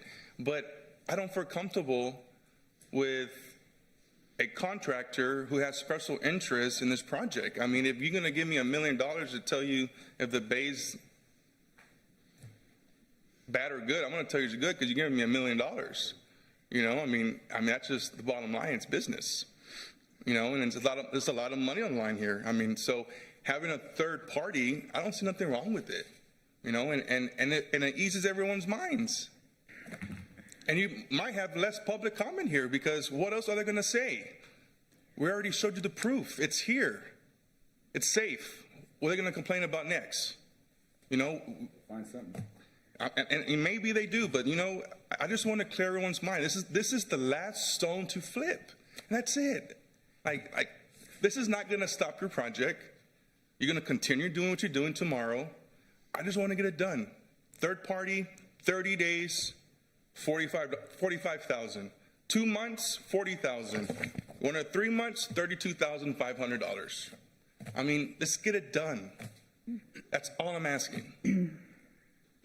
Thank you, Councilman. Councilman Hernandez. Okay.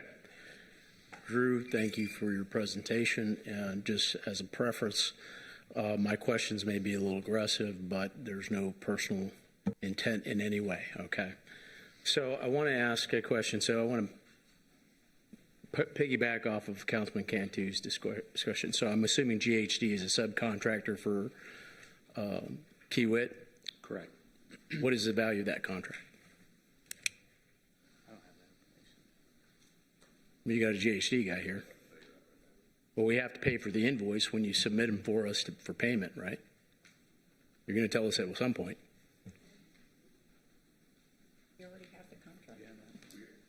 Hey, Councilman. So, Brett Van Hazel. So, this is a lump sum contract that they're currently being paid? Oh, it's lump sum. Correct. Great. So we won't be able to know how much that's going to cost. That's correct. That's good. Okay. So, Friesen Nichols did the original, well, let me say they subcontracted the plumber to do the original tech document, and I noticed they had put in some pictures of looking at velocity. But in looking at, I went back when he brought that up, I went back and looked at the technical document, and the velocity was calculated at 0.0057 meters per second, which is roughly about 20 meters an hour in terms of velocity, the background velocity within the Inner Harbor. Is that correct?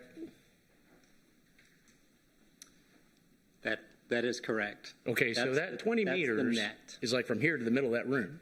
Right. To the middle of the room, right? Right. So in an hour. Right. Okay, so in terms of velocity, when you were talking about velocity, I had a question in my mind. It's like, well, that's 20 meters in an hour. Mm-hmm. And it's tidal influence, so it's in and out, right? The 0.0057 is net. Net. 0.038 is in each direction. Okay. Yeah. So you have basically 20 meters an hour that you're moving water back and forth, right? No, because the 20 meters is net. So that's 20 meters in one direction. Okay, but like you said, it's tidal influence. So it's not only going in one direction, it's going in two directions. Right. So what we did was outgoing minus incoming, which results in a net of 20 meters per hour. And flow rate is very different than velocity. So flow rate is a function of the cross-section and the velocity. So if you've got a cross-section that is the ship channel, it's an enormous cross-section. Even at incredibly low velocities, the amount of volume that passes that spot is significant. anywhere from hundreds of millions of gallons to billions of gallons. And I've run that calculation, but the velocity is not the focus. Chris even said in his presentation, in an area where you have low velocity, they're doing modeling to make sure the design works. Cormac showed with that low velocity that it works. So let me ask you this. Based on your modeling, how much liability, if you're wrong, how much liability does Freeze Nichols have?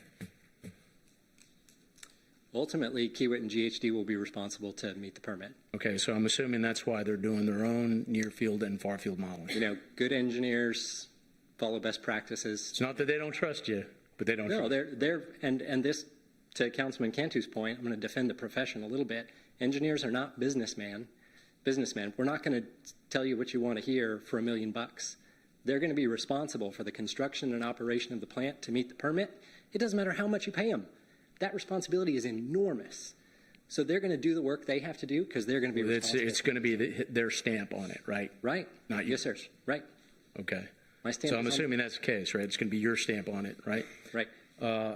So you're ultimately liable for how this is all going to come out, and that's why you're doing this, the near field and far field hydrodynamic modeling. Is that correct? Okay. So with that, why only 30 million gallons a day? If, according to him, if we have a super process within the bay that through evaporation, that is a 600 million gallon a day desal plant, is that from your bathtub right scenario? Right. Why not make this a 100 million gallon a day plant? Because the thresholds that we established in the white paper, remember, the white paper is the foundation of making sure this is environmentally sustainable. The thresholds that were defined there, right, based on species tolerances, so tell us. You identified 10 of them in that white paper.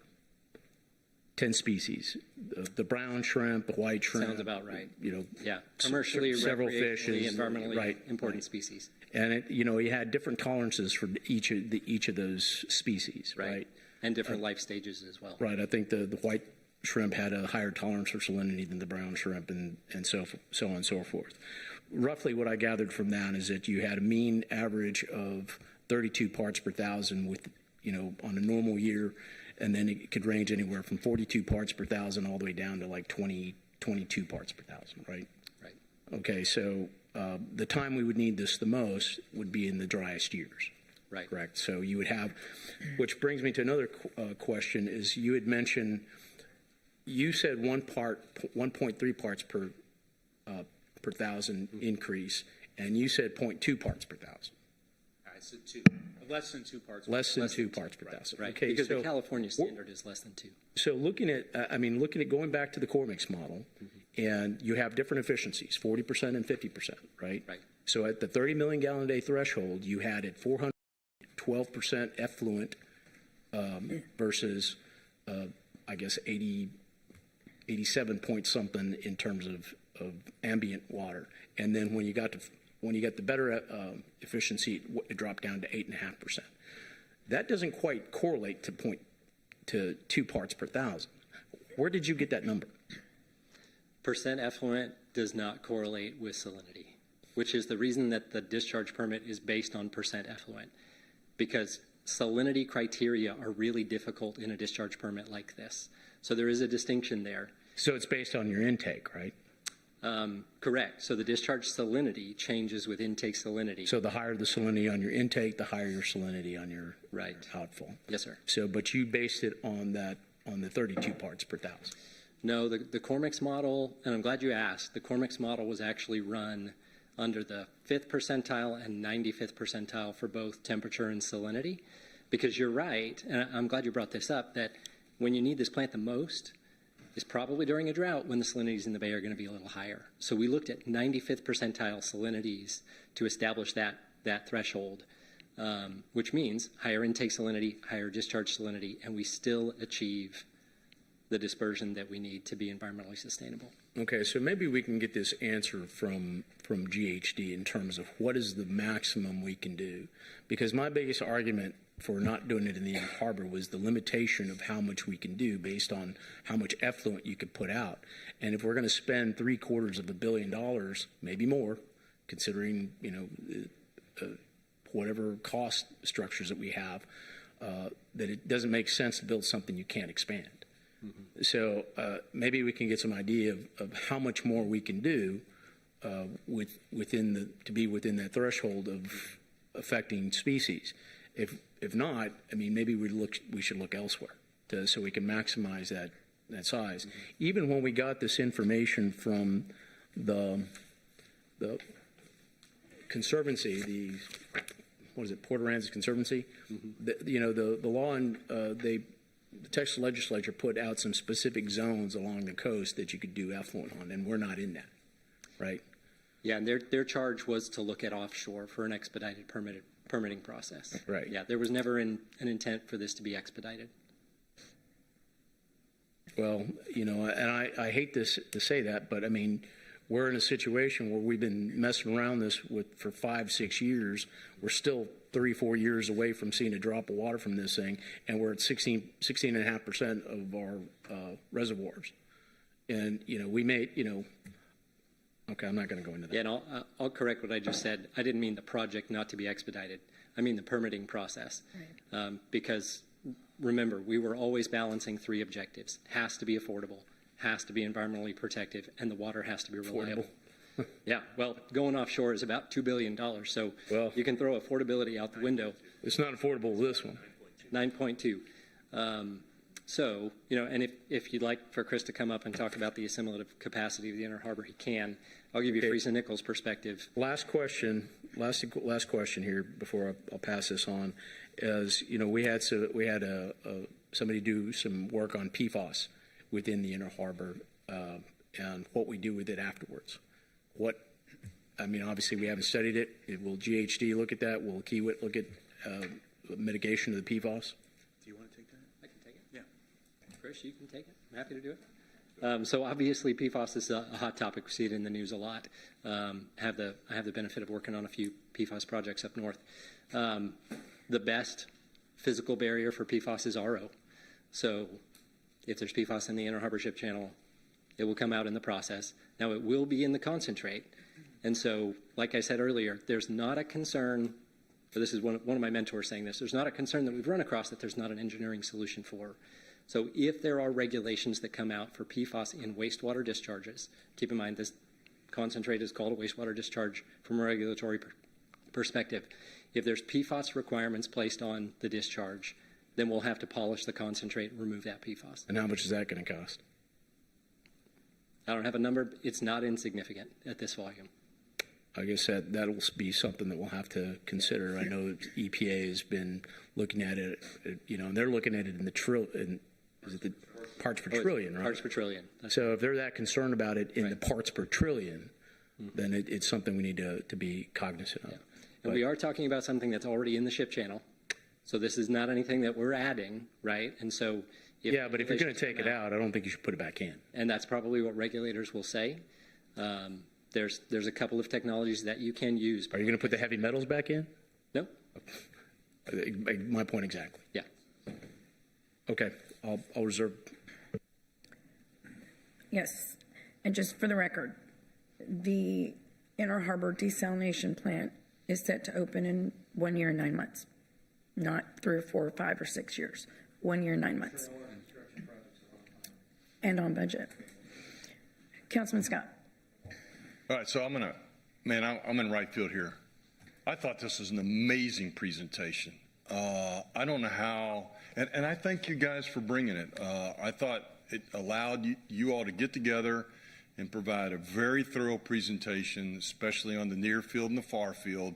And I understand the frustration that maybe we didn't know that Kiewit was doing the far field model, but it is hard for me to have sat through this, and maybe I'm a little geeky on, which would be odd for my personality, but to really have appreciated your presentation. You folks are amazing.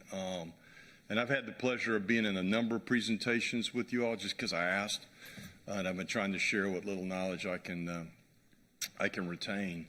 But I want you to know that from the Scott family, we're very appreciative of what you've done. We're very appreciative of what you're doing, and we're very appreciative of what you're going to do. And I really appreciate the time you spent. In fact, I might have spent a little more time on the far field modeling work that you're going to do, but what I got out of this presentation, it's not a back of the envelope, or it's not a model. It's the 3D, because that was a lot of pushback I got in the last week was, the core mix doesn't work for far field modeling. A couple thoughts. One is the PFAS. So it's not going to get in the drinking water, right? I mean, I think that's what's important here is if there was PFAS coming in, it may go out, but it's not getting in the drinking water. So it is hard for me to imagine our federal government saying you need to go spend $1 gazillion taking out that which already exists. Right. That is stunning that they think that that's what should be done. I do think it's important that we all sit here today and realize it's not going to get in our drinking water, right? Correct. I was fascinated by the DAF. In fact, for a while I've been calling it daft. There's another T in there in my world. I don't know why, but so what I hear you guys saying is it will come out much higher oxygen level than it went in, right? And because I heard a lot of conversation about dead zones, hypoxia, and what I'm hearing from you all is that actually it's coming out much higher oxygen aided than it came in, which should help. Did they have DAF in Carlsbad, or is that something they added when? Isn't that what you said? They added when the power plant went away. Is that not right, or they just never have had it? No, they've never had DAF. Okay, so what he was saying is that this is actually a better plant design than that which exists today. That we all, those of us that watch follow this, say that's they're the A+ in the world. In other words, others may disagree with me, but we all look to that one. And our design is much more, much better, much stronger than even theirs. So what I also got out of this is, so the port ran a far field, however they did it, and it was 0.6 parts per thousand, right? Is that in fact, the young man's here that can articulate, but my point is they did one. And maybe the dynamics are different. I don't, again, I don't know. And then there's the suntans, which came back at 1 part, right, per thousand. And then this mass balance is 0.6 parts per thousand. And then you guys are going to do your own far field modeling as part of your final design. So what I would hope that citizens get out of this is, there are a number of far field models out there, and we can argue, and y'all have to do it for me, whether they have relevance to ours. My sense is they do, or you wouldn't have brought it up. So be prepared to defend that later, maybe. But in addition to that, we are doing a far field model as part of the Kiewit design. I guess my real question is, how do I get you guys to speed this all up? Because I think when you hear this today, you're like, God, man, I don't know what's left to do. I think this thing's been studied to death. But I want to echo what Eric said. I wasn't fully aware of the far field model work that Kiewit was doing, and I think you're right. We might have saved a lot of time and energy had we known that, before. But again, the way you present it today really makes a lot of sense to me. I have an opinion. I don't distrust. I trust the engineers. I trust the engineers, and so I think your work is done, and I believe in it. Yeah. Thank you, Councilman. Councilwoman Campos. My goodness. Had I just read the last page, and it said that staff recommends that Kiewit continue to perform the near and far field modeling to ensure compliance. That's what we have been saying all along. Not that it was Kiewit, but that we needed a far field model, and that Kiewit had done this on the Tampa Bay, Carlsbad. So why were we getting so much pushback from you and the city manager? Just not sure I understand the question. Pushback? Well, when we kept asking for the far field modeling, It was like, no, it's going to cost too much. No, it's going to take too long. No, it's not necessary. No, I mean, I could get, those were the basic three answers that we were getting. So, Right. what? Well, let me just say this. Look, there's definitions that I think we all benefited from today, including myself. And hydrodynamic modeling is what it was in the Kiewit proposal.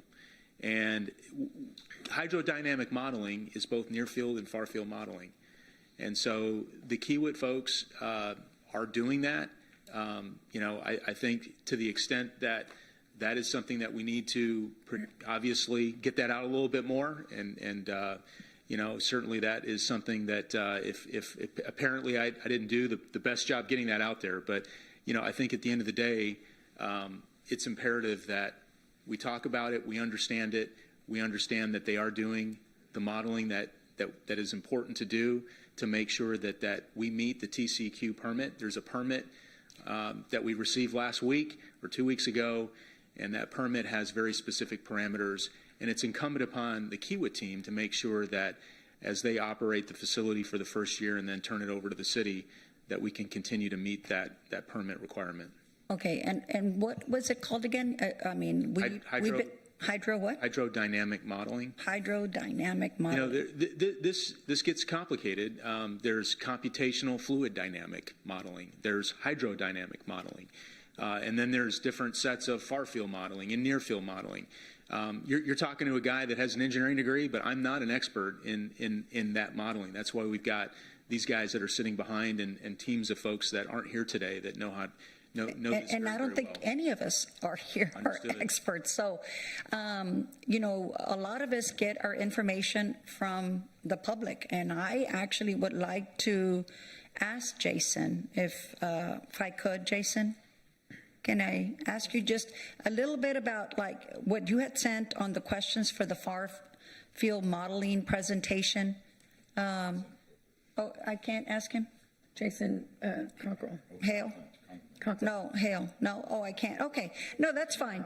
No. I guess the main thing. I'm sorry. I thought you meant Jason Conklin. No, but thank you. And I know y'all have worked really, really hard. And as a matter of fact, I wish that we had received this information. I think we received it at 9, right? The final presentation. That was very well explained by the city manager. So just. It would have helped all of us had we received, again, we keep getting, and just as, during our public comment, I mean, just summaries of information that the public wanted us to review, but yet we still didn't have time to do this. Again, I mean, I'm grateful that Councilman Vaughn and Councilman Cantu and Paxson, was able to get this on the agenda. But again, I am also grateful, or I'm glad that if something happens that we do not have a safe, plant, that Kiewit, right, would be ultimately responsible for what happens in our environment, for environmental bay. Now, the other thing is that, numbers were being thrown out there of the costs. I mean, I think like Councilman Vaughn said, I'm not going to pay $1 million, or I don't want it to cost $1 million. But we heard that. I mean, I know that it was said by our city manager. Now, you were very,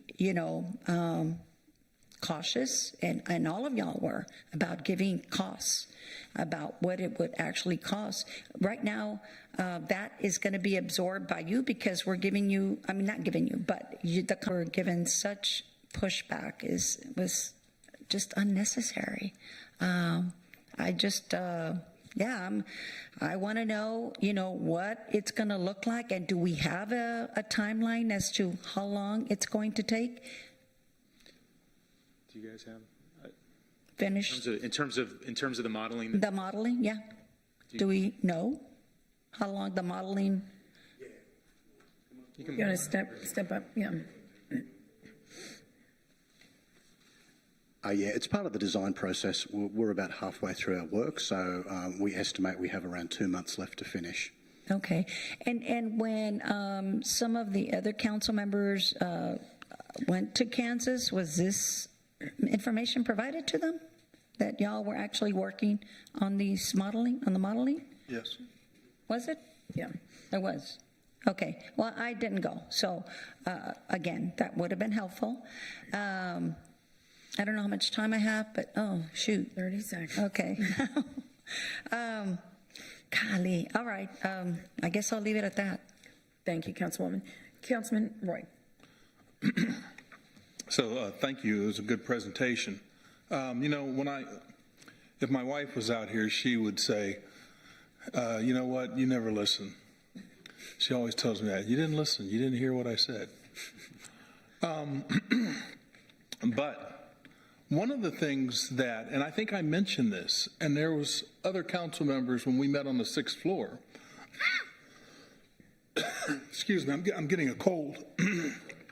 I hope I don't get anybody sick. Yeah. It's allergies. Sorry about that. It's got to be allergies. I see.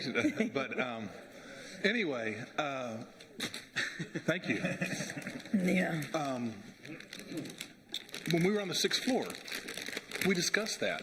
I actually said, you were sitting next to me, I sat next to you, and I said, hey, I know that Kiewit, part of their proposal, I read everything that in terms of what they were doing, they're going to do that far-field model. We had talked about that. I had mentioned that to my other council members.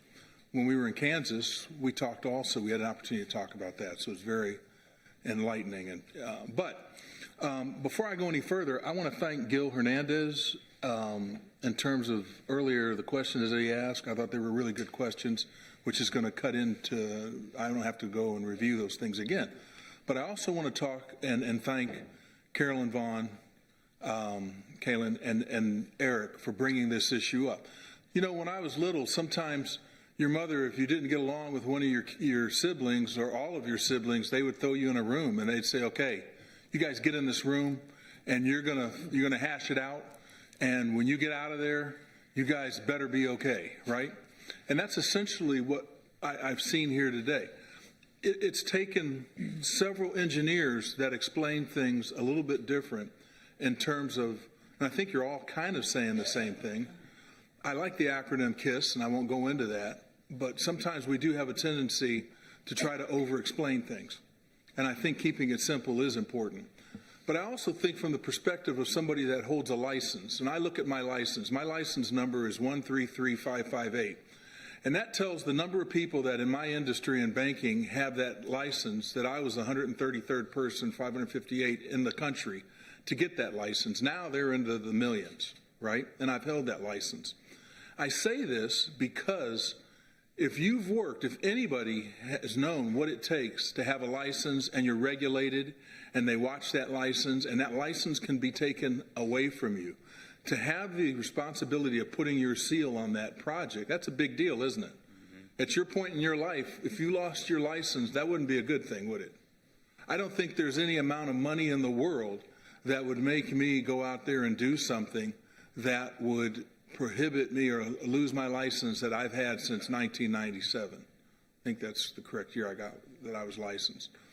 And so I think that really is important to understand that this isn't something where sometimes I feel, and I get it, because the community, at times, they feel like the wool's been pulled over their eyes, right, on different things.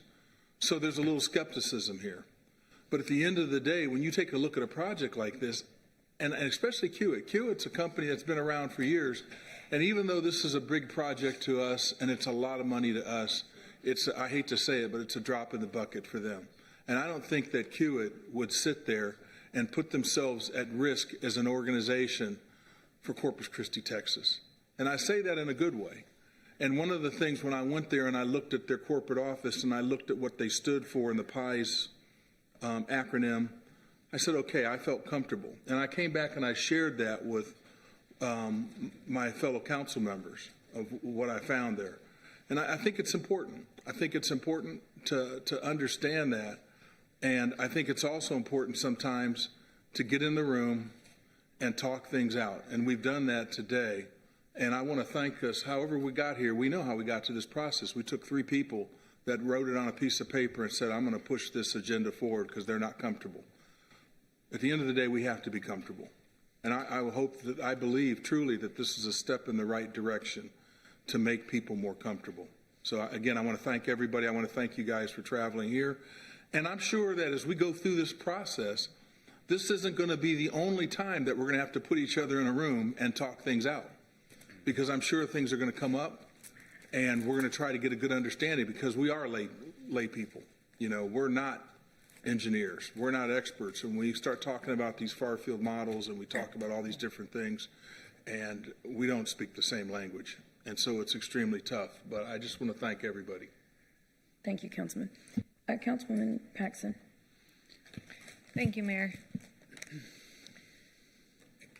I want to start by thanking the professionals who came together. I understand that the hours were a little bit late last night who put this presentation together.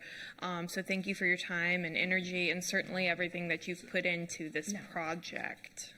With that being said, for myself, where I sit here today, and I'm one of the new ones up here, so it's not been 6 years or longer like some of my colleagues.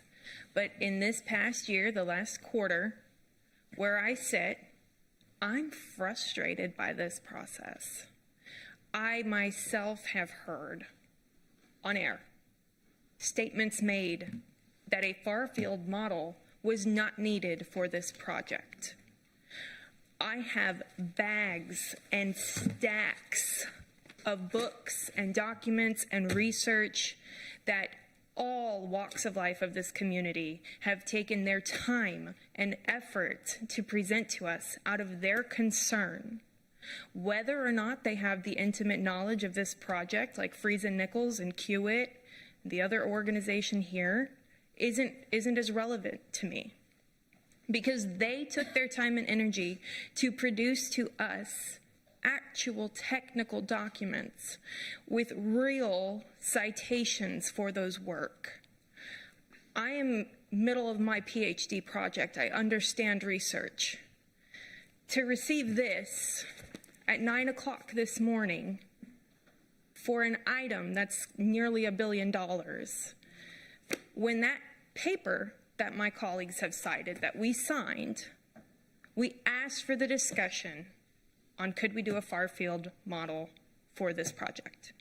Mind you, in the 3 months I've been here, the statements that I've heard as someone who has lots of access to the professionals here have been that this far-field model is not needed on this project. We're confident in our calculations and current renderings. I'm not invalidating those, not by any stretch of the imagination.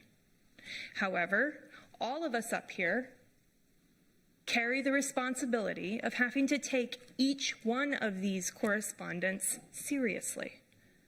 And if we have heard what we feel is an overwhelming tipping of our scales that people are asking for this insurance, and we ask you guys for it, we find the documentation that Kiewit has even said that we need to do additional near and far field modeling, then I don't think, with all professional respect, that saying that this was a matter of deliberation on terms is a good enough excuse for why this document is just now, as Sylvia Campos said, on the very final page, second to last page, recommended that we allow them to continue with their process.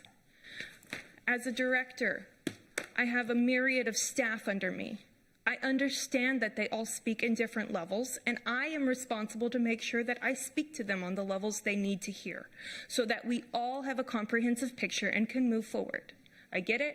We're working with quite a vast difference of individuals on this dais, and everyone that represents the city of Corpus Christi as an organization, and everyone that represents the population. But to say the term far field versus modeling caused all of the confusion that led us to this spot today, I don't feel is very accurate. And I do say this with the utmost professional respect, but I can't help but feel incredibly frustrated and that this time was very much wasted today. So my technical question at this point is, one, would you say that the far field study modeling is complete at this point in time? I would say the answer is no. No. Okay, thank you. My next question would be, there was a document, and I'm just seeing it for me right here, from a company that the port used for a far field study.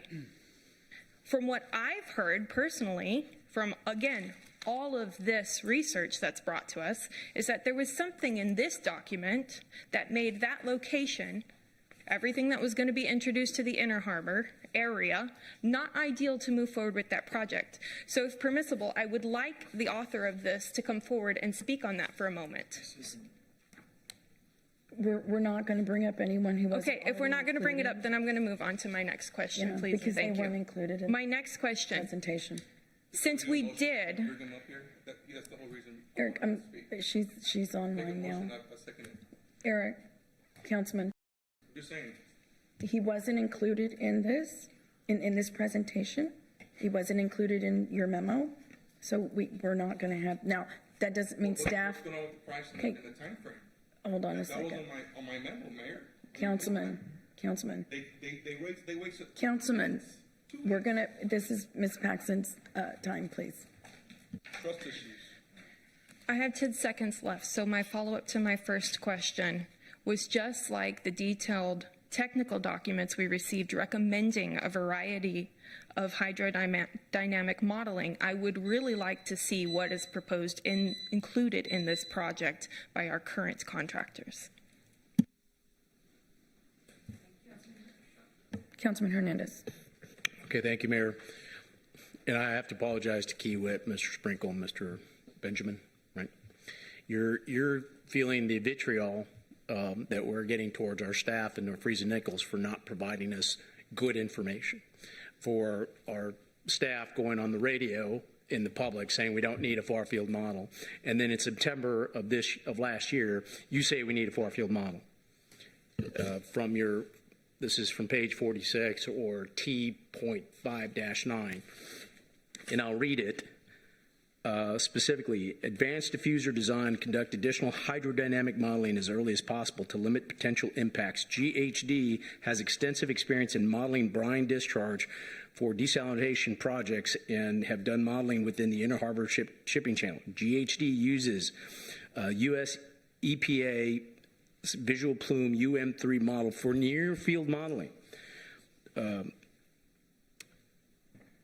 UM3 stipulates dilution during both jet and plume buoyant phases of the near field modeling and immediate vicinity of the diffusers. For far field modeling, I mean, because they're both hydrodynamic models, right? But for far field modeling, GHD uses industry standard Mach 3 FM for three-dimensional hydrodynamic modeling. Both near field and far field are needed to confidently predict the diffuser operations under the operating cases. And we were told on many occasions we did not need a far field model. Yeah. Many occasions. I heard Peter on the radio on Blake's show say it specifically. So forgive me if I'm a little perturbed, and why I often say it's not that I don't trust you, but I don't trust you. And I apologize for raising my voice, but it's those kind of things that really perturb us. And so we need to be able to trust what we're being told. And this is one of the things, like I said, I apologize for you having to kind of step into this. But this is why we have these issues. And thank you very much. Councilwoman Vaughn. I just don't know where to start. I think they've been pretty hard on the staff, and I will just say this. I've been aggravated too on some things as well, but I do realize that y'all have some other things that you have to do. You've been working very hard on Mary Roads, sorry, and the wells out at the river. And sometimes I think we think you're at our beck and call when y'all aren't. And I think that we have misunderstood some things. I think that when we had the discussion over at Flint Hills, I believe it was, to look at the area, I think that you were talking in the context of a huge amount. And until I got down and really read on it, I didn't understand it. So this weekend, I spent a lot of time reading on it, on the far field, on Carlsbad. And you know, the environmentalists did us a favor over it in California. They did all the science. I mean, it took them forever to get that one. It really did. So if you came here today with a closed mind, and you decided, because I came in and I thought, I know what I'm going to do when I come in here. But y'all's presentation was excellent. And it was really good, very informative. And I really liked you. You're very good, David. Is it David, right? Jason, I'm close. That was close. David, you too, you were great. So I'm going to compliment when compliments are due, because we used to own a survey company, so we would go survey. Our reputation was everything. If you were wrong on the line where you were going, you could cause an oil well to be on someone else's land. So they're not going to compromise their reputation by coming in here and having from the audience, you get to hear people that are coming. They've got all these things going on, and all these things, their thinking's going on that aren't really going on, because you're making all this money, which you should make money if you're going to do it. But there is no conspiracy. This company is not going to come in here and do anything that's going to harm the Bay. I don't believe that. Their reputation is aligned. We're an example for South Texas right now. So I am convinced, just listening to you guys, that the far-field study they're going to do, they pretty well said they're going to do it. There comes a point, we don't have any engineers up here or any scientists, although some of them think they are, but they're not. We do not know. So there comes a point where we're going to have to trust staff, we're going to have to trust Kiewit and who's doing this project.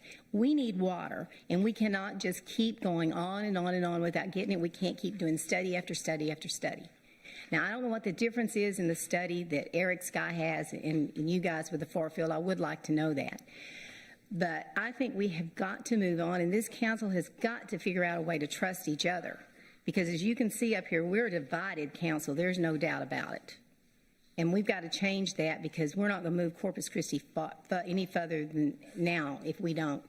And then for the ones in the audience that come up here, and I appreciate Jason, I think he's got some good information, and John Weber, some really good information. But some of the other stuff, it's not true. It's just not true. They come up here and people listen to it, and that's what they figure, that's who they're listening to. You can't do that. You have to listen to the science. And we're going to have to listen to you guys. So I am sorry that you got beat up today, but I appreciate what y'all said, and I understand it better than I did before. And if you had given us this book, which I would love to have had it, we wouldn't have understood it without you telling us. We wouldn't have. I don't mind saying that. I'm not a scientist or anything. So, of course, y'all probably figured I was, but I'm not. So, anyway, thank you for your presentation. I think you did a good job. And thank you, Drew and City Manager, for what y'all do. I know y'all are working really, really hard. And I don't think that anyone means any disrespect. They just want to know the facts. And I think today, had we had this sooner, it would have really helped. Sure. So I appreciate it. Thank you. Thank you, Councilwoman. Councilman Cantu.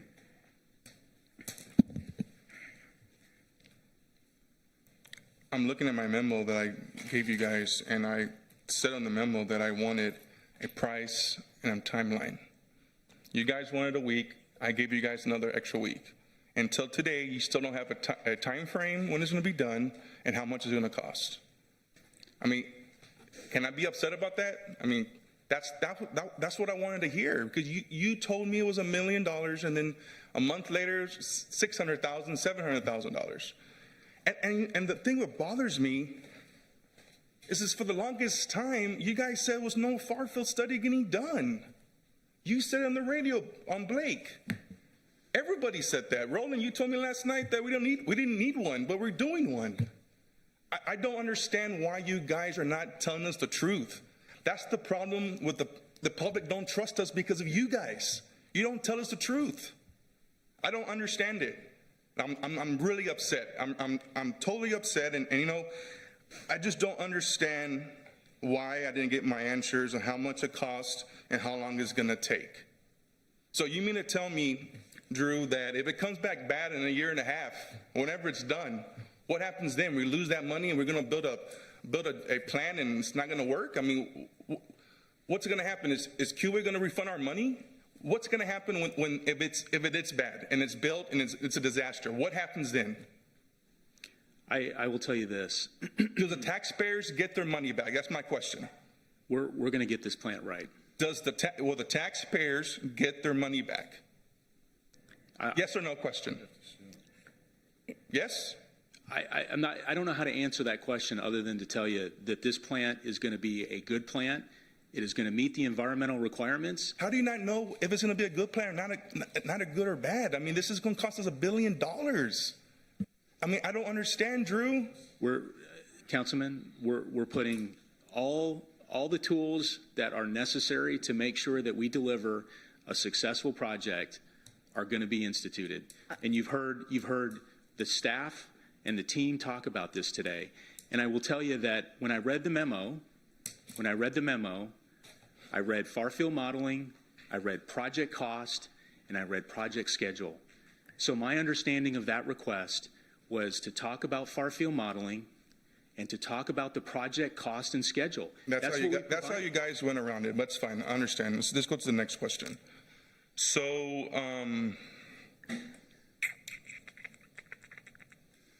Mayor, I can't get the water company over here to discuss what I presented today. You won't give me that courtesy to do that? No, because that was not. Okay, that's all I want to know. I'm going to finish. I have the floor. No. I have the floor, and I'm talking. You asked me a question, sir, and I'm going to answer it because we have people in the chambers who want to hear answers when their questions are asked. Did you stop my time, So Rebecca? Thank you. The answer to the question is, if anybody brought forth someone with a proposal on, I don't know what's in this proposal. The proposal was not in your memo. Exactly. I got this at 10 a.m. in the morning. And that was explained to you, 10 o'clock in the morning. That was explained. 40, how many pages was this? 44 pages. That was explained as to why it was explained. But anyhow, it's not a courtesy thing, Councilman, at all. It's just, we cannot bring someone forth who is not included, who wasn't in the agenda to speak. Can you put my time back, please? So I'm going to put a motion on the floor. If it doesn't get passed, for the record, if it doesn't get passed, I myself, or I will have a fundraiser to pay this gentleman the money to get it done in 30 days so we can know the truth. So just FYI. I'll put a motion to direct staff to use LRE water for EFDC plus model under $50,000. Miles, is that something we can do? You can just choose. So we heard the second. Thank you. In the absence of a certificate of funds that explicitly authorizes and establishes for payment of the funds, which is a requirement of our charter, in the absence of a certificate of funds to pay for that motion, and stating that it is within the budget, the COF being issued by the finance director, that wouldn't be a valid directive. So is that a yes or a no? I think that's yeah, that's a no. The charter requires that you specify the funds, you specify the location, and certify those funds, and the finance director certifies that those funds are available. Okay. So I cannot make that motion. Okay, so I bring it back to the council and do I want to make sure, though. Do a He memo cannot again. make that motion. Yeah, not in the form presented. Okay. Thank you, Councilman. Go. Okay. All right. So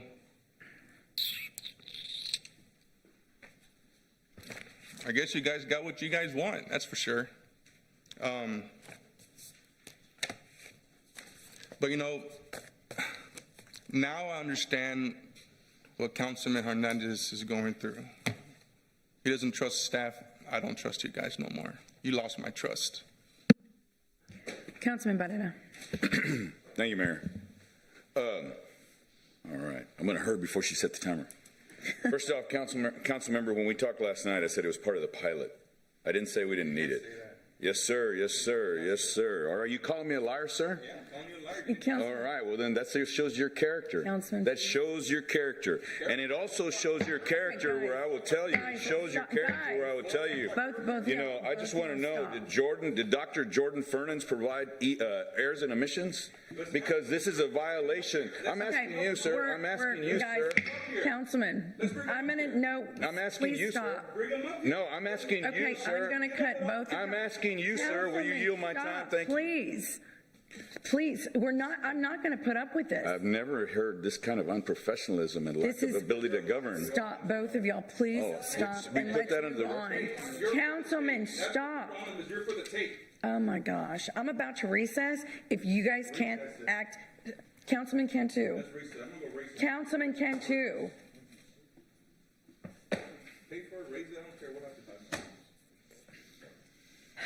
We're not going to have these outbursts anymore. Councilman Cantu, I'm talking to you, and I'm talking to Councilman Varela. Y'all want to act childish? Go outside and do it.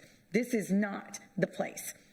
And no, sir, I'm asking you to stop.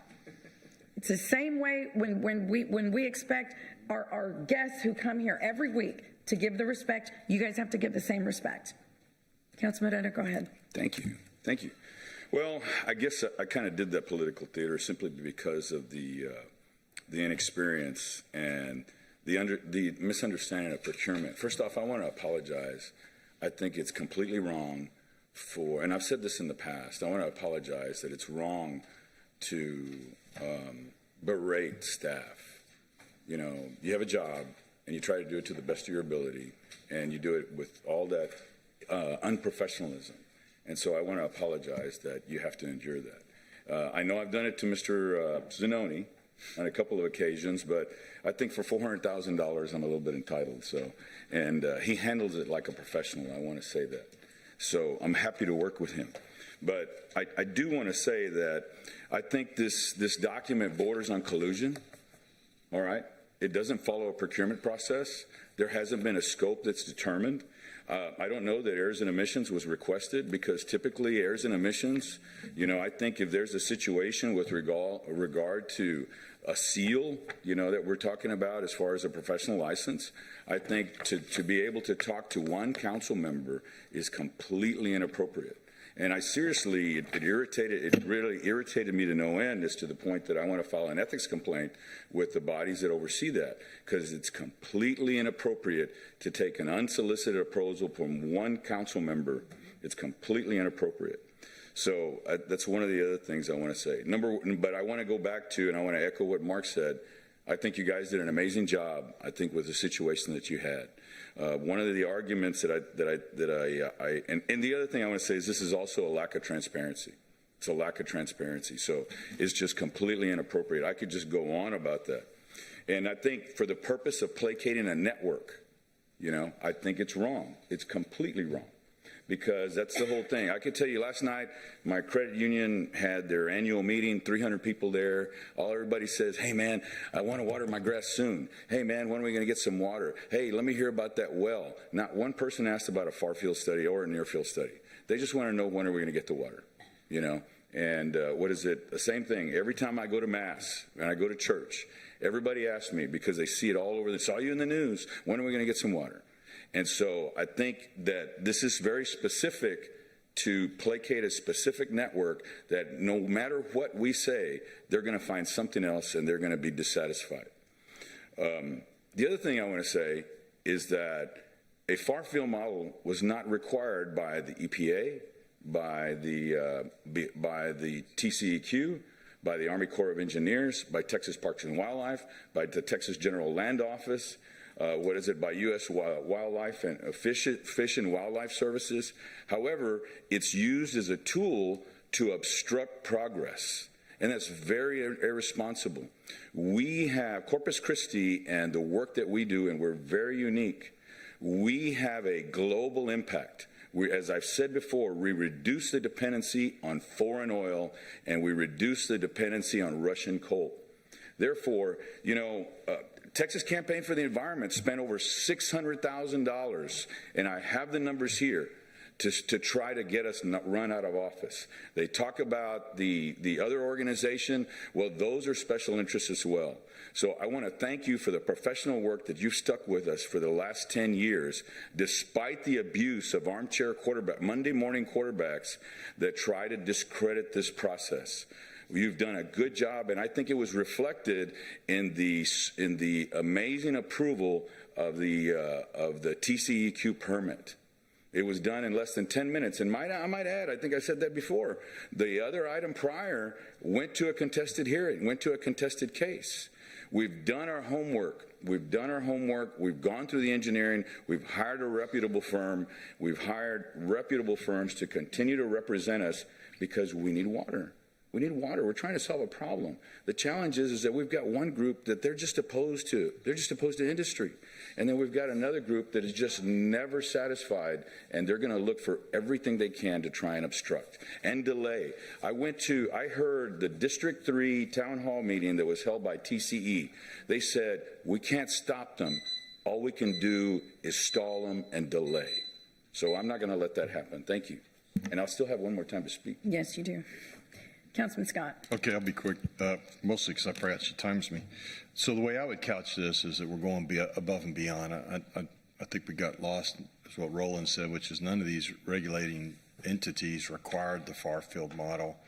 And my understanding is that Kiewit wanted to do the far field model as part of their effort to make sure they passed the TCEQ test on the, so I think the messaging I would hope, besides what happened in the last couple of minutes, is that we're going above and beyond in our modeling and our science. And so I would hope that somewhere that gets out. I do think Kiewit has a responsibility to provide a desalination plant that works. I think that's what Eric's getting at is, I don't think they just turn around and go, oh, you're right. I think there's probably a lot of litigation involved, but you do have a responsibility to provide a plant, and I think you will, by the way. I have no issues there. I don't think you went around the questions by the three members. I read it the same way. I thought that's what this was about, was what's the timeline, what's the cost. I do think we did miss something, and I think it's really important to share today, is that we can't take that debt and go move to another project. Right? So we're $220 million in debt on this project. I guess we don't have to do it, but we can't move it to another project, right? We owe that money regardless of whether we do desal. And as I say to people, well, it doesn't matter. This is a project before us. This is the one we're doing, and now we know that there is a far field model and that Kiewit's responsible for it. I want to say one last time, I appreciate you guys. I really do think it was an amazing presentation. I'm probably part of the problem. I've told people, if the data is good for 5 feet, why do I want to study 10 feet? I know that's very simple. I totally get it. But I think the data that you provided at 5 feet was extraordinary. And I get we're still going to do the far field model, the 10-foot study. But I do think what we learned today is all that data at the near field is really strong. That a lot of people had concerns about, and I think you answered those concerns. And then on top of it, you told us that there were 3 different entities that did far field modeling, and in addition to that, it's part of your project. And I think that should give us comfort that we are checking the far field model box, and we'll get that data at some point. And I assume we're going to share it with the world. I mean, I can't imagine us hiding it. No, I think we're going to celebrate when it comes back and says it mirrors what we've seen in the other studies. So I think that's important to note, is that we are doing it. We are going to share it with the public when it's finished, and look forward to that. Drew, thank you. Sorry about the day. Appreciate the work you guys have done. Thank you, Councilman. Councilman Roy? I'm disappointed. I'm disappointed in the way that, this, as we come to the close of this meeting, where it headed. But when Councilmember Scott, Councilmember Cantu, the city manager, and myself, we took a trip to Kansas City. I've heard people in public comment today talk about the trips that we do take. This is one of the few trips that I've ever taken, but I went there because I wanted to learn. And I asked questions. And if And so I was there along with these other council members, and one of the questions that I know specifically that I ask is, I said, what if you don't get it right? I said, what all of a sudden if the discharge is not exactly acceptable to the TCEQ or whatever the case is? And it was explained to me. They said, you know what? We have the ability to make modifications. And they talked a little bit about making modifications and how they make modifications to be able to be within tolerance. And so I learned a lot. And I did come back and try to share that with as many council members as I could. But it just goes back to, there's a couple things. And I've heard some other council members talk about, my job is that we spend a lot of time reading information. I mean, we do. You have to read. You got to do your homework. I don't have to be an expert. I try to surround myself with experts, but I do have to read, and I do have to listen in terms of when I go to a place to listen to the subject experts that are there so that I can learn and do a better job to come back and talk to my constituents. So with that being said, I don't understand how some of us just missed the boat on a couple of those things. If you're right there, you're in the room, we're talking about those things, then hopefully we'll be able to absorb those things and learn. But there's got to be a willingness there. If I'm going in, I have to go in with an open mind. If I go in with a closed mind, it's never going to work, because I'm never going to ever want to think of anything except one way, and that's with a closed mind.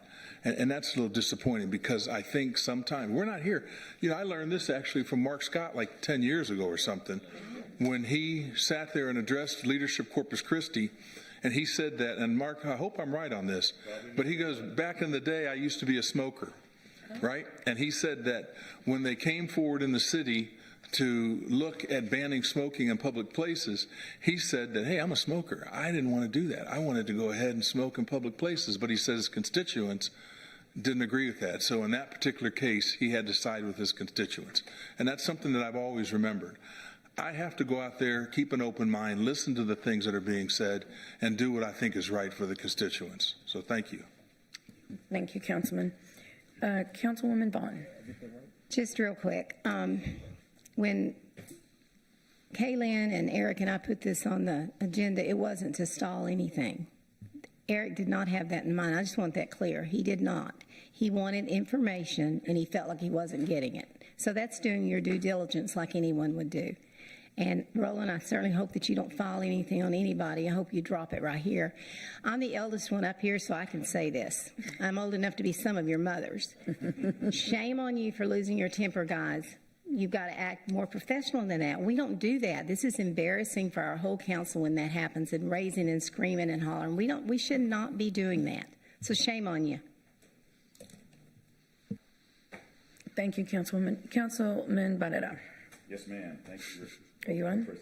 Oops, hang on. Go ahead. Yes, ma'am. Thank you very much. Thank you, Councilmember Vaughn. I apologize for my outburst. It was completely inappropriate, completely unprofessional, and unbecoming of an individual that governs, that's elected by his peers. So I appreciate that much very greatly. I just obviously am very passionate about this. I know that for every week we're held up, it costs the community about $700,000. And I think that sometimes that's not taken into consideration. And I think right now, the fact that we push this off a week, we cost, and from what I understand, and somebody may perceive it differently, we cost the public $700,000. We cost the ratepayer $700,000. And then meanwhile, we're further off from our destination of keeping water. So I think it's important. I know I've been involved in, I guess you could say I'm a career politician, and and I think I've tried to learn a lot as to how I should, so I understand the procurement process. I understand how governing works. I understand how the public sector works. We do well in that business, and we extend the courtesy to when we're standing on the dais. We typically, for the most part, are treated with a high level of professionalism. So, once again, I just concerned. We need to have water. Like I said, it affects the global economy. Number one, every week we hold off, it costs us $700,000 in potential cost to the public by kicking that can down the road. So we just need to be very cognizant of what we're doing. And I think a lot of times we could do our homework.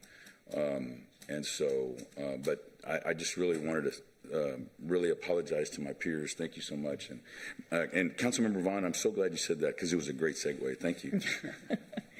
Thank you. We're done with any more responses, and we're going to move on. But thank you for saying that, Councilman Vaughn. Thank you, Councilman Barrera, for apologizing, because this should not ever go that way. And I don't, there was clearly some confusion. I read it in the proposal. It was there. And we can talk about this all day. But you said this then, and you said this, that, and you said it to that person and so on. Everybody should be happy, especially the three people who signed that signature, that memo. Everyone should be happy. Because the good news is we all got in a room and had a little rocky discourse, but nonetheless, we have 4 new council members, and I respect that. We were all new at one time. And when you're coming in not from a governmental side, it's like going to school. You are learning. It's like going to college and getting a master's degree at the same time. It's not easy. And then you have this thing called a job and maybe family and children. So it's a lot.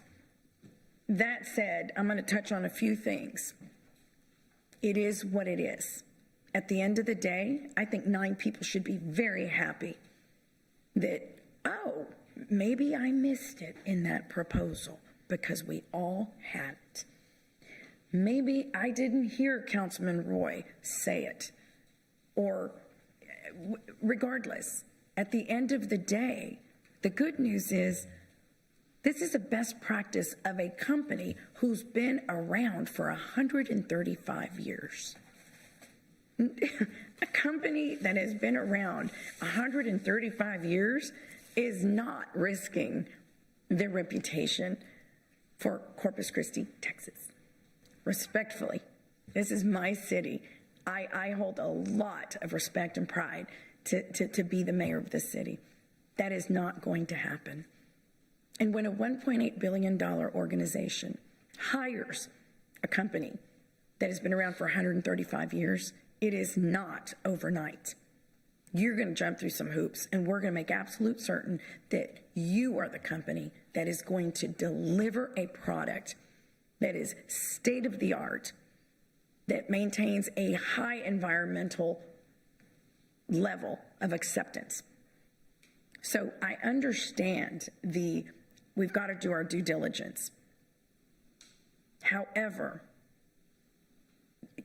there is a level of trust that you have to have in the person that builds your home, in the professor who's teaching at the front of the classroom, in everything we do in life. And I understand and I respect people that come here week after week and say, no, it's bad. No, this is horrible. I don't agree with you, because I know what I'm reading, and I know that this has been years in the making. So, but I respect it, because that's democracy. But when you have somebody say, well, what are we going to do if it doesn't work? And we just went through 10 years of what do we need to prove to you in science for you, TCEQ, for you, thank God, the EPA got involved in this, because we got their blessing. That is not easy. So what are we going to do? That's not, and I realize nothing in life is guaranteed. But when you have science and you have state agencies who all they do is care about these kinds of projects, and they make cities jump through hoop after hoop after hoop after hoop at the cost of millions of dollars. It's supposed to work. And there is a plan if something doesn't go right. There is a plan. It's called engineering. And these people, I would imagine, I could be speaking out of context, would be the ones to say, here's what we're going to do. If we have to tweak this diffuser because these parts per thousand didn't work out that way, then we're going to do this or we're going to do that. No one, I doubt, is going to throw up their hands and say, well, sorry, guys, we tried. It doesn't work that way. So, there's also this thing called faith. We have to have a little faith. So, I got time. Oh, okay. That's a first. That's a first. Anyhow, I won't belabor it, but I want to end on a positive note. It may have not been, Councilwoman, it may have not been, the best thing to receive the presentation when you did, but when your city manager clearly says, Council, I'm going to let you know right now, days before, why you're not going to get it, but you're going to get it. It's okay, because there's a lot of things they are working on. And I even told him, I said, we're going to put this in a council retreat. Because if I could today, you know what I would do? I would say from now on, anybody wants to put something on an agenda, it's going to be a 7 or 10 day lead time. Because times like this, think about all of you, your day. Think about it today. You've been here, Marilena, you've been here all day. I'm sure you canceled something. I'm sure you rescheduled something else because you said, no, I want to be here. This is very important to me. Jason behind her, you too. Mr. Lamont, you walked in. You had other things to do. Pudge has been sitting here all day. The radio's waiting for him. So they are constantly working on drilling wells, trying to work out negotiations with CC Polymers, trying to get 20 million gallons of water down that pipeline without, God, forbid, something breaks. And they have to stop because somebody said, and that's okay, we have that right, that's part of the process. But you got to work together and say, maybe it won't be a week, maybe it won't be 2 weeks, because it's an imposition, it's a justified one, but we have to work together.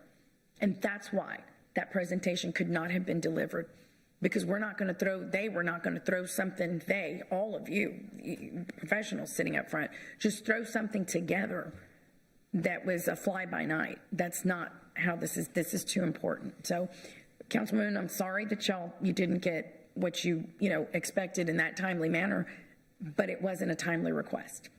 So I just want to put that out there.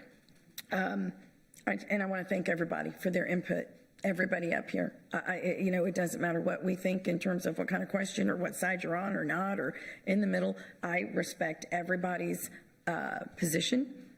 And so I think today we move on and we continue on our journey of our desalination plant. Councilman. Okay. Okay, on the point of order, this is an possible action item. Is there public comment associated with this one, Yes, Rebecca? We're going to get there. Okay. And just to put some levity here, as a point of privilege, today is my daughter's 18th birthday. And so I wanted to say happy birthday to my daughter publicly so that she can see this and say her dad recognized her, even though I'm here at 6 p.m., 6:30, at council and not at her birthday celebration. Thank you. Oh, happy birthday to her.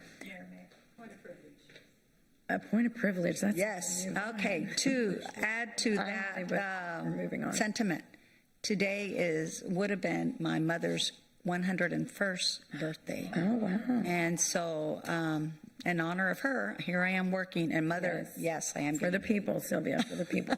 So, thank you. I know it's not easy. So, I'm hoping that we're going to give this man that's been standing up Yeah, his 3 minutes are. We have public comment. Thank you. So now I will open public comment. Who would like to make comment on this item? Yes, sir. Thank you, Council. Thank you, Mayor.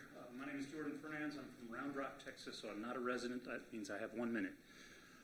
What I would like to say in my 1 minute is I've enjoyed the discussion today.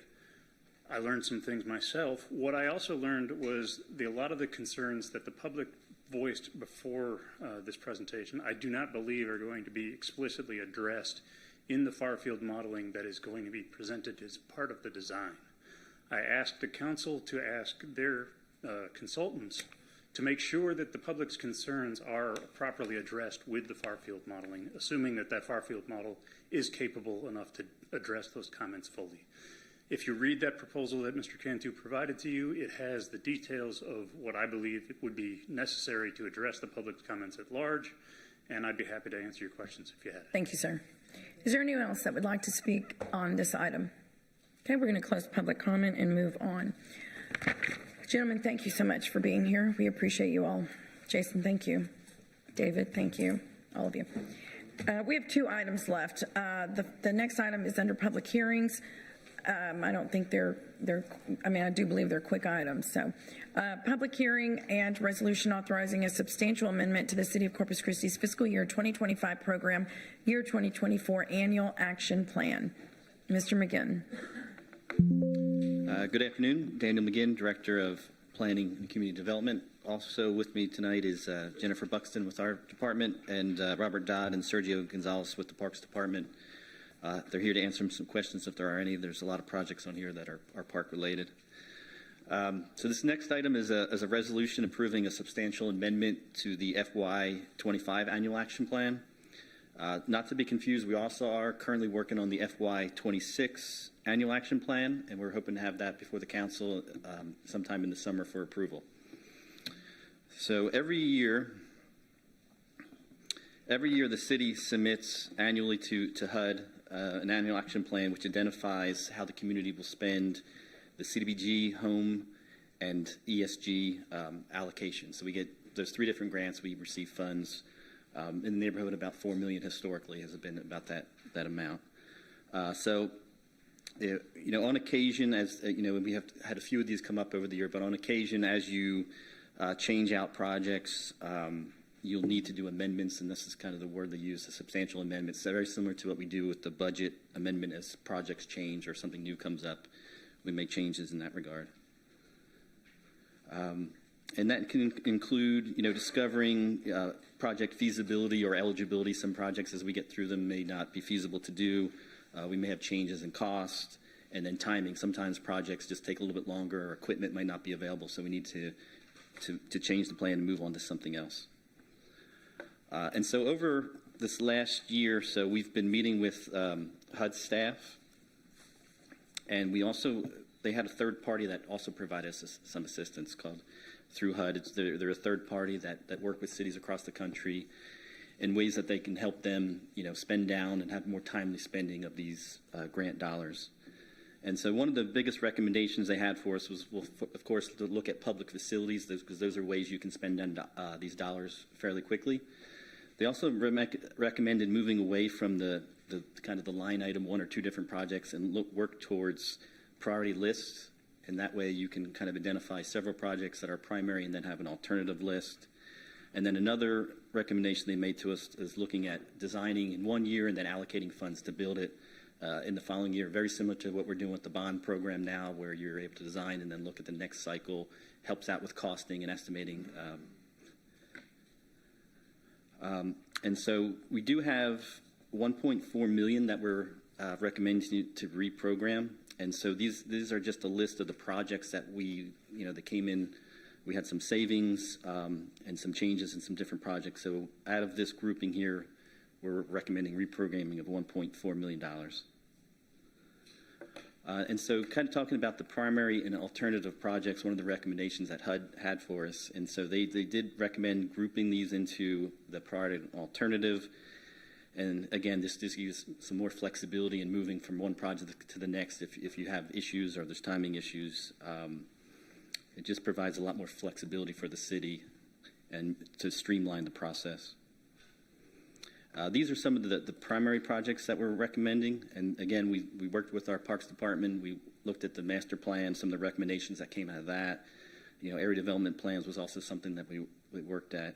And then again, this is all about the timely expenditure of these dollars. And so almost all of these projects are shovel ready, meaning we can move very quickly in implementing and getting these dollars spent. And so just quickly going through the list, park amenities, there's about 24 parks across the city that would be able to help with these dollars, 3 basketball courts. They're having some issues with the roof at Oak Park Recreation Center. This would be able to utilize and take care of that issue. A Greenwood pool repair, some fencing at the Garcia Park Softball Center. I know there's been a lot of questions or concerns about the new Bayview Cemetery, and so some of these dollars would go towards that, light design, and also some improvements that could kind of mitigate some of the things going on there. And then some playground improvement designs, again, with that philosophy of designing, and then maybe some construction could happen in the following year. This is just a list of those alternative projects. Again, some of these would be if we couldn't do some in the primary category in this first year, we would then be able to move to these could kind of fill that gap. And these are also good candidate projects as we go into the FY26 plan. These would also be good candidates there as well. And so finally, we do recommend approval of the ordinance as presented. The biggest reason was the timeliness issue that we have, that we want to get these dollars spent, given, we don't like to have this money sitting on the books, especially everything that's going on in D.C. We feel it's particularly important to get these monies spent, and these parks and public improvements are the quickest way to do that. So I'd be happy. Second. Great. Councilman Paxson. Thank you, Mayor. Dan, thank you for your presentation. You and I have talked offline on this item extensively. I just want to kind of air a little bit of my thoughts on that here. I understand the need to spend this, the remainder of this budget in a timely manner. For myself, however, my first priority for this type of funding would always be with the highest level of impact to the community member first, and then tearing out in that direction. I know it takes additional effort. I know that it's something that, may or may not be as turnkey as some of the projects you've mentioned here. And I'm not negating the value in the projects that you're presenting. I think that they are good projects. You have identified things that would be of value to the community.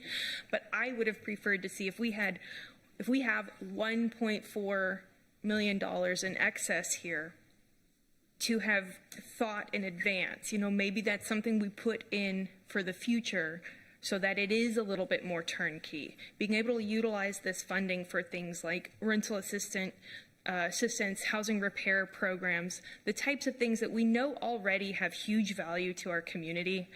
We were able to serve 48 applicants out of 500 the last time we did a similar project with similar funding. So for me, yes, our parks and these types of public facilities are tremendously valuable, and the improvements here would be appreciated. But that's a higher hitting or a closer connection to the community, a closer need met. So that's something that you and I have talked about as early as the beginning of this month, that I would have liked to see as a potential alternate proposal for putting this money towards. Would it have taken a little extra effort on our part? Sure. We just had a few agenda items, and I've lost count now. I don't know where it was on the agenda, but several agenda items back, we were looking at grant funding for local organizations who are helping the community. And we were talking about how the limited funding that we had there could only go so far. Now, fast forward to where we are now, we're looking at 1.4 million, and I understand that this isn't to go to these organizations, but it's similar in my mind. There's a lot of need that goes around, and I think that this type funding could be utilized there, especially since we already have a lot of these application type programs as a skeleton. We've done them before. It might be a little bit easier to restart them. So that's my preference going forward for this type of thing, but thank you. Councilman Roy. Thank you. Thank you for your presentation. Two things. I do agree. I think, my wife's been in the nonprofit business for years, and sometimes you just want to win. You know what I mean? And I think sometimes earlier we were talking about these big wins. The people that get the money seem to always get the money. And so there's a lot of organizations out there. We need to spread that well. The other thing is the Bayview Cemetery. That's a project that is really dear to me, the new Bayview Cemetery, because I think that just the dignity of making sure that when you have people there, monuments, and they're down and that whole thing, we need to respect. There's a lot of people there that were very important to Corpus Christi, and that's just something that sticks out in my mind. So if we ever have any funds that we could allocate to improve that, we've been kicking that can down the road for a long time. Yeah, we do have some funds in the primary, and then it includes some design. And then once that design's done, we have also put some money in that alternative to hopefully then move right to something maybe the next year. We have some money to do something immediate, right? 100,000 to do some immediate improvements. Okay. That includes some design, which will likely lead to further work. Yeah. That's awesome. Thank you very much. Yeah, and I feel the same sentiment with Bayview. So I'm glad. We need something that impacts that. And I mean, what is his name? The gentleman that comes? What's his name? I hope he's listening. I know. I'm going to call him. Let him know. I forget his name, but he's right. And it's all about prioritizing. Do you remember his name, Mr. Dodd? No. I can't right now.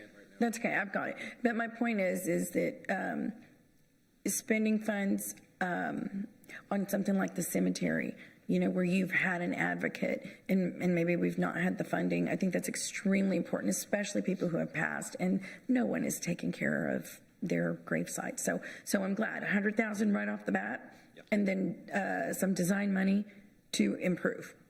Okay, wonderful. Councilman Hernandez. Okay, since this has to be eligible for, thanks, Mayor, for CBDG block grants or specific areas that this can only be spent in, right? In the future, could you include the map in what those areas are so we can see how that's included in there? Obviously, there's no District 5 parks in this because we're not eligible for any of it, which is okay. It's okay. And I appreciate including Greenwood Pool, big advocate for swimming and swim lessons, so it's important to make sure you have good facilities. Mr. Dodge should be wearing a tie, just not an ugly one like Councilman Scott's.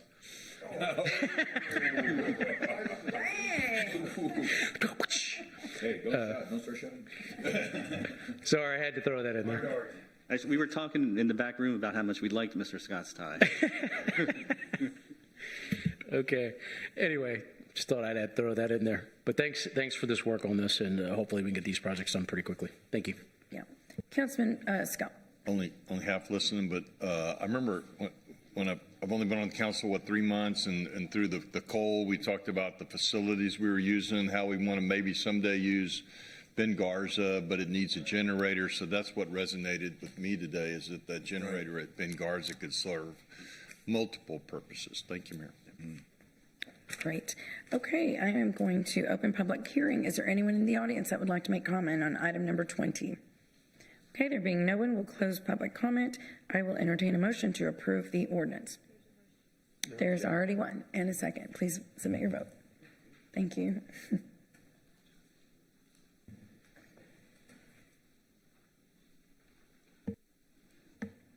The motion carries. And the last item is a public hearing and resolution in support of a lease between the Texas General Land Office and Palacios Marine Agricultural Research. Good evening, Mayor and Council members. Daniel McGinn, Director of the Planning and Community Development. Second. No, actually. Go ahead. Councilwoman Paxson did say it. I was staring at her, not registering. So you want to second it? Sure, I'll second. Okay. We have a motion to say, in a brief description for the public, will you please let us know what the item is? Well, they do have a great presentation, but yet. Yeah. Show us the presentation. Taylor's been here for a while. Show us the picture. Yeah, no, go ahead. Put it on. Do you want Dr. Kim Fox to come down? Yes. Go ahead. Well, where's the presentation? I want to see this. Oh, are you guys gonna do the presentation? Great. Okay. Even better. Yes. Dan would take forever. Dan would take forever. Y'all go ahead. We realize we're the only ones that stand between you and dinner. Yes. So, And cocktails. and so we'll make this brief, and we really appreciate the opportunity to come here and give you this presentation because it's something that's been fairly long in the making. It was proposed to the Army Corps of Engineers some 2 years ago, and it kind of languished there. And so we wanted to bring it forward to you. And it's go to the next slide, please. Oh, can you hit the next slide? It doesn't take a rocket scientist to understand that there's a lot of damage that happens to the coast of the United States on a yearly basis as a result of coastal erosion. And, you know, you can see numbers all over the place. The most conservative number I got was $600 million per year. And it certainly is appropriate for talking about here in our particular area, what with our shoreline. The damages that can result from this are fairly extensive, and they may be things that normally you don't think about, such as increased insurance costs, damage to tourism and recreation, and last but not least, the damage to ecosystems and the services that they provide, coastal marine ecosystems. The situation is probably not getting any better. It's going to get worse because of sea level rise. Sea level rise is estimated at 3 to 4 millimeters a year. It doesn't sound like much, but as the sea level rises, it becomes more impactful, not only to shorelines, but to bays and estuaries, the smaller ones, where the ecosystems have no room to retreat. So one of the ways in which you combat this erosion, this coastal erosion, and it's a fairly new mechanism or model that's out there, is to install what's known as submerged breakwater. Mm-hmm. The submerged, you are all familiar with the emergent breakwaters that we have here, the ones that come out of the water surface. This is different. It's completely submerged. It remains submerged. Furthermore, they're detached. And you'll see an image in the future, in a minute, about what a detached breakwater is. All it means is it has sections that are separated. Emergent breakwaters have a tendency to cause tremendous change in the shoreline and the physics or the physical attributes of the shoreline. These don't, because they allow substantial movement around the structures that you put in the water.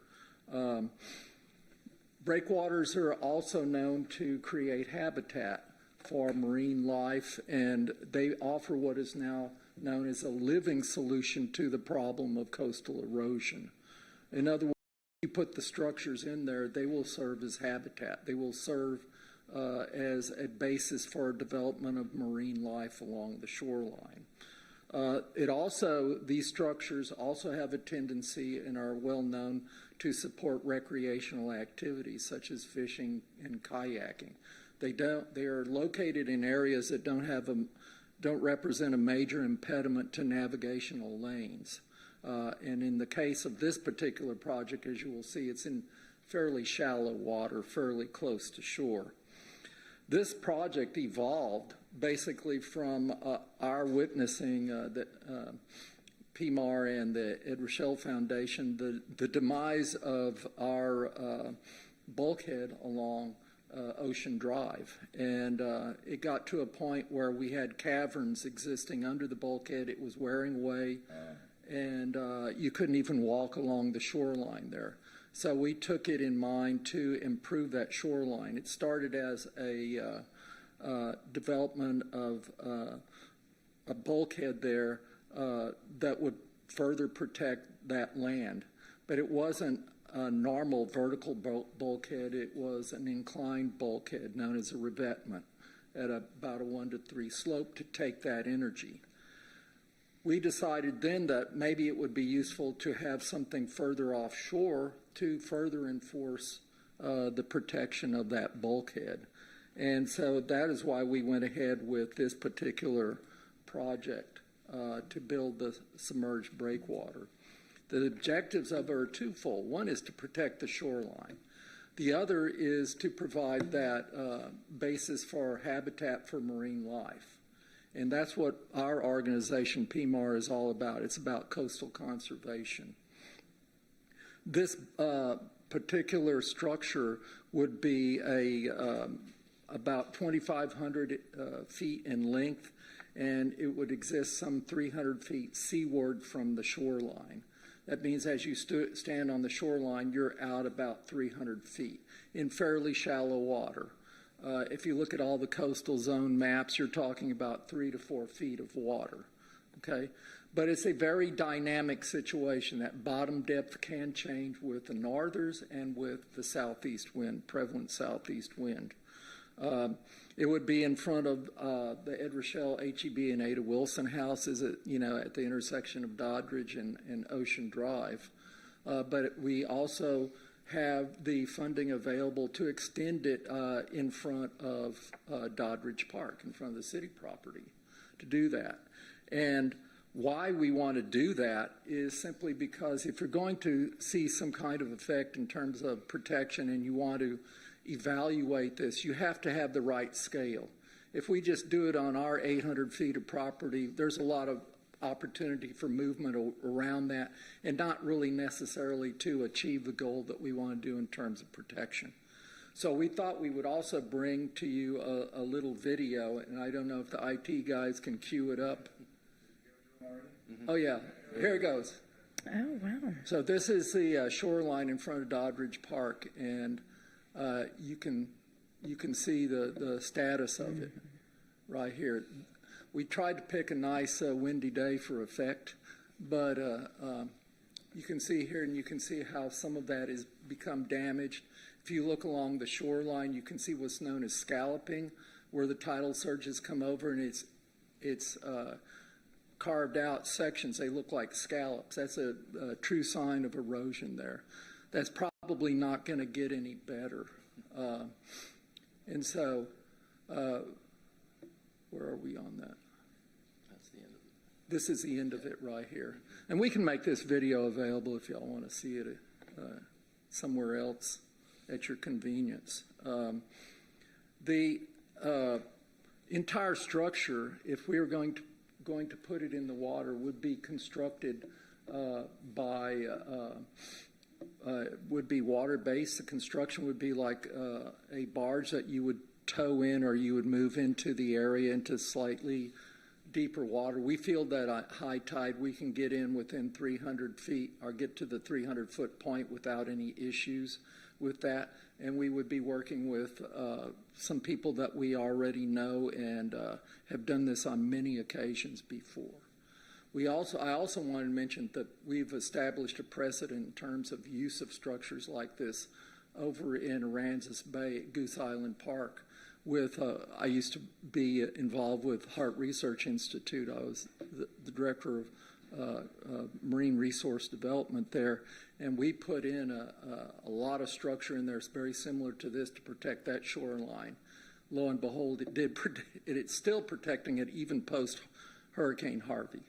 So it works fairly well, and it's in the same depth of water, same sort of situation, and it's covered with oysters right now. So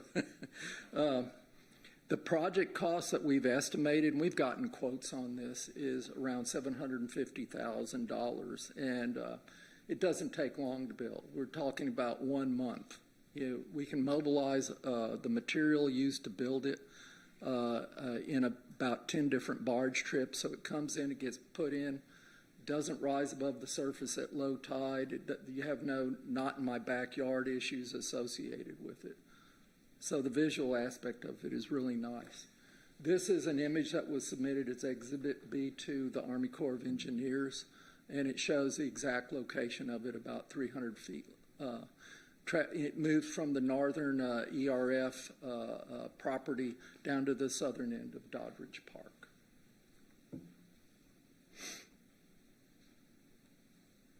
Next one.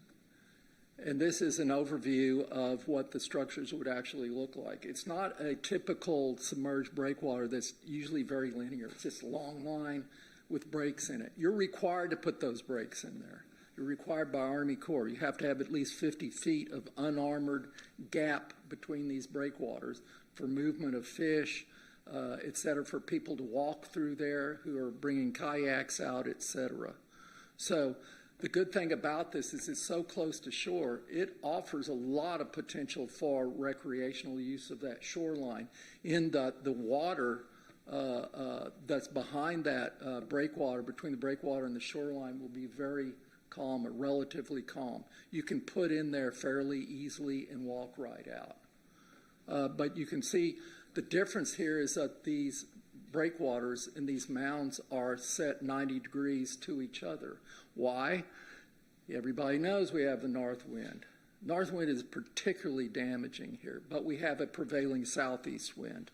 So we're trying to combat both of those directions of the wind in terms of movement of water and potential damage. We've established it 300 feet out to allow water to move behind it. We have the gaps to allow water to move back and forth between it. So as opposed to an emergent breakwater that comes out of the water, you will likely not see any kind of buildup of material behind it. It will remain fairly stable. It won't change the coastline. This is a plan view and a cross-sectional view of the structure. It's not very big. It doesn't need to be very big. It's in shallow water. And really, you know, we like to call it a speed bump. It's basically a speed bump. It takes the energy of the waves and basically diffuses it right then and there. You might see some waves breaking on there. People like to see the waves breaking near the shore. Well, you'll still see some waves breaking there on, say, a particularly big day. But that energy is all diffused at that point, and what you see hitting the shore is very minor, relatively speaking. It will be constructed out of 22 to 24-inch limestone rock. We don't need to put capstones on it. We don't need to put a base on it because those rocks are heavy. They're about 200 pounds each. So it's not going to move. Go ahead. In terms of the permit status and regulatory coordination, we've done our diligence. We've gotten to that point. We've got both of these sections permitted in full by Army Corps of Engineers. They have looked at our engineering, they've looked at everything, and they've agreed that it is a design that will support our objectives in this. We have a GLO surface lease permit on the ERF section of it, not on the city section. That's why we're coming to you guys right now. We need to get from you a statement of no objection on this if we're going to move forward with it. If you're talking about environmental concerns, environmental issues, we've gone and done our diligence in terms of coastal boundary service survey as required by the GLO. Natural resources survey was completed to satisfy our requirements of TPWD, National Marine Fisheries Service, U.S. Fish and Wildlife, which is a major hurdle. But when you've got nothing but hard-packed sand out there, it's pretty easy to achieve. You have no wetlands or anything like that to contend with. We also had to do an archaeological survey, which cost in the neighborhood of $50,000 to determine there were no shipwrecks out there in the area. We had to go over the whole area with a magnetometer to determine that. So what we're really pending here is a coastal surface lease for the section associated with Doddridge Park. The way the GLO looks like this is they go by property. You have a property and you're building something out in front of it, you got to get a letter of or statement of no objection from them for that property on to the next property owner, on to the next property owner. And with that, I think we'll go ahead and conclude our presentation and see if y'all have any questions. Yeah, thank you. Councilman Scott. Yeah, Mayor, I just want to see if we've done any far field modeling. So I haven't seen it today. We thought about it for about a second. Yeah, you thought about it for 4 hours sitting back there. How about near field? We know all about it, though. So I just want to say thank you. There's a barge out there now. That's not y'all? No, that's Gates. Okay, got it. All right. Yeah, thank you. Great idea. Maybe talk you into putting in more places where we have city parks. Appreciate you guys. Yes. Yeah, thank you. Councilwoman Campos. Thank you. And thank you so much for your presentation. And, you know, we were almost not going to hear this, and I was also ready to leave, but then I was like, oh, my God, that's on Doddridge, right, where it's in District 2. And I've been watching your work or whatever has been going on for a while. So finally, we get to hear what is it that y'all are actually doing. I had heard about it, but I didn't receive the memo, but now I am grateful that y'all have done your due diligence. And, part of the due diligence that's not mentioned in a lot of these cases, a lot of time people get these projects and are awarded these permits to check off a box. They build the structure, they put the feature in the water, and then they walk away from it. Our intention is to monitor this and to do research on it, because we are a research organization. Yeah. So we will continue to see that it's functioning, and we'll tweak it. No, it's a perfect match. So thank you. And yes, about the what do you call them? Not the rafts, but the canoes or the kayaks. Yeah, it's been a while since I've done that, but that is a perfect place to do some kayaking. Right. So thank you. And it's going to make it a very easy entry point for people to get into the water and walk through. Yeah. So thank you so much. Councilman Hernandez. Thank you, Mayor. We got a presentation on about 4 years ago, I want to say, to reseed the bay with oysters. And, I thought it was a great idea then. And, we were going through the whole thing. Finally glad to see this coming to fruition, because the intent is to seed this with oysters, right? Right. We think that, first of all, we work with Hart Research Institute to do a survey of oysters along that entire shoreline. And there are hot spots for oysters. They happen to be, one of the hot spots happens to be right there. So we think there's probably, or there's a strong likelihood of colonization of that limestone rock that we put out there. So we'll get a natural spawn from it. Right now we're pending legislation to allow us to put hatchery-reared oyster larvae out on there. This is a bill that's introduced in the Senate by Lois Kolkhorst, but it was written and drafted by Texas Parks and Wildlife. So I have a strong feeling that it will pass, and it has good statewide support. So what I'm saying simply is that if it's not colonized by oysters naturally, we will attempt to do that through our hatchery process.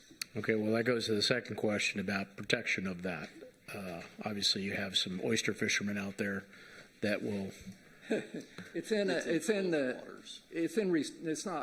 restricted waters. Awesome. So you have to go at 900 feet out, I believe, to get into approved waters for fishing. Well, and you'll have all kinds of signage up there saying no fishing, et cetera, structure underwater, all of that. So I'm sure you have cameras. I don't know if that'll stop all those people trying to get some oysters. Yeah. But anyway, I appreciate the work you guys are doing, and I'm glad to see this coming. It's actually something that's happening. So I appreciate it. Thank you. Yeah. And Taylor, I just wanted to make sure when we had met about this at maybe the very first time, I thought y'all had said that there was going to have to be lighting in the water. There's no lighting. We've reached out to there'll be some signage on either side of it. In the water? In the water, correct. Indicating that there's a submerged breakwater. Okay. But as far as lighting, we've reached out to the Coast Guard. They're the ones that govern that. And at this point, they have not reached back with any specifics. But all other projects that have the submerged breakwater only have signage. Coast Guard has never made them put in lighting. You're required by Army Corps to send an email to Coast Guard to indicate or to request guidance from them in what's known as PATON, or private aids to navigation. And we've done that. We've done our diligence on that. And according to Army Corps, we'll be lucky if we get a response from Coast Guard. Okay, So, I guess, but I want to make sure, Peter, I think you were in that meeting with me. I was, right. Do you recall that? And Lighting, it's not that I don't. Right, so there was no lighting, right? Then. Well, but they've not gotten the response back. from Coast Guard. We submitted the request for response a year and a half ago. So when we first submitted, we had to do that as Maybe part we of the can make a permit call. application. Yeah, because lighting Okay, would have a but different let's effect. just go down the worst case scenario.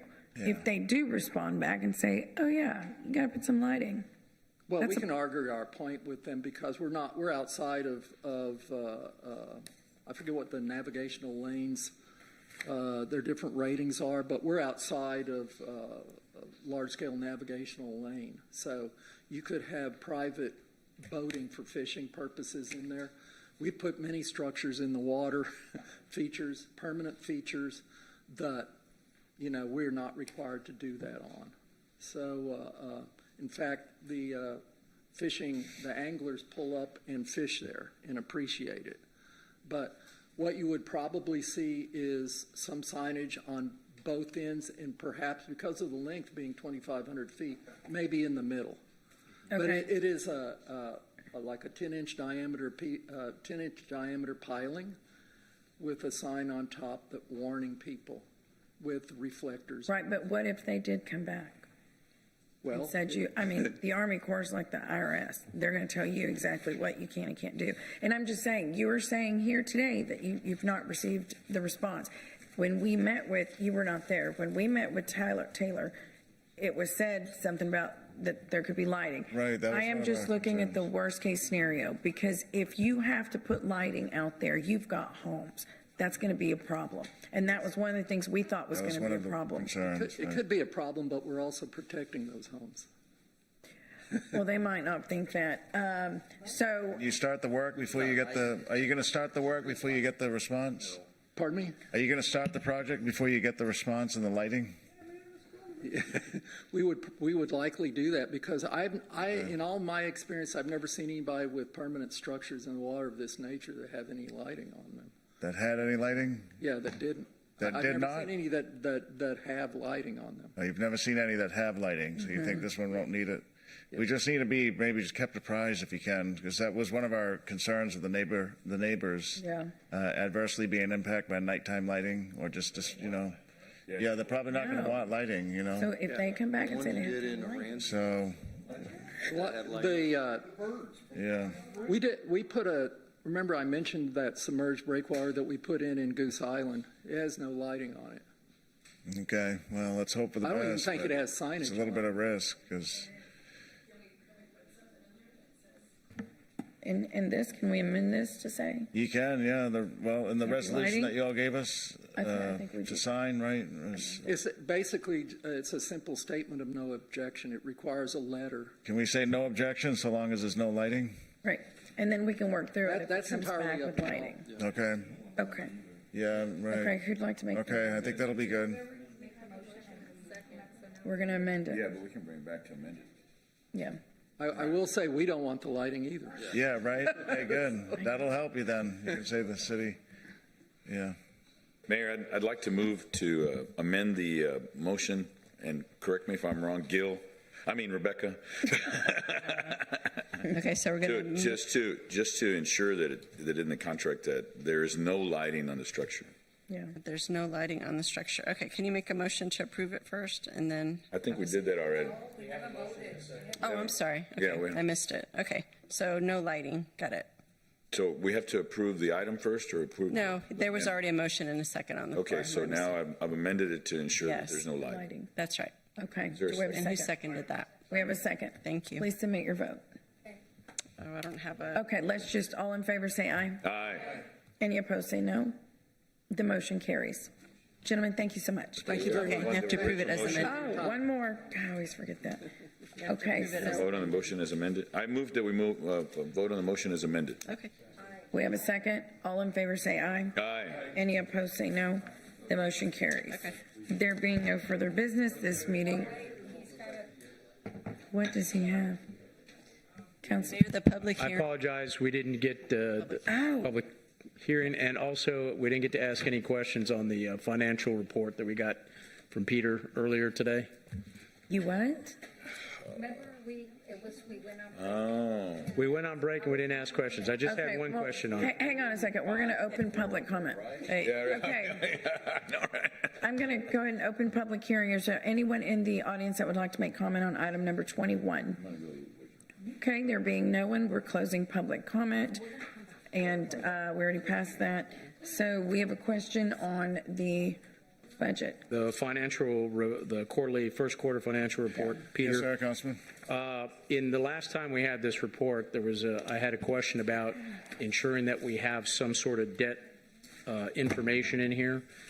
And we don't normally put debt information on some of this on your presentation. Right. And the reason I say that is because it's not really in our budget either. If you look at our budget, it only shows the debt service, not our actual continuing total debt. Okay. Right. So if we can have some information on the quarterly report that shows what our continuing debt is, both revenue and general obligation, which would include similar to what we would have in that's required by the state under BRB Texas.gov, where it shows the actual principal, interest, and total due over the course of that debt. Okay. Let me see if we can do that. Yes, sir. Okay. Thank you. Okay. Any other questions or comments on the review there, the financial review? Great. Okay, there being no further business, this meeting is adjourned.